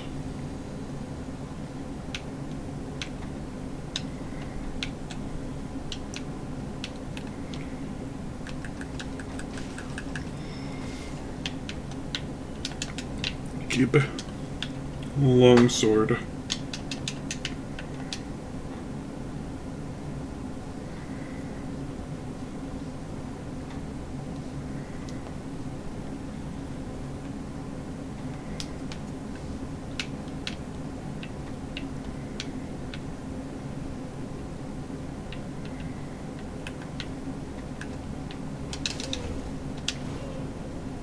No.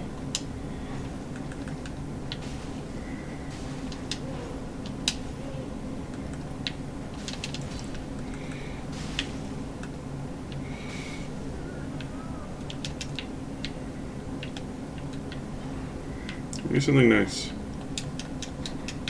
Give me anything. Pizza Hut.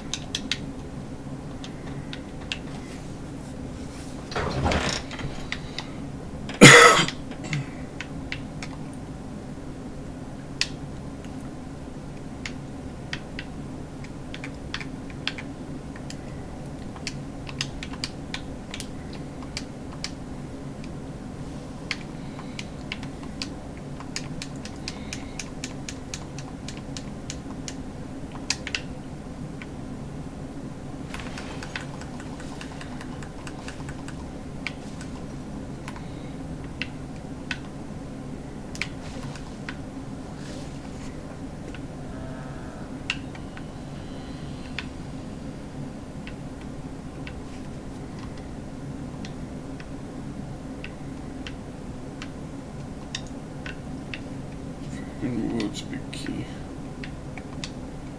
More Zelda games need to be in Archipelago, as does more Metroid.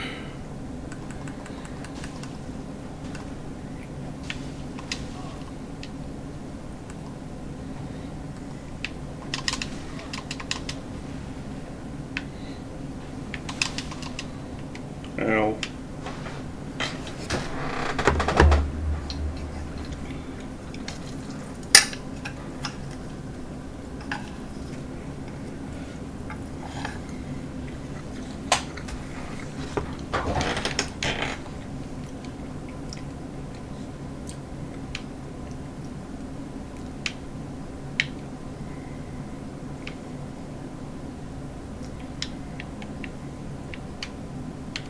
Where's that lever? Yeah, here it is.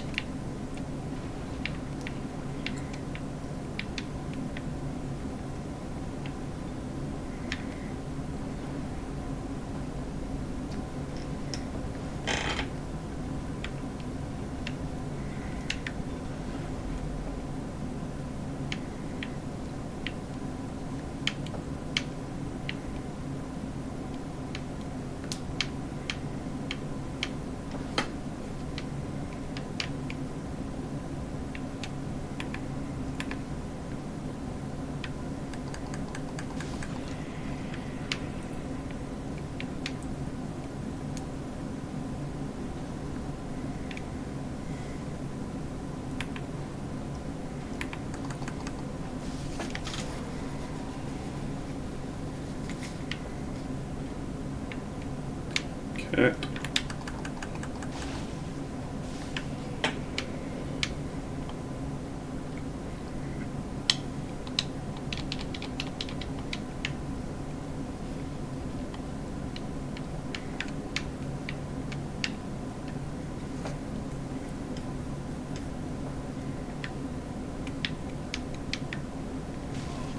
There you are. Little boogers.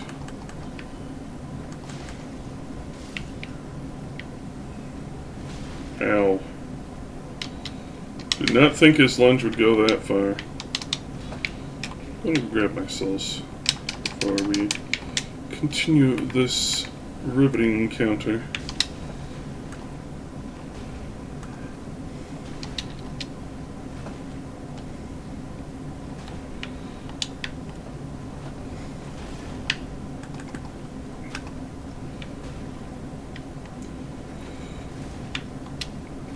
Shields are illegal!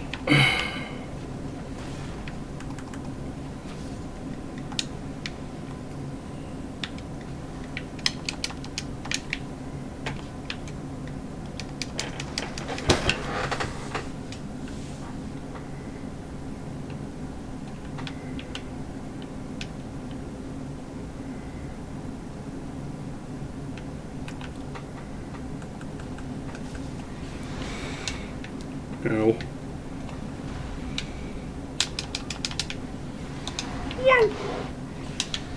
Camera, work with me, not against me.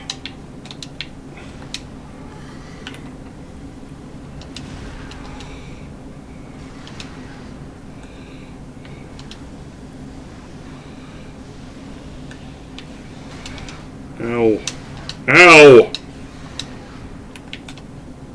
No me gusta.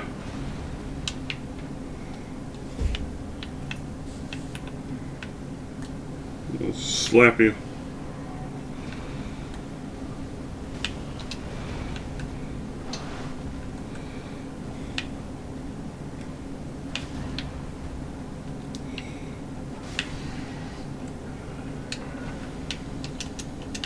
Sneeze!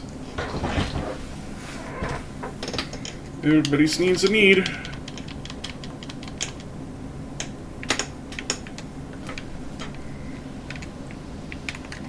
Seeing that good sexy smoke come out of the smoker.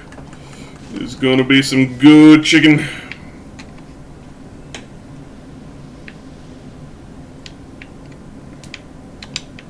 Watch out.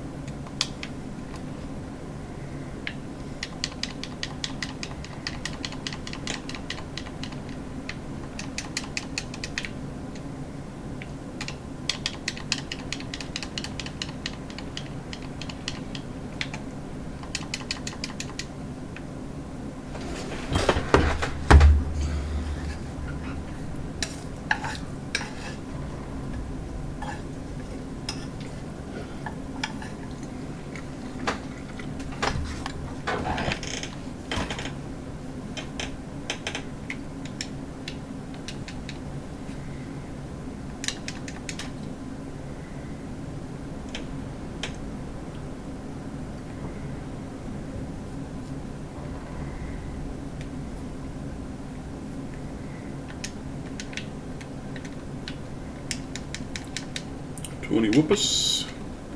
Map to Misery Mire.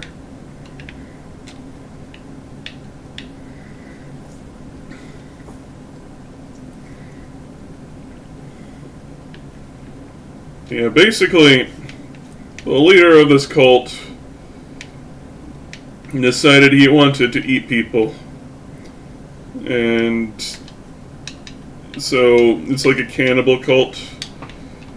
Then he basically became more and more like a giant blob and just started swallowing people whole. And then he's like, okay, now I want to devour the very gods. And off he went. And this pool sludge here is essentially his toilet.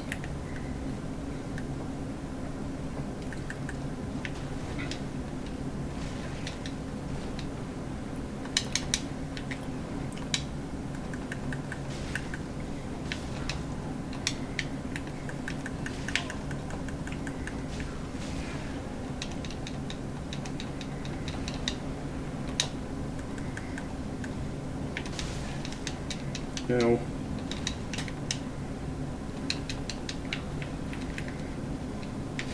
Ow. Again.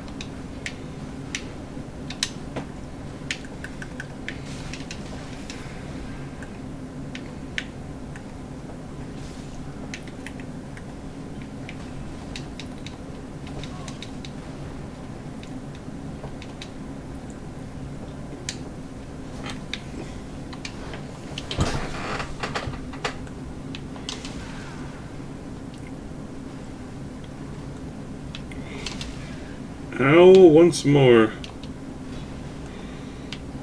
If I could, only I could stop sucking! Oh goodness, he killed me with a shield bash. That rubs me wrong.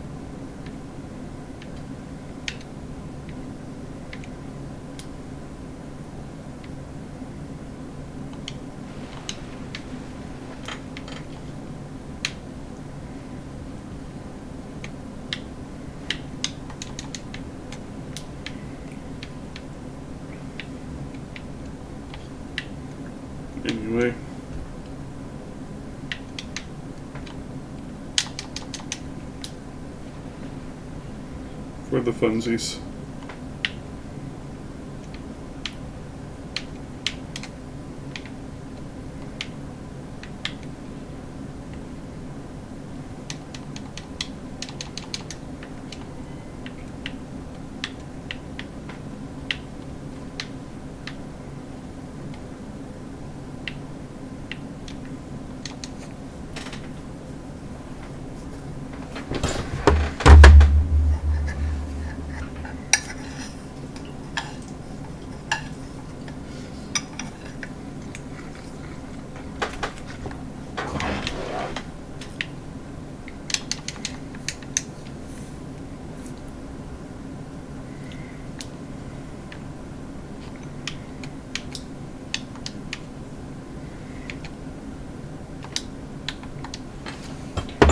To Flink Shrine.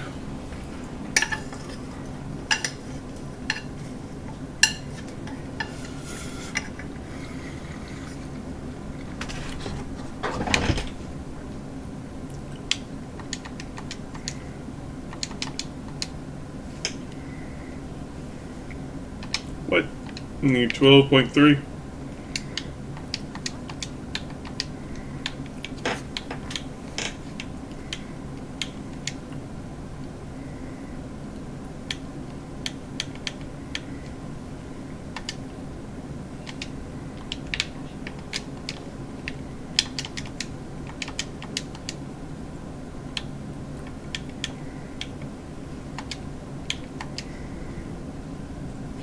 More decks would be nice.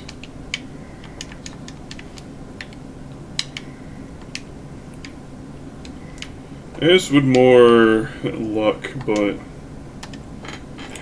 only do so much at a time, yeah.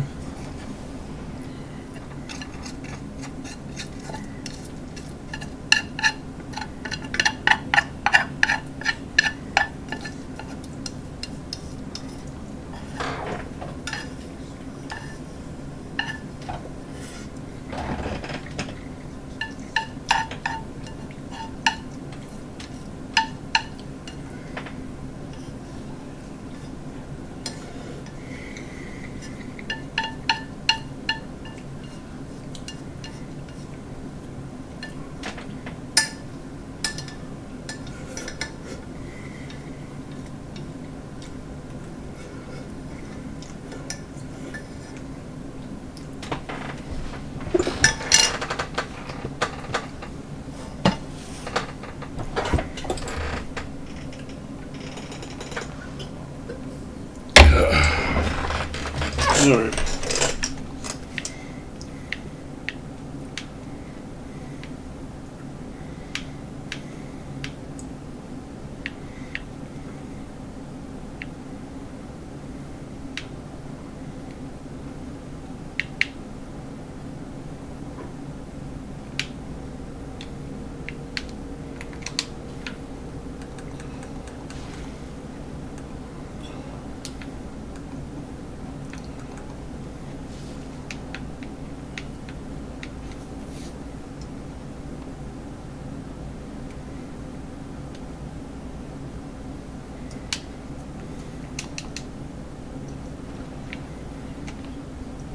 I don't even know what this one is supposed to be for.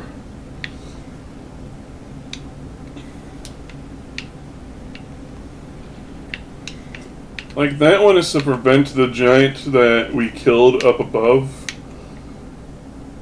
from chasing you over here, but I don't know what that was. Maybe they were planning on something and just didn't do it.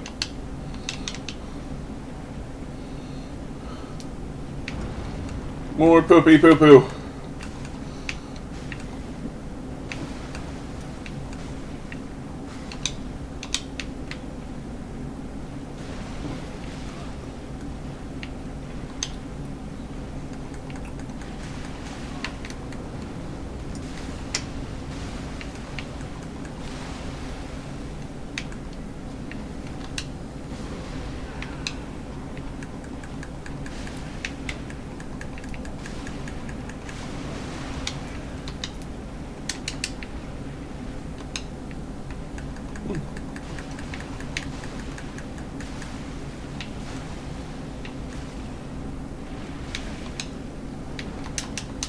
Black eye orb.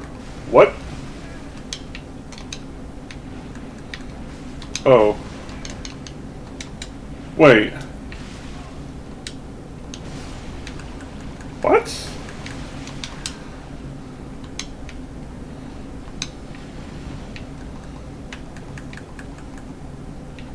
I don't think it's anything. Is that cut from the game? Then why would it be progressive too? I've never seen the black eye orb in this game before.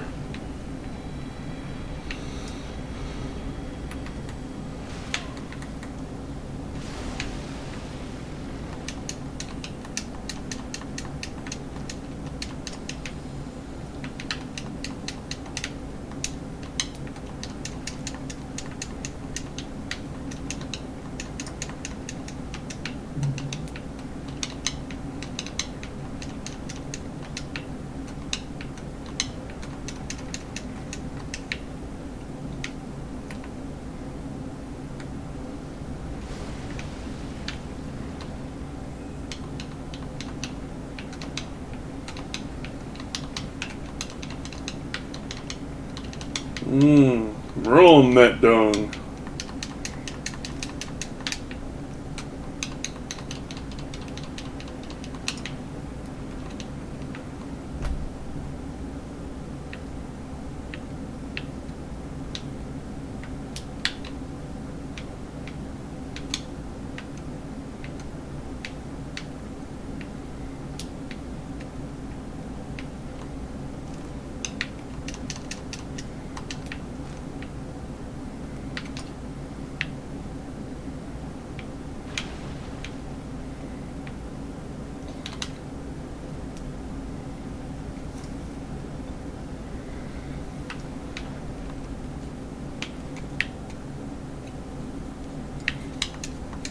Now to open the long cut.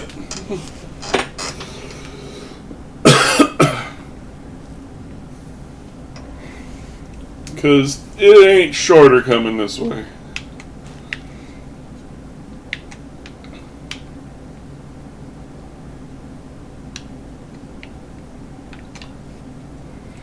Loop, loop, loop. Whoopus.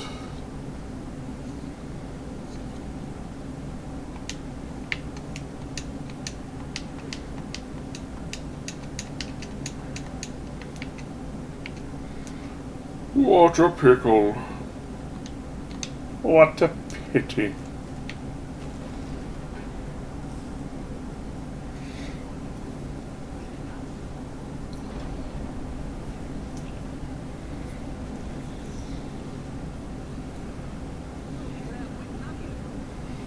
His mouth isn't moving. Say hello to the nice giant. He adores visitors.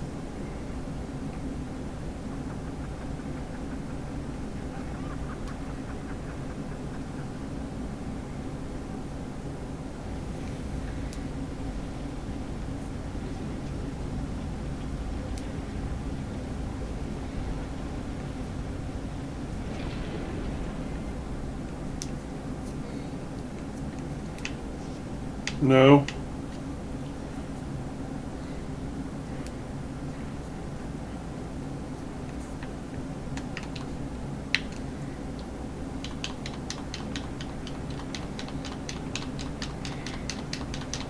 Sir, I am into vor and weight gain.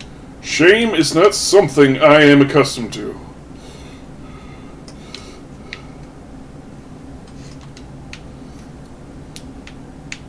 I have a natural immunity to it.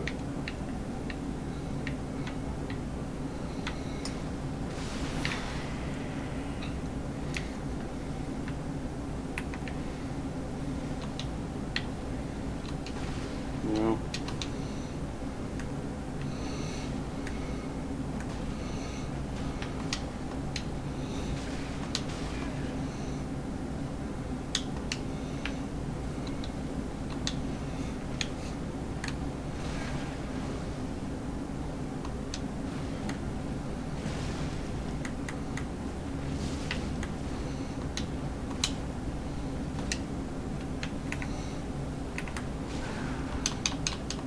Wow, rude.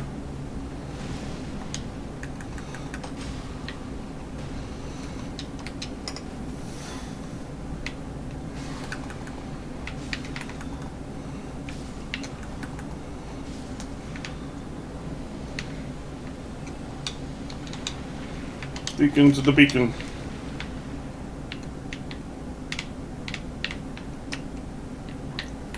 What? I didn't even notice you. Bro.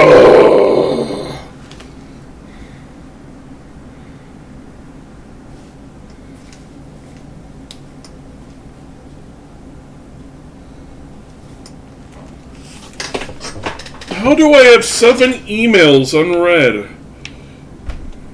Do you want to see how long it takes to get back to that door we opened?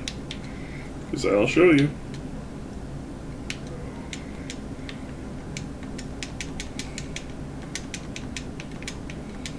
We need a Katarina armor set to continue secrets stuff.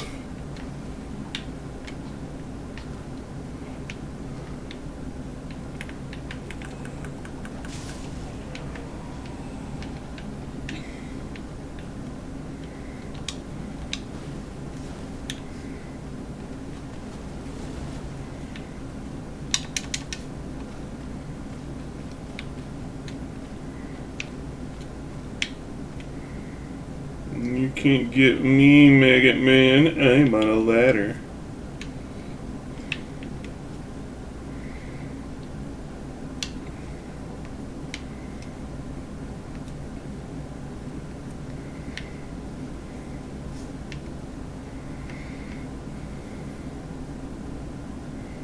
Just gonna wait for him to pass.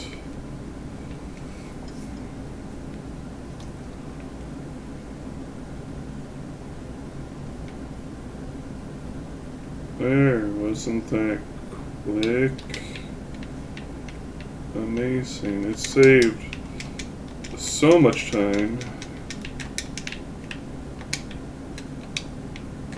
Huh? Huh?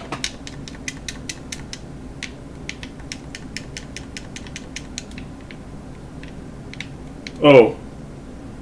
I thought it was down. Well, aren't I a silly goober? Where are my souls? There they are.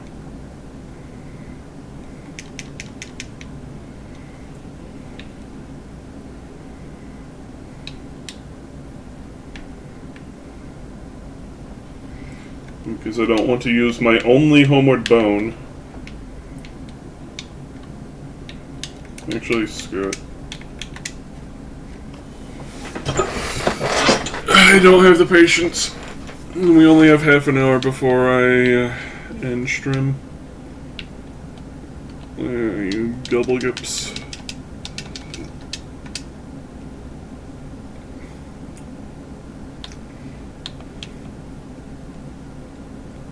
More decks or more luck?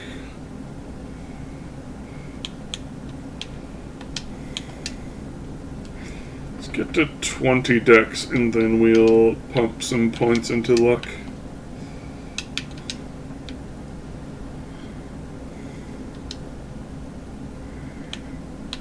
There's Cleansing Chapel. Now that we have encountered patches, we need to go up this way.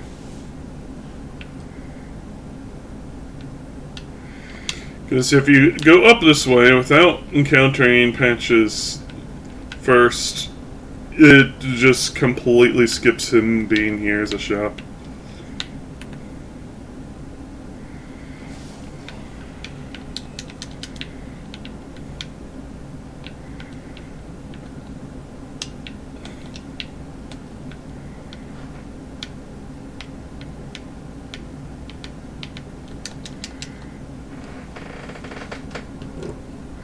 Which can be a little on the annoying side.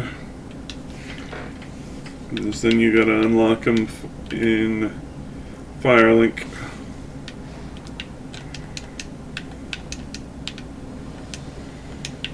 Mipberry X3.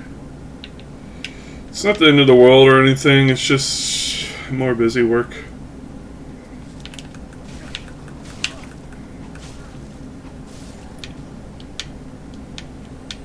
And we are going to eventually unlock him for Firelink Shrine, because we need him to progress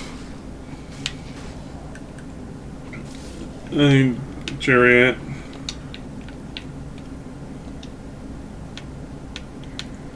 Or Grey Rat, whatever you want to call him.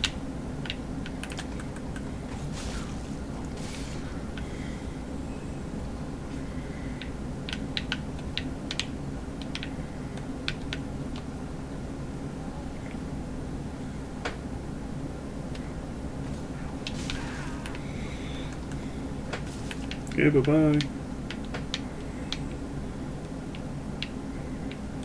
Oh, I guess it was that one that had an item.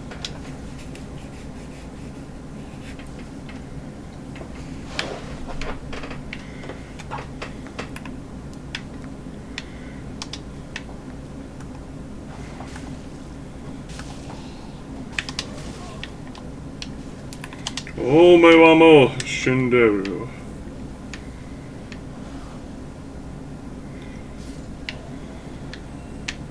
Did he drop anything?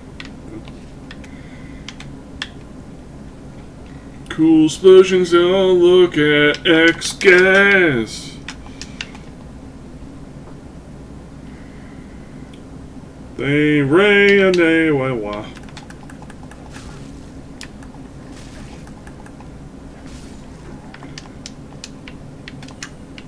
You see, when Miaskovich actually finally develops dementia, you won't be able to tell. Follow me for more strategies on how to ruin your life.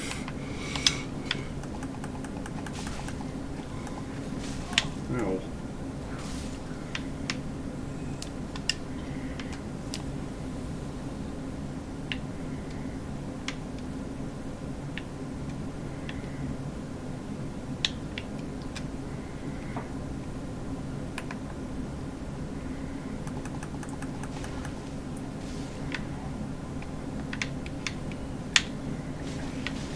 Ow. Bye-bye.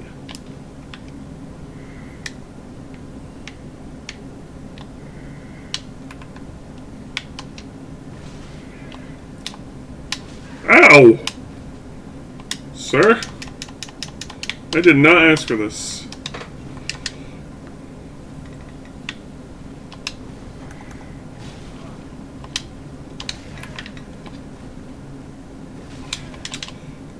Sir, I did not consent to this ass beating, and I will walk away from this encounter. Good day. Well, he respects that, at least.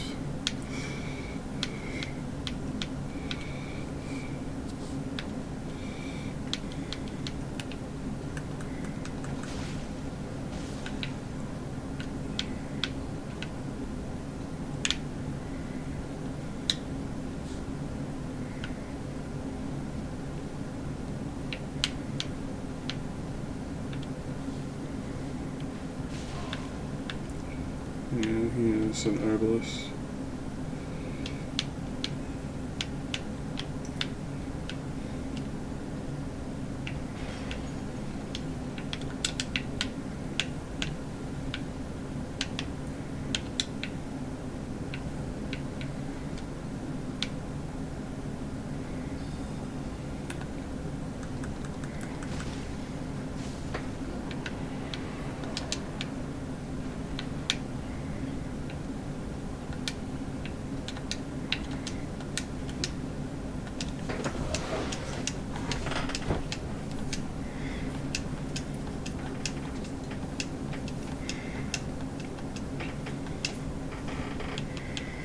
Flesh sweat. Me.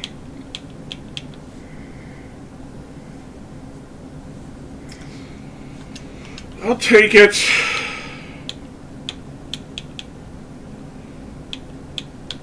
Because there's gonna be a thing later on that's just going to really fucking suck without it. It's going to fucking suck even with it.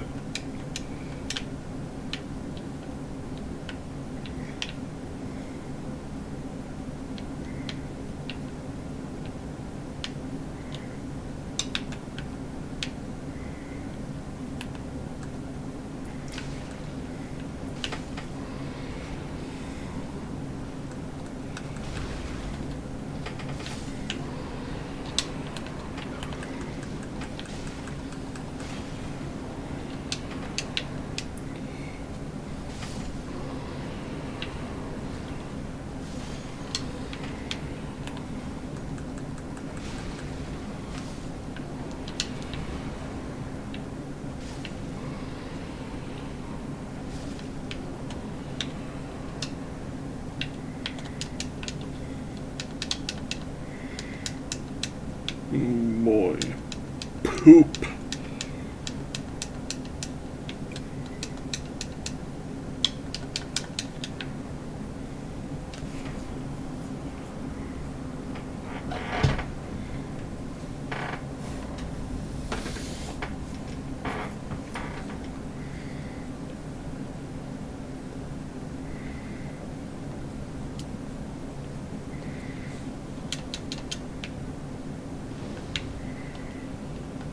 Anyways, Black Eye Orb. What the fuck? Bizarre's killer. Oh!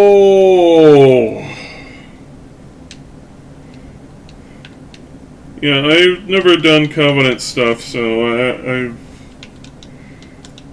Yeah. It's part of a Covenant quest for her, specifically. Twimp Trap.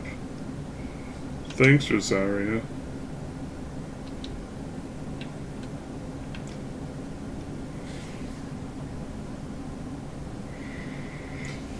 So, Dark Souls 2 is the first game to let you respec. But this is the first game from Miyazaki stuff that lets you respec.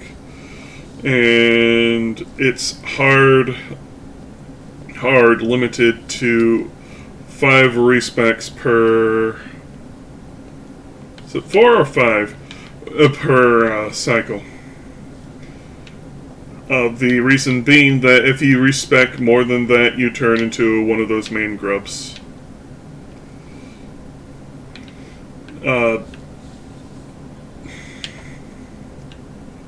don't really know why. It's just that it's what happens.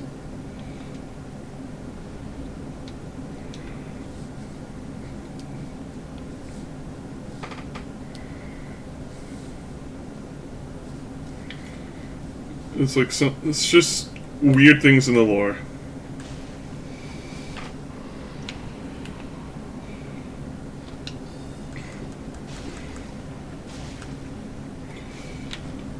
They were a lot more generous in Elden Ring about letting you respec. You still have a limited amount per save file, but there's like 40 tokens per run. And I've only found myself respecing like 2 or 3 times. Usually if I'm like not really sure what sort of run I'm going for, and then later on I decide to adjust my stats for it.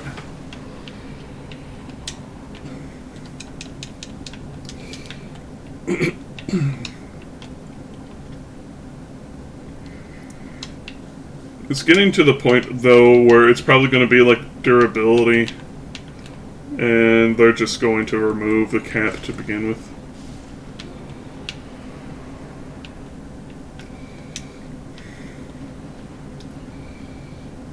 Anyways, we want patches to keep the Carrion Knight armor for now.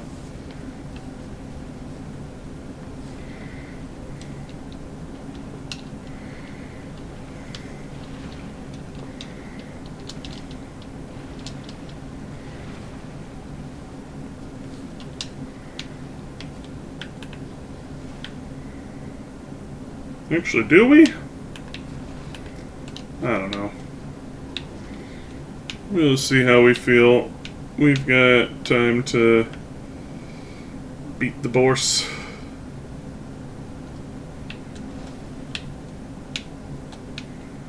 And that's about it.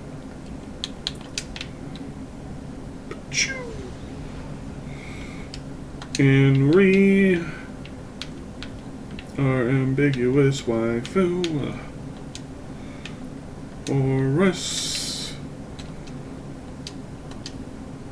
the hushed.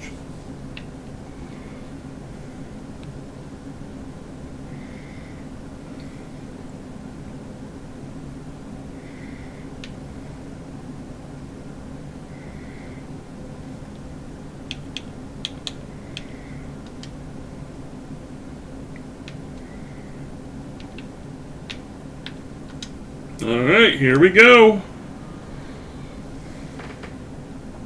Wee-yah!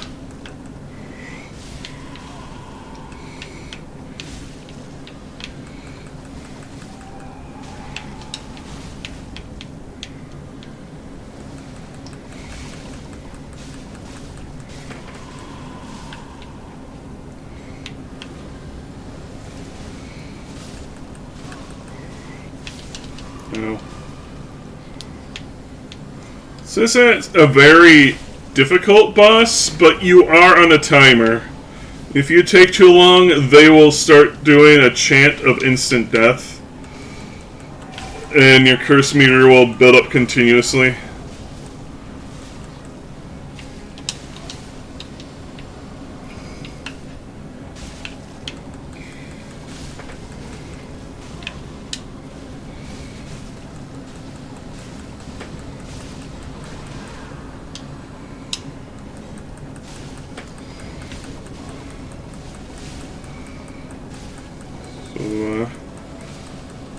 Really lay it in on the Pope.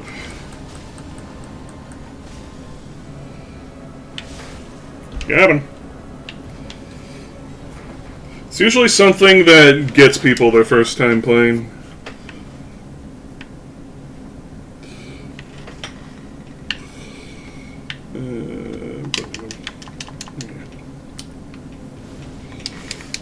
Now we can get patches at Firelink Shrine.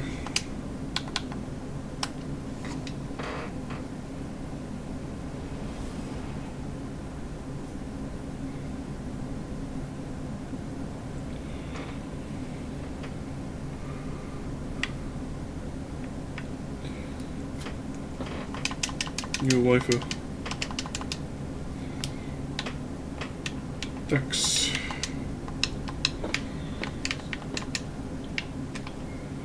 We'll take the edge off of fighting things. So where are you? Fun fact, Henry will always be the opposite gender of your character. So if you are a man, she will be woman. If you're a woman, he will be man.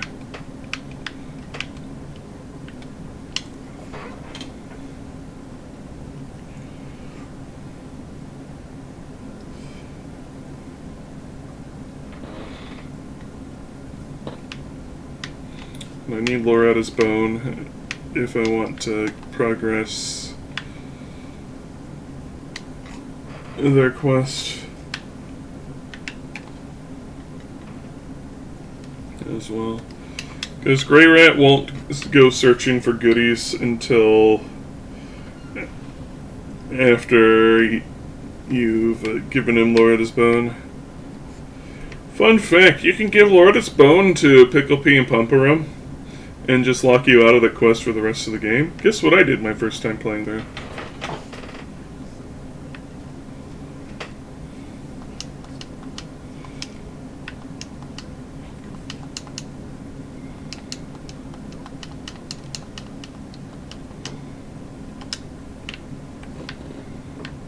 He locks the door.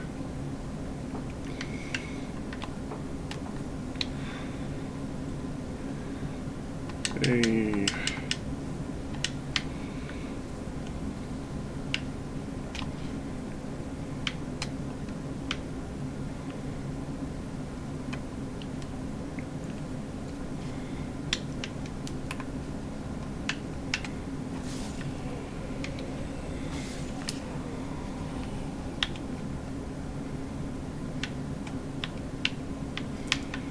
You ever wonder what Miyazaki meant when he was talking about Dom Hall in Dark Souls 1 being the trickster character?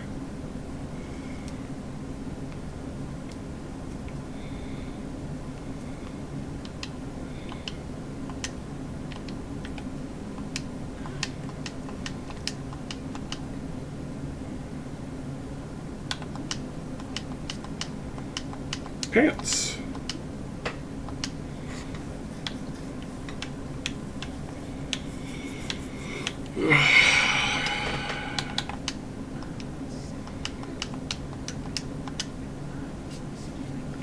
Yeah, gray rat.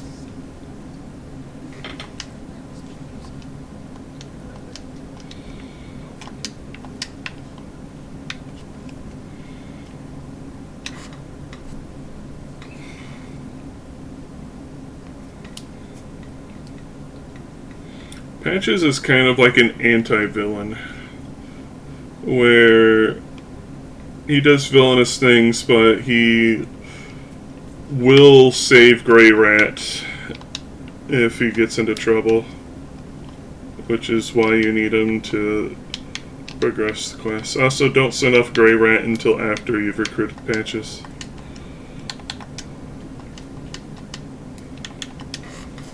Because then he won't know Grey Rat has taken off.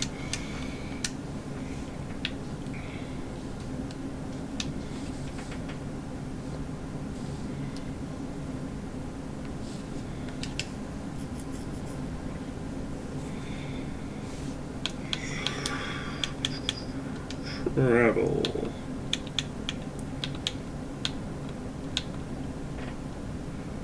Thank you. Now to go to the sucky area of the game. The token Poison Swamps of Complete Misery.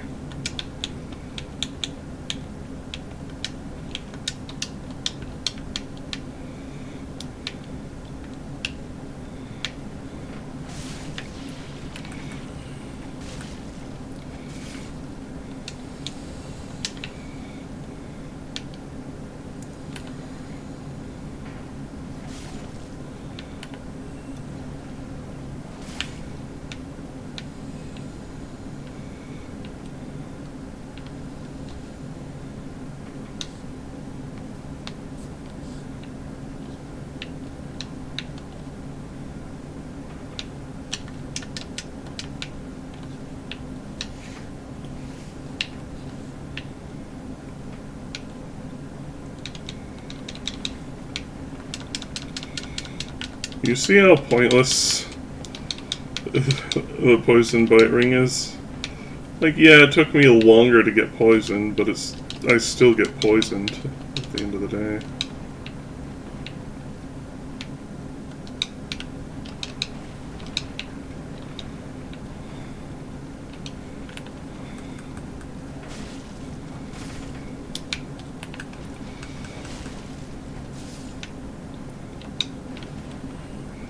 Thankfully, because poison isn't really much of a threat in this game, you can just kind of ignore it for the most part. Just make sure to keep on top of your health.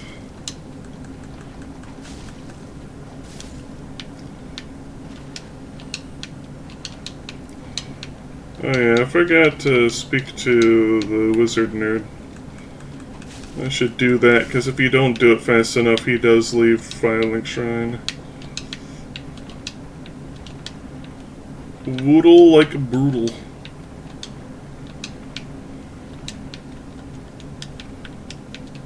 Spare. I found every Switch Palace today, except for, I think, blue.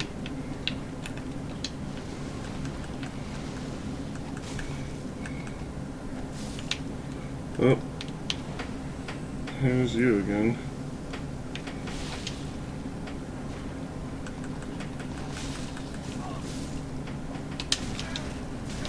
Ow. Sir? I did not ask for this abuse.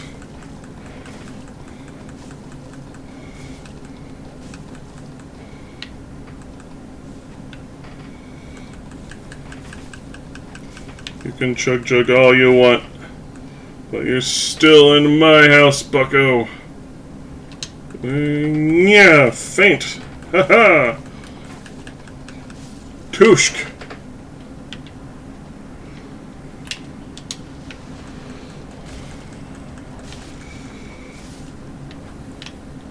I can't remember if that is defeating them there is what sends them to Rosaria's bedchambers or not.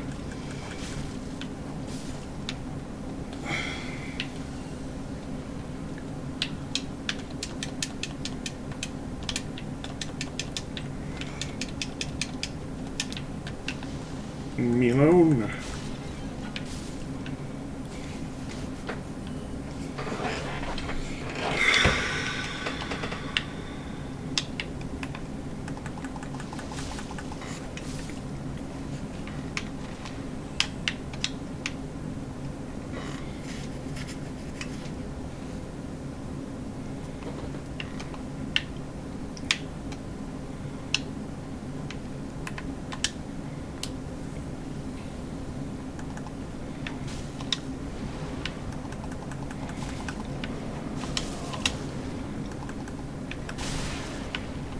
I forgot about that attack. Got him! Lamau.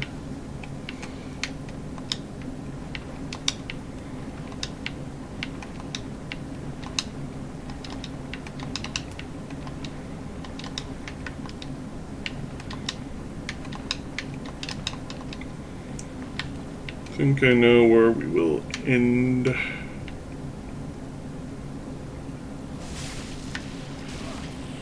Maybe. Actually, I don't know. I'm going to be here for a while because there's a lot of crap scattered all throughout the swamp.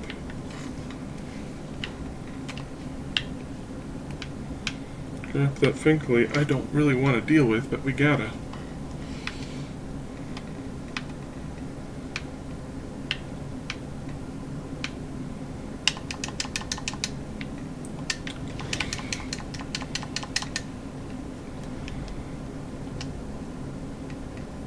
What are we doing? Firelink Shrine, go and speak to Nerd, give him a book. Be like, hey look, you like books, don't you, Nerd? Now don't leave so I don't lose out on the checks in your shop, because for some reason they put things in fucking missable places despite the fact they turned off the missable places!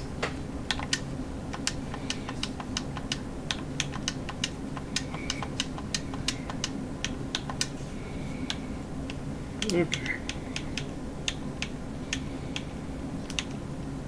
Firekeeper Soul.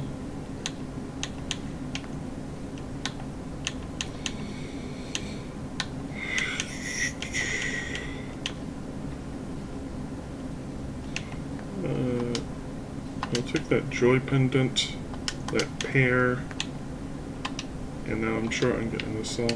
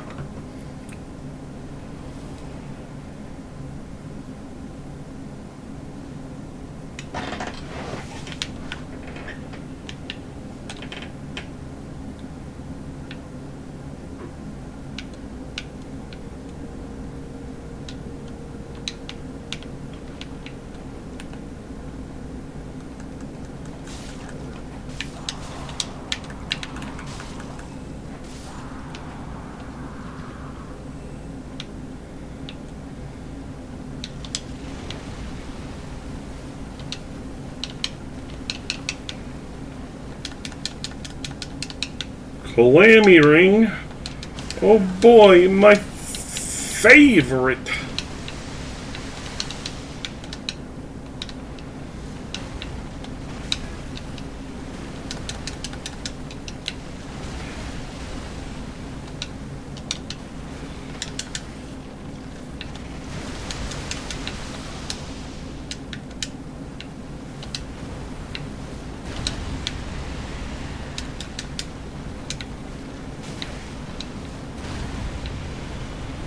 Lamau.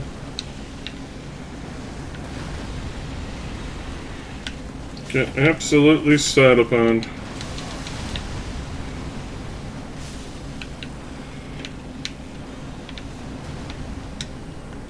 Hover boops. Huh? Diggity ding.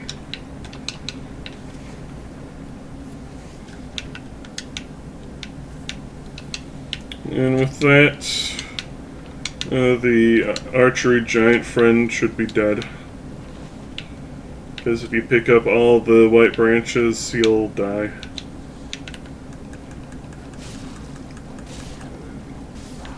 Why? I don't know.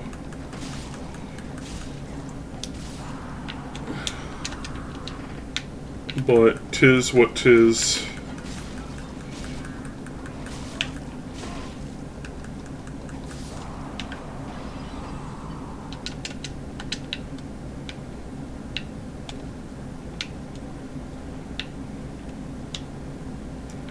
Well, this is going to be a thrilling encounter.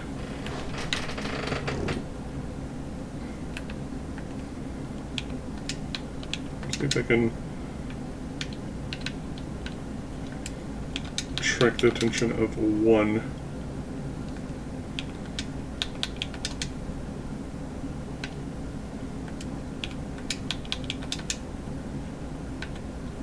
Bro, really?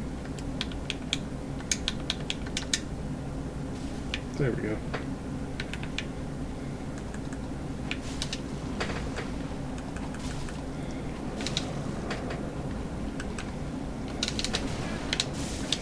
Ow.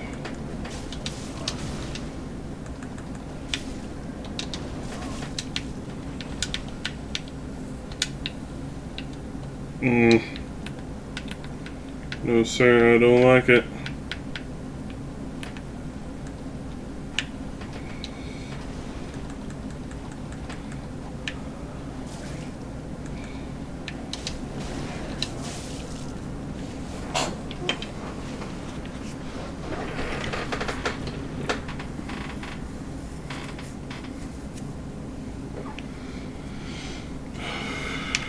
Let's go get our souls and grab that stuff from there. Then we'll make our way back and end it. Alright. Item. Betty coins.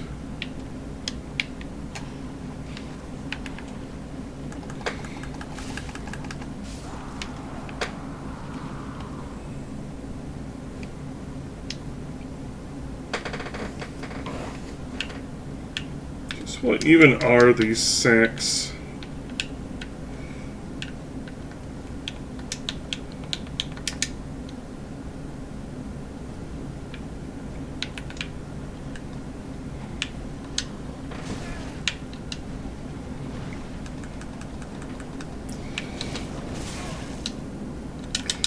Slurp, slurp.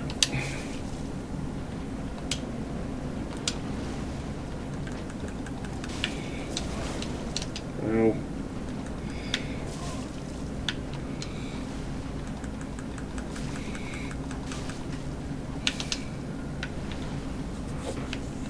Soul of Yorm the Giant. Let me guess, important? Yeah, even though it isn't.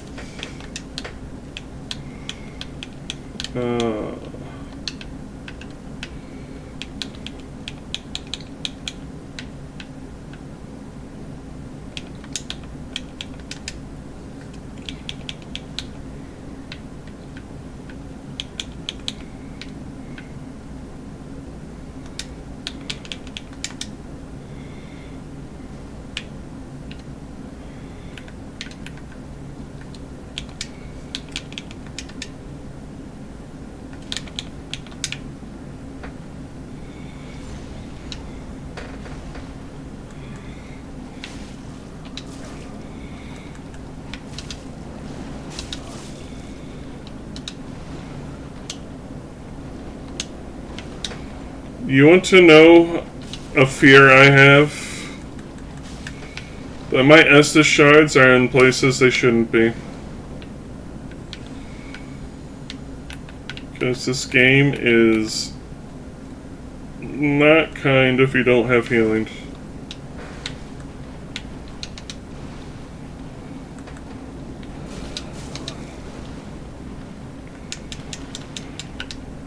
$5 rupees.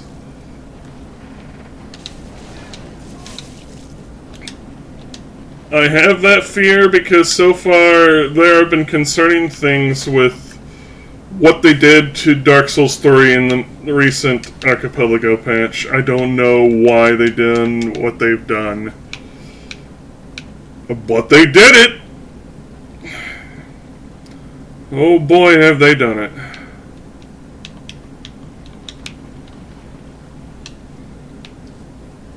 In the process of making a better launcher, they fucked everything up. No! No hugs! No hugs!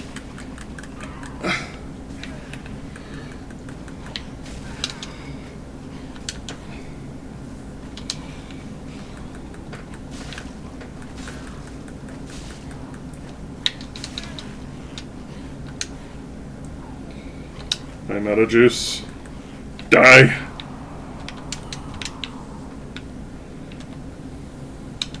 Oh, thank goodness.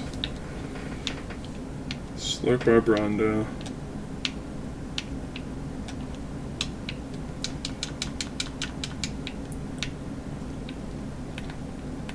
La creature!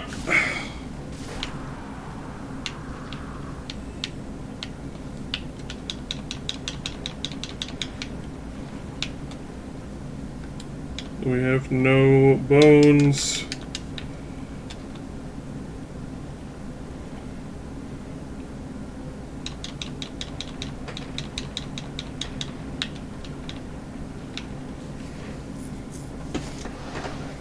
I'm pretty sure I do not have a Seek Brew. No, I do have a Hidden Blessing. But you know, we save those for later. Smiley.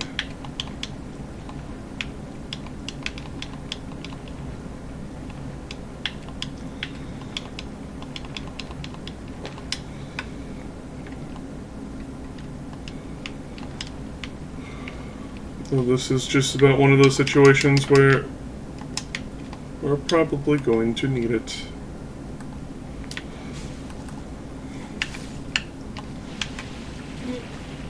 You can make it if I don't get lost.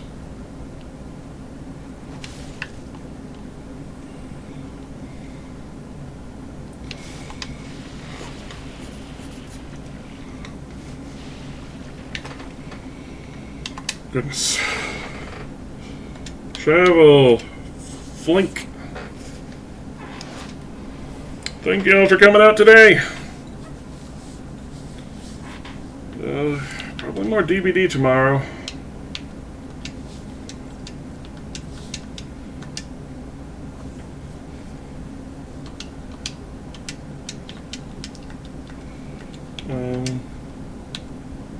Thank you, stream. No problem. I always appreciate the company, as I say, just about every stream. Hotfix dropped today. Oh boy.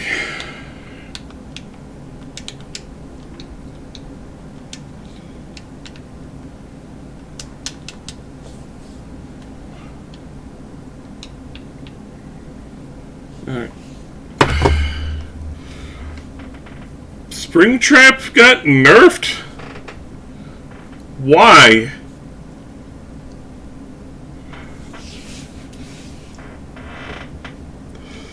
Yep. I will see you all tomorrow for DBD, and today's Wednesday, yeah? Yeah, so it should be Friday that we'll probably could be doing more Dark Souls 3 and or other things. I'm doing async stuff in general, basically. Some of the add-ons were just too oppressive. Like what?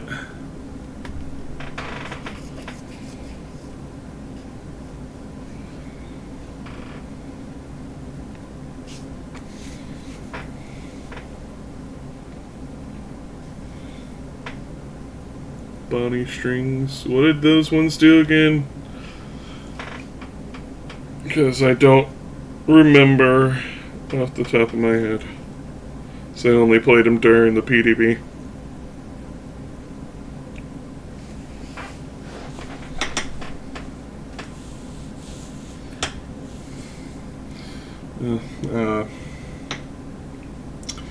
Yeah. I'm going to probably... Well, I'm definitely going to be making some coleslaw. And then I'm going to be eating my chicken. Y'all have a good day. And remember to be safe this 4th of July weekend. Bye-bye.